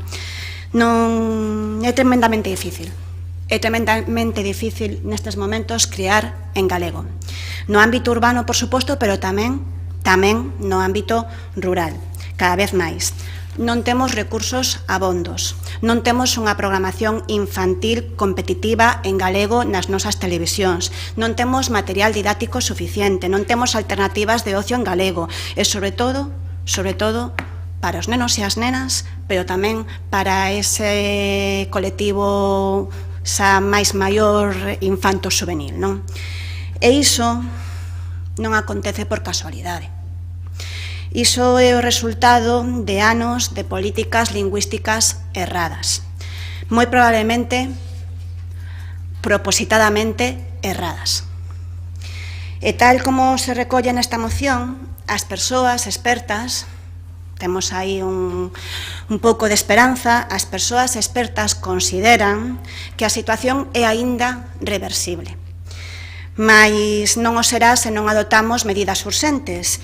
En primeiro lugar, quen as ten que adoptar é a Xunta de Galicia. E non é que lle quera eu aquí botar a pelota a Xunta de Galicia como sempre nos acusan, pero é evidente que ten as competencias e que ten que actuar tomando esas medidas urxentes ante a situación drástica que sufre a nosa lingua, que é a Xunta de Galicia. O Concello de Santiago, como se recolle nesta moción, como dixo na súa intervención previa á alcaldesa, ten unha longa trayectoria no eido da dinamización lingüística, con iniciativas que levan anos promocionando o uso da nosa lingua e que o levan promocionando ademais para diferentes franxas de idade. Ese é o obxectivo, non? Temos o programa Pego, o programa para os máis pequenos e pequenas, os premios Manuel Beiras, vinculados ao sector económico e comercial, ou o programa Youtubeiras. Son exemplos do compromiso que sempre tivo a institución municipal coa nosa lingua, un compromiso que estivo sempre aí por riba de todos os diferentes gobernos e por riba dos diferentes partidos políticos que tiveron responsabilidade de goberno no Concello de Santiago. E por iso penso que a adhesión á plataforma Queremos Galego é reafirmar ese compromiso como Concello, un compromiso coa nosa lingua, e ademais queremos facelo nun momento de emerxencia que nos urxe sumar esforzos e enerxías para que a situación dramática que vemos a diario nas enquisas e que vemos a diario nos parques infantís pois sexa realmente reversible. Eu non quero contradicir os expertos e as expertas, pero eu son especialmente pesimista vendo día a día pois a situación na rúa. Non me vou a parar en xustificar porque é preciso ese esforzo, nin en lembrar que é o que nos estamos xogando, porque creo que todas e todos somos ben conscientes que falamos de garantir o noso futuro colectivo, que falamos de garantir a nosa identidade e a nosa maneira de estar no mundo. Eu restemo da segunda quenda, vou rematar xa, pero restemo da segunda quenda o tempo que me pase, señora alcaldesa. Eu son nai de dúas fillas e dúas nenas pequenas, de 5 e 10 anos, e sei que poucas herdanzas lles podo deixar mellor e máis valiosas que esta. E estarei sempre aí para axudar a garantir que se podan criar e medrar na nosa lingua. E por iso agardo que esta moción se aproba aquí hoxe por unanimidade, agardo que todas e todos os aquí estamos aquí presentes, acudamos á manifestación da plataforma Queremos Galego convocada para o próximo 23 de febreiro, porque se todos e todas mobilizamos aos nosos coñecidos, as nosas coñecidas, a noso entorno, esa manifestación será un éxito rotundo. E agardo, sobre todo, que fagamos noso ese lema da convocatoria e que o galego volva a ser unha lingua vital xa. Moitas grazas a todos. Grazas por parte do Grupo Municipal Socialista, señora Rosón, sí, cando queira. Bo día de novo. A situación da lingua galega, do noso idioma, interpélanos a todas e a todos como sociedade.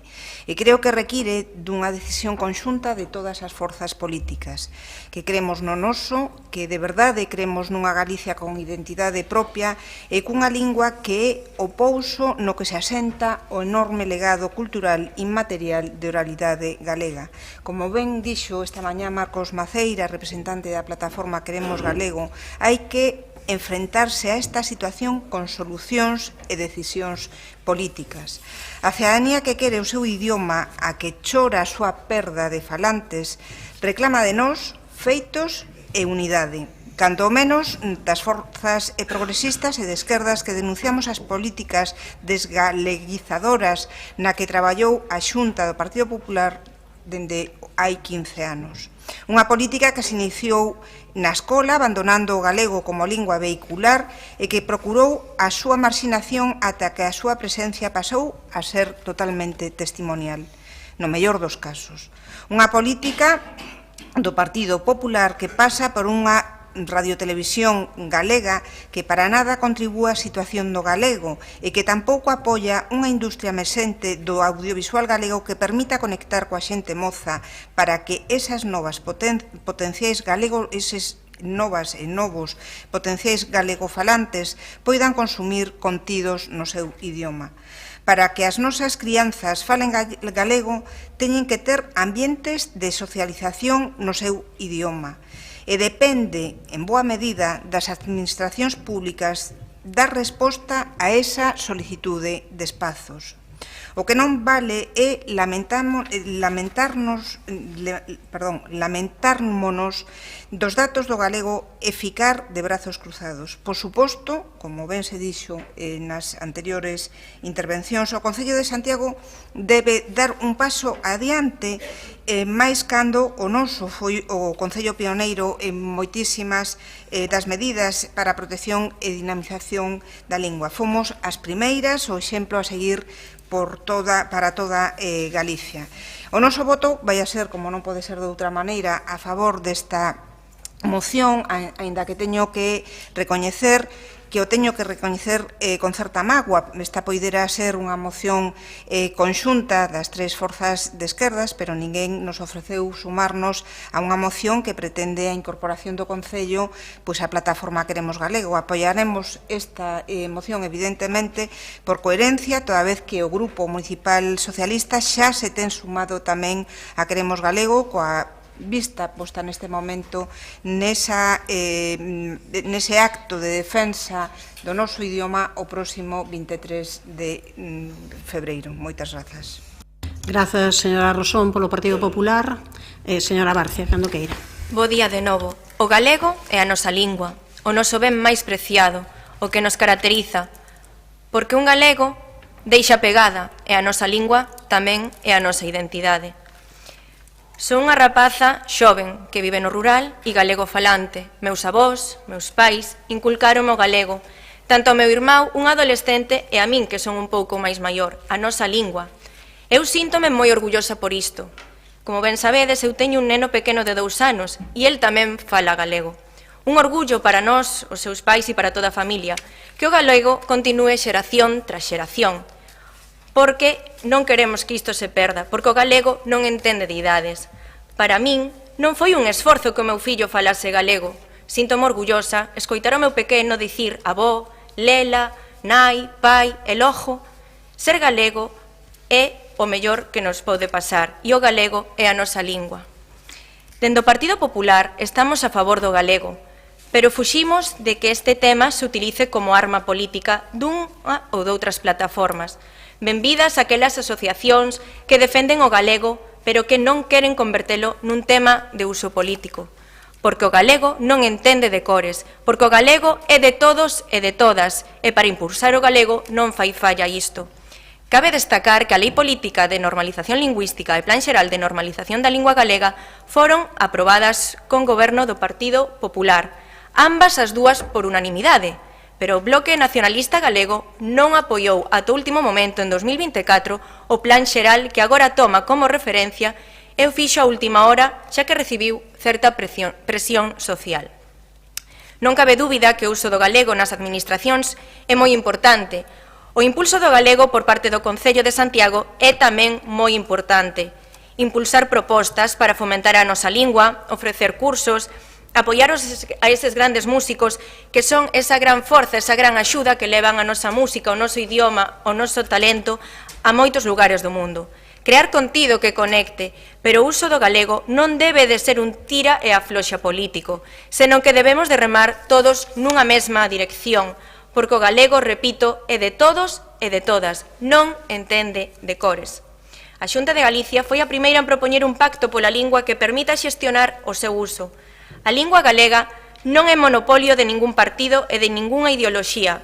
Dende o Partido Popular sí que queremos apoiar o galego, repito, dende o Partido Popular queremos apoiar o galego, pero non un galego imposto polo Bloque Nacionalista, senón un galego dentro dun marco libre e do respeto, polo que apoiaremos o traballo para que a nosa lingua non se perda, que sexa a nosa identidade, promovendo a través de diversas canles, a través de diversas actividades. Esta proposta hai que pulila, hai que traballala moito, porque sí queremos promover o galego. Sé que nos importa a nosa lingua e apoiámola, volvo a reiterar, pero non entende nin de cores, nin que este condicionada por nadie nin por organizacións intermediarias. Non se pode perder o protagonismo que debe ter Santiago como capital do país. O Concello ten competencias para defender este obxectivo tan importante sen entidades intermediarias. Fagámoslo xuntos, entre todos, como Concello de Santiago que somos. Moitísimas gracias a todos. Grazas, vou poñer o tempo. Ben, quero agradecer antes de máis nada o apoio do Grupo Municipal Socialista. É verdade que se pode facer unha proposición conxunta, tamén despois da Xunta de Portavoces ninguén o trasladou. Sinto que non se fixese así, pero entendo que partillamos non toda o que é a proposta. Por outro lado, a verdade é que me sorprende moito a intervención do Partido Popular, porque, claro, fala aquí, utiliza o argumentario político do Partido Popular para algo que non ven a conto, nin no que se dixo, nin na moción que está aquí presentada. Aquí ninguén está utilizando nada como arma política. O caso é que a vostedes encantalles, non? Repetir ese mantra, non? De que isto é un galego imposto polo BNG e tal. Eu fixen aquí unha referencia a que aquí houve sempre acordos unánimes pola lingua. Deduzo da súa intervención que non vai votar a favor.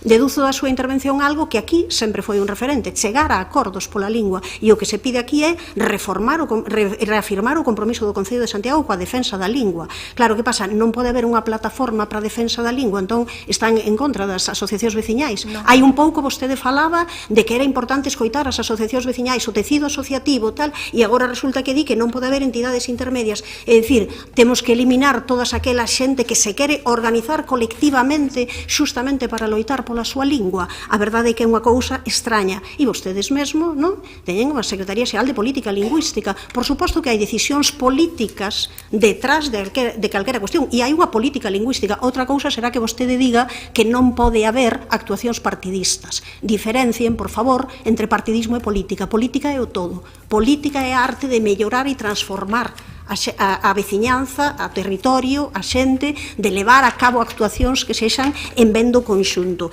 Entón, por favor, véñanse, asuman, por favor, que ten que haber un acordo de unanimidade. Sería eso o lóxico, porque será o conxunto da sociedade quen salve ou non a lingua galega, e non veñan, por favor, con discursos manidos. Señora Rozas, cando queira. Señora Nerea, eu alédome moito que o seu fillo de 2 anos fale galego, ou máis ben que diga palabras en galego, non? Vamos, alédome, non o digo máis pola idade da crianza, pero creo que se me entende, non? Eu alédome moitísimo, as miñas fillas que son algo máis maiores tamén o fan, mas desexolle de corazón, que a súa crianza continúe falando galego cando entre na escola, cando vai ao instituto, e que o continúe falando ademais como lingua principal, porque os datos, máis alá de que falemos das nosas experiencias persoais, que están moi ben, ambas somos nais, pero os datos están na moción presentada e son datos dos que vostede non quiso decir nada. E voulle repetir o mesmo dato co que comecei a miña primeira intervención. Só o 7% das crianzas falan galego. Son unha gran minoría, o seu fillo e as miñas.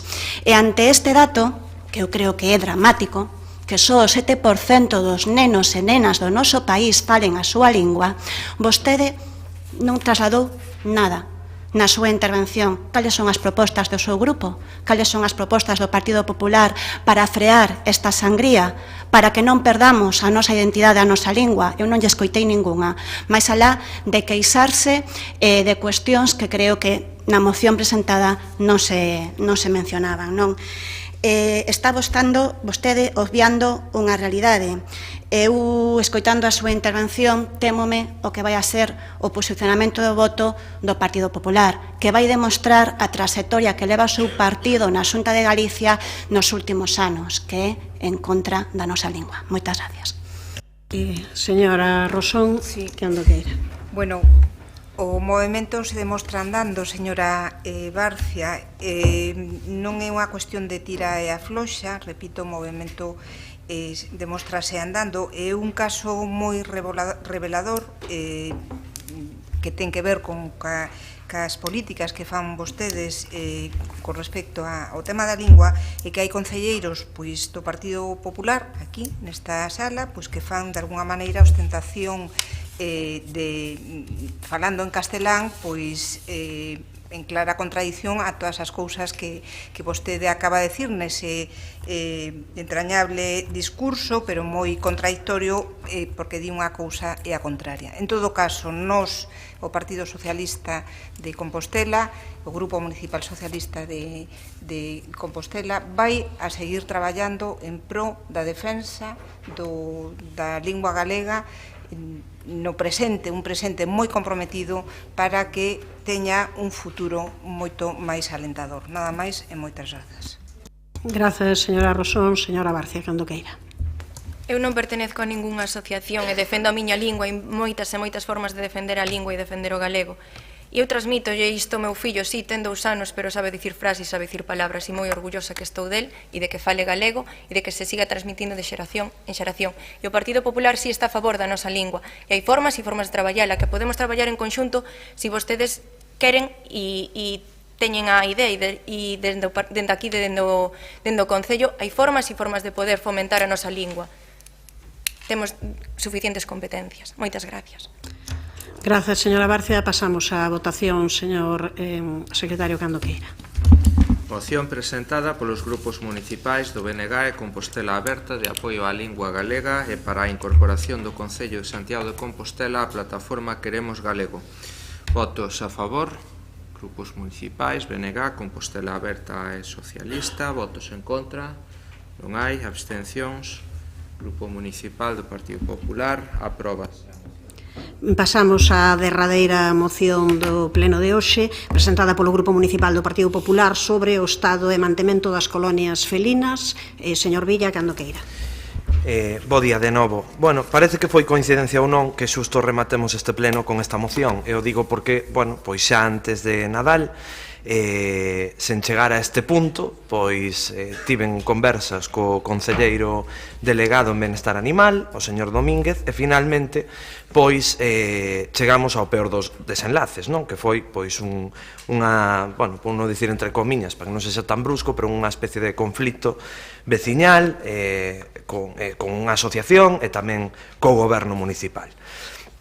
Non deberíamos ter chegado a este punto, pero chegamos. E chegamos porque a situación das colonias felinas en Santiago xa hai moito tempo que están acarreando unha serie de problemas. Esa serie de problemas pois veñen manifestadas, hoxe o que quero contextualizar aquí, por dúas vías, non? A primeira noticia que tivemos en prensa pois foron as propias asociacións, non? Titulaba La Voz de Galicia, denuncian que el Concello se desentiende de súa obligación de gestionar colonias de gatos. Unha noticia bastante ampla a que foi publicada, non? Denuncian, pois, entre outras cousas, deixade de funcións no controle e coidado das colonias.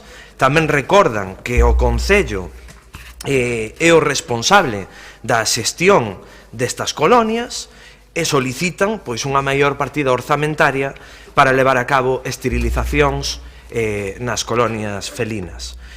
E tamén lembrarlles unha cuestión, que perderon unha subvención importante do Goberno Central, porque comezaron incumprindo 10 causas desa subvención, despois do prazo de subsanación incumpriron 6, perdeuse, pois igual que a da Praza de Abastos, e algunha máis que virá, porque vemos que nese aspecto temos problemas serios e asignaturas pendentes. Esta era a parte das asociacións, de forma literal, o que recollía a prensa. Pero tamén está a parte da veciñanza, esa que máis me preocupa. Sinceramente, preocúpame e moito porque tiven ocasión de visitar a Avenida de Salamanca, que é unha das colonias que está agora no foco, con meu compañeiro José Ramón de la Fuente, e os dous poidemos observar de primeira man, detrás nosa varios periodistas de diferentes medios, cal era a situación ali. Era unha situación preocupante para a saúde e o benestar dos veciños e veciñas que viven ali.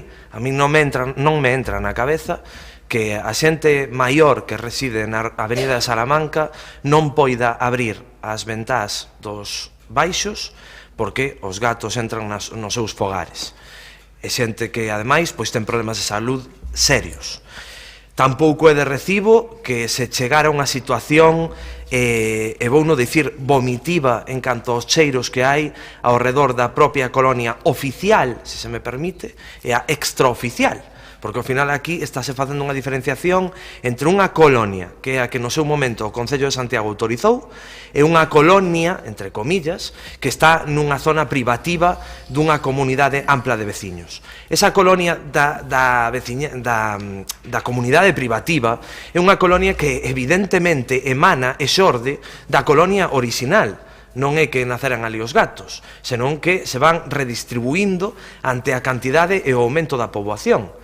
E falo do aumento da poboación, porque eu que estiven ali, nesa colonia oficial, e falo do oficial, tivemos ocasión de ver varias crías, polo tanto, non se está realizando unha labor de esterilización e seguimento para que non aumente esa colonia, porque senón non habería crías por ali, esa é a realidade.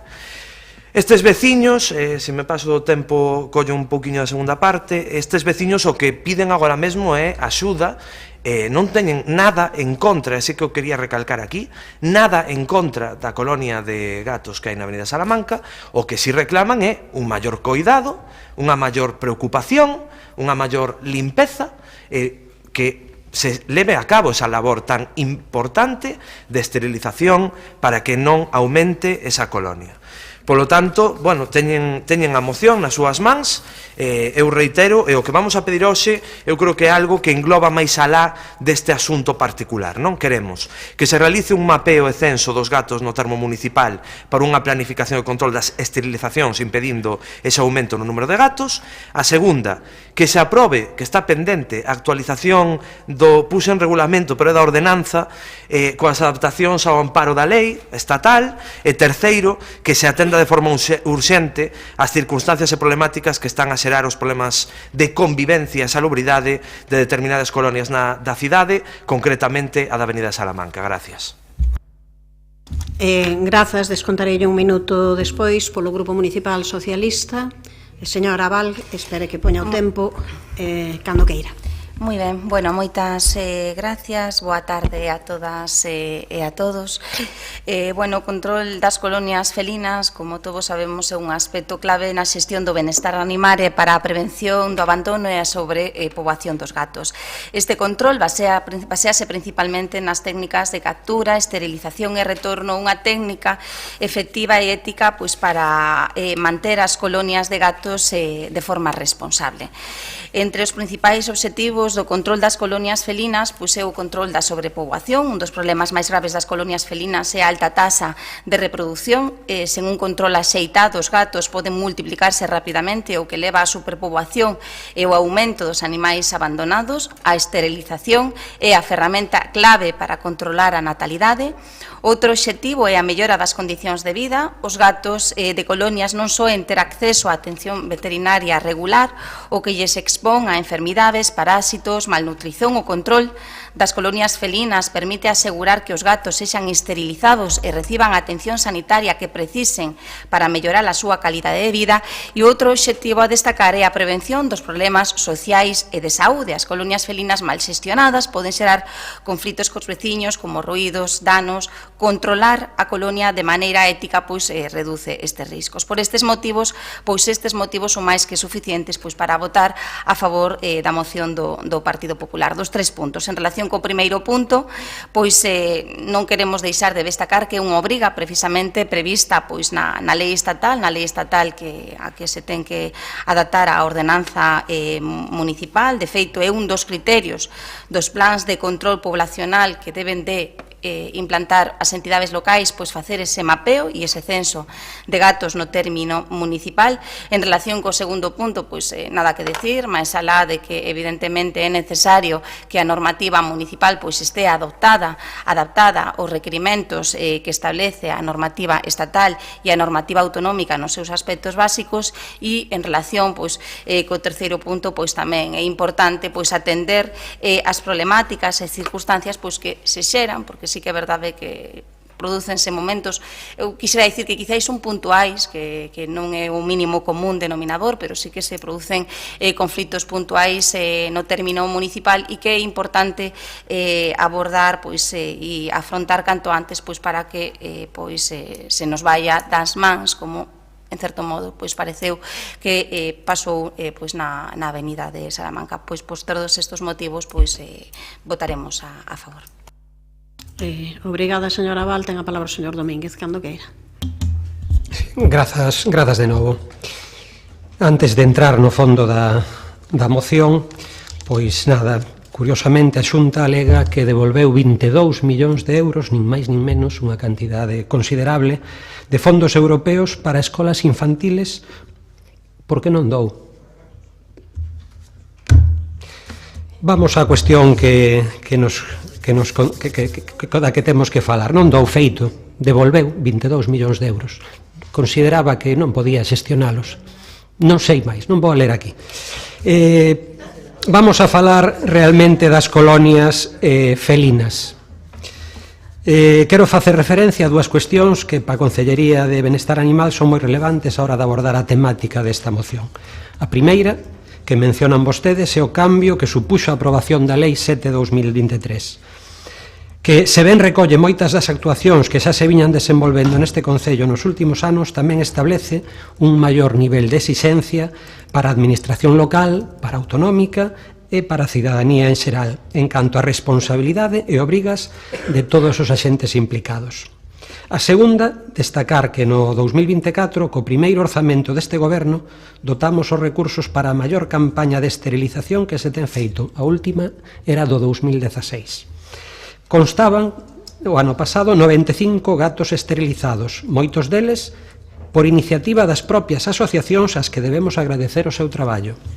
Ao longo do 2024, con esta campaña, castráronse e rexistráronse outros 120. Esta campaña fíxose por primeira vez aplicando o protocolo CES, tamén recollido na Lei 7/2023, que consiste na captura, esterilización e solta ou retorno dos animais á colonia de orixen.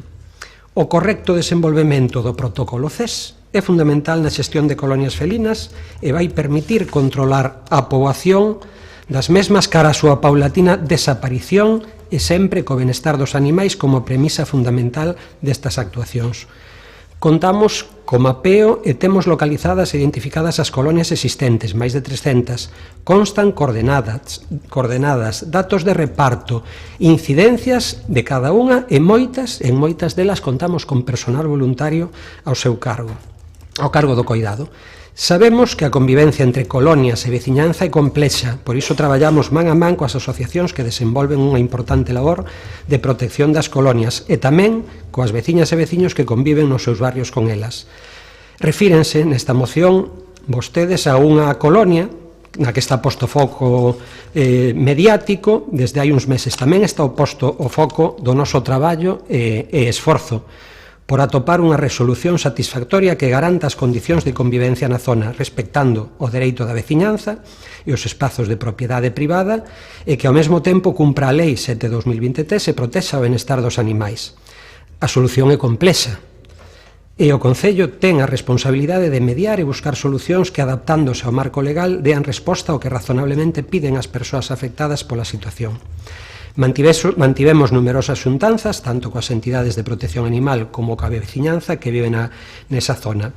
E sobre esta tensa situación que se está a vivir e que afecta a todas as partes, en a que temos a obriga de garantir a protección dos gatos, das colonias, e podo anunciar que desde a Concellaría que dirixo nos comprometemos a cumprir 3 cuestións claves para desenvolver esta encrucillada. Por un lado, a aprobación no primeiro semestre deste ano do Plan de Xestión Integral de Colonias Felinas, que inclúe o protocolo CES. Segundo, diálogo constante coa veciñanza e coas asociacións implicadas. E terceiro, estudar, descónteme si sobrepaso o tempo, estudar as medidas excepcionais de relocalizar a colonia na liña do que nos permite a Lei 7/2023. Grazas. Grazas, serán só 10 segundos. No caso do señor Villa son un minuto menos, así que cando queira, o seu tempo. Bueno, grazas ao Partido Socialista polo apoio, a concelleira Marta Val, concretar que no caso desta colonia eu creo que somos conscientes todos a cercanía que ten extrema ás vivendas porque está diante delas, non? Este é o problema que hai aquí. Hai outros problemas derivados moito máis inferiores porque evidentemente non ten este impacto para o día a día da veciñanza. É o único que quero expoñer porque isto é un caso que hai que analizar de forma específica. Dicía vostede, señor Domínguez, diversas reunións coa veciñanza de asociacións. Eu non sei que tivo coas asociacións, pero coa veciñanza solo unha, non diversas, singular, non plural. Nós mantivemos varias, en plural, pero chegaron un pouco tarde, creo eu. Ao final, as cousas cando chegan tarde tamén se enquistan. Eu, de verdade, xa remato, o que sí que lle pido encarecidamente é que busque unha solución. Faloume vostede de estudar medidas excepcionais para este caso. Por favor, estude áxilmente, urxentemente, o caso da Avenida Salamanca. Por favor, yo pido, polos veciños. Grazas, señor Villa. Ten a palabra a señora Abal cando queira. Non quere facer uso. Señor Domínguez, 10 segundos menos, vale? Sí, grazas. O técnico municipal si estivo varias veces coa veciñanza, vendo a situación, a lacería, a policía, as asociacións, estánse precisamente nese ámbito privado tamén collendo gatos, esterilizándos e devolvéndos. Precisamente co método CES, como lle decía. Pedimos tamén, solicitamos un informe á Dirección Xeral de Conservación da Natureza para avanzar na valoración desa situación que estamos vivindo respecto desta colonia en cuestión. Xa decía, temos mapeo, censo, planificación, control das colonias, teremos regulamento próximamente nos meses, atendemos a demandas da veciñanza para evitar os problemas de convivencia e de salubridade das colonias. En calqueira caso, imos a absternos, porque estamos actuando, como digo, en todos esos aspectos que demandan a súa moción, pero quero deixar claro, de todas formas, pois que somos un concello onde, grazas á veciñanza e as asociacións, mantense unha boa convivencia entre as colonias e as persoas. En xeral, e falo de máis de 300 colonias, que se leva mantendo desde hai décadas con total normalidade e agardamos que así siga sendo, xa que o cuidado dos gatos comunitarios é responsabilidade de todas e de todos, como é tamén procurar a boa convivencia e as mellores condicións para a nosa veciñanza. Moitas grazas. Pasamos á votación, señor secretario, cando queira. Moción presentada polo Grupo Municipal do Partido Popular sobre o estado e mantemento das colonias felinas. Votos a favor, grupos municipais, Partido Popular e Socialista. Votos en contra, non hai. Abstencións, grupos BNG e Compostela Aberta. Apróbase a moción. Pois rematamos a sesión. Moi boa tarde.